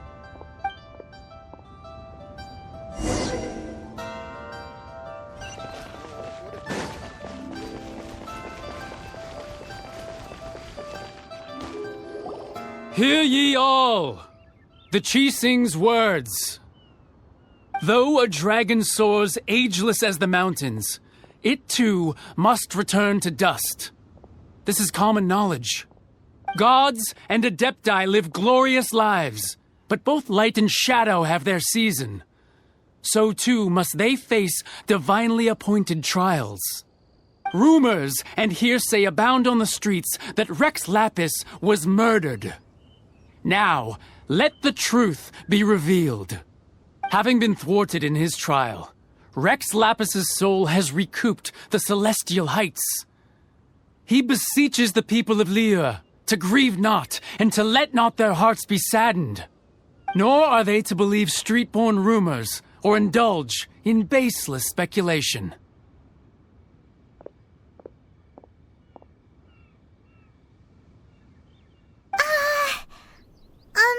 Paimon needs a translation on what the Qixing's announcement said.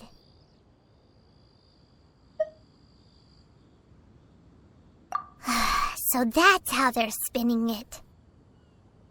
Something feels off. Why would they suddenly give up looking for the murderer?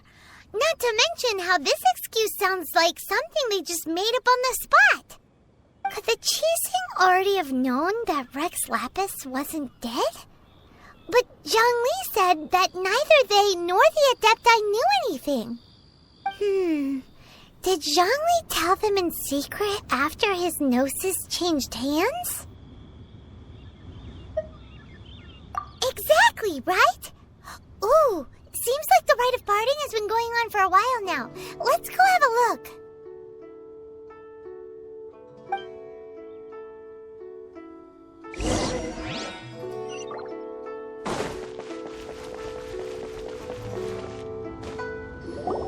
Look, it's Ningguang and Keqing. Are they saying something? Are their speeches over? As said previously, Rex Lapis's soul returning to the heavens is the end of the contract. And it is also the end of an era. 3,700 years of contracts burnt and reduced to ash.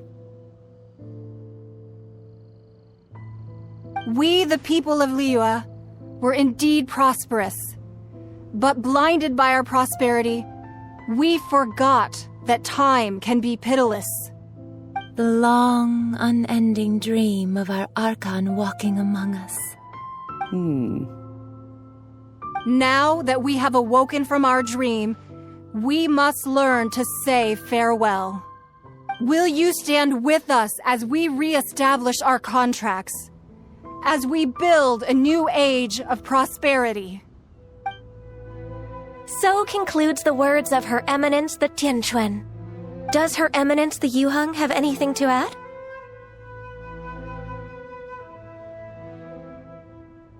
Huh? Is she looking this way? Traveler. Yikes! really is looking our way. Is that the traveler who they say defeated the ancient god? So young. The Liyue Qixing always repay their debts. And as you have heard, our eyes see far and our reach is long. Name your price. You deserve that much. Whoa.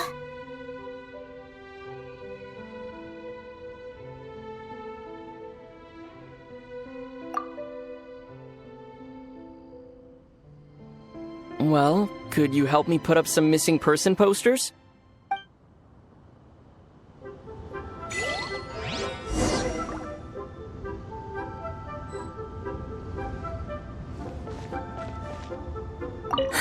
And to think I'd put my best perfume on before coming here, thinking you'd like it. But it seems as if those perfumes really were meant to be offered to Rex Lapis. Well, that's fine. Suffer no rivals in love, they say.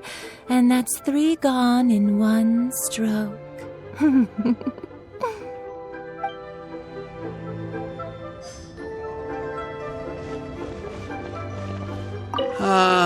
Rex Lapis. Rex Lapis. Now that I think about it, if everyone's of the same mind as me, perhaps mementos for Rex Lapis might be the best short-term business opportunity.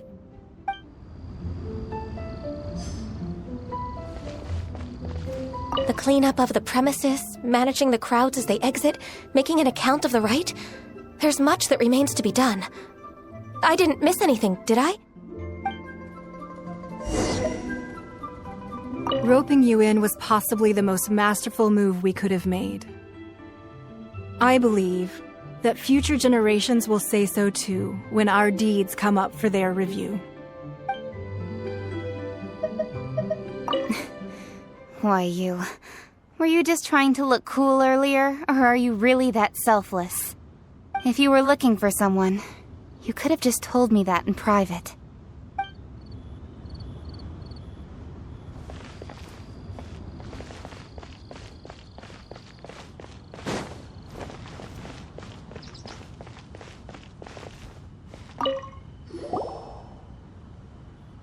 Hey, Zhongli! Look at this. Everyone in Liyue is caught up in their emotions, thinking that they'll never see Rex Lapis again. And here you are looking all relaxed. Why would I not feel more at ease after laying down the burden I have borne for 3,700 years? Right, if the two of you can spare the time, I should treat you to a meal at the Liyue kiosk.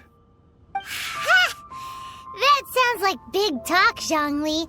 Paimon might have believed you if you were treating us to some third-round knockout, but you'd have to pay out your nose just to stand inside Liyue kiosk. Are you sure you can afford it? You're right. I do lack the Mora. As the Rex Lapis Morax, I can easily create Mora. But since I have chosen to walk this earth as the mortal Zhongli, I should abide by the same rules that mortals do. When I was journeying with you, though I still had the Gnosis in hand, I knew that I must soon retire from my role as an Archon, so I had to rehearse a little for my new life. Oh, no wonder. Paimon gets it now. You didn't look at the price tags when we were spending because you've never had to. But since you weren't used to not being able to just make more Mora as and when you wanted to, you had to try becoming a parasite to society who lives off of other people's credit. Well, we were only spending Fatui money. You don't have to say it like that. In the City of Commerce, we do not merely exchange money or goods. We also exchange knowledge, memories, and foresight, as well as positions, roles, and lives. The Archon Morax could never experience life as the true mortal Zhongli could, no matter how many times he descended to be with his people. I must thank you for that. I will treasure the memories that I made as Zhongli, traveling the streets of Liyue with you. That is true. But there is no journey that does not end. No meetings without partings. Paimon thinks that we should make a move and continue our search for the Seven. I fear that continuing your journey may be difficult. The nation that neighbors Liyue by sea, Inazuma, is presently closed. Yes, the nation has been closed by order of its deity, the Liyue Archon Ball. And just as the people of Liyue preferred to call me Rex Lapis, she too goes by another name among locals in Inazuma. Paimon thinks we've heard that one before. Raiden? That is the case. And since Raiden is also the shogun of Inazuma, people call her the Raiden Shogun. That said, though people at the wharf were saying that the situation in Inazuma is very tense, Paimon doesn't remember that always being the case. It wasn't that bad last year. Zhongli, since you're Rex Lapis, shouldn't you know something about what's happening there? Just how did Inazuma become a closed nation? It's because of visions. Visions? When faced with circumstances beyond their control, humans often bemoan their lack of power. But if a person shows true strength of will at a desperate and fateful moment in their life, the gods will look upon them with favor. This is what visions are. Magical foci bestowed upon those who have been acknowledged by the gods. That's how people in Teyvat see it. But starting from last year, the Raiden Shogun began promulgating the Vision Hunt Decree. Vision Hunt Decree? Yes. It was an order to seize all visions within Inazuma's borders, and to inlay them upon the hands of the statue of the omnipresent god. They want to seize visions. But why? Aren't visions blessings from the gods? I should think that in the Raiden Shogun's eyes, it is precisely because they are divine blessings that they should be under the sole dominion of divinity. Whoa, that's harsh. The Anemo Archon is the god of freedom, and the Geo Archon is the god of contracts. For her part, the Raiden Shogun is the god of eternity. It seems as though she has finally decided to eliminate any unstable elements that could pose a threat to her eternal realm.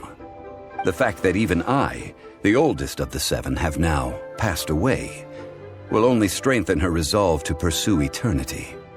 Knowing her, she must have again quoted that adage she is most fond of when proclaiming that decree to her people. 7 ideals for 7 gods, and of these, eternity is nearest unto the heavenly principles. All right then. Was there anything else you wished to know?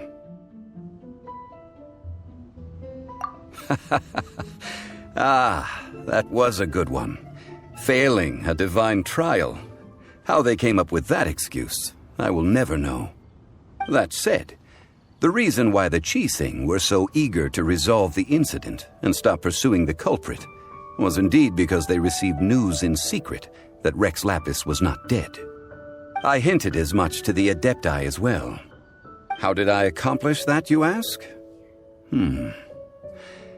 Have you ever heard of this particularly convenient Adepti art known as gifting dreams and visions? All right then. Was there anything else you wished to know? Yeah, about that. Before the Qixing made their announcement, we listened to a lot of people talking on the way. Most of them put the blame for everything on Child. These are indeed false accusations. But it remains undeniably true that Child did send people to the Jade Chamber to prevent the Adepti and the Qixing from defeating the ancient god. I've heard that Ningguang is busy milking that for all it's worth on the foreign relations front at the moment, browbeating the envoys of the Fatui. Those poor Snezhnayan diplomats. If it were not for Child's exalted position as a harbinger, I'm certain that they would have shifted all the blame to him and called for his dismissal by now. All right then. Was there anything else you wished to know? The time of the Adepti has long passed. If even the Liyue Qixing don't want to face that truth, then what future is there for Liyue?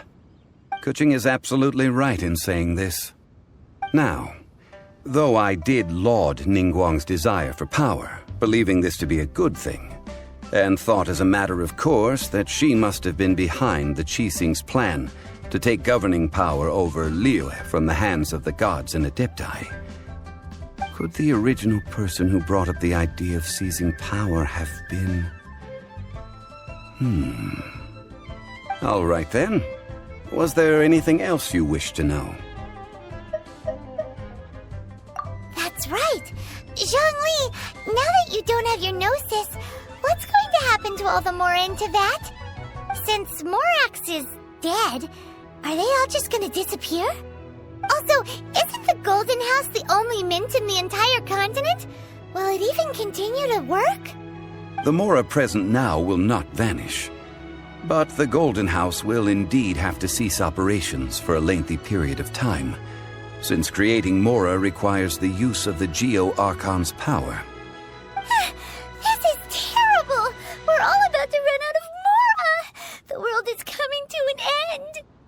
Yes, this is indeed a major issue from a financial standpoint. Well, I suppose we'll just leave such troublesome matters to the Liyue Qixing to debate. Then, did you at least set some private funds aside for yourself? Oh, a private fund. This does seem like a good, logical, common-sense idea. It's a shame. What's a shame? It's a shame that I didn't think of it at the time. All right then. Was there anything else you wished to know? Well then, I suppose you'll have to find a way to get inside this closed nation. Have patience.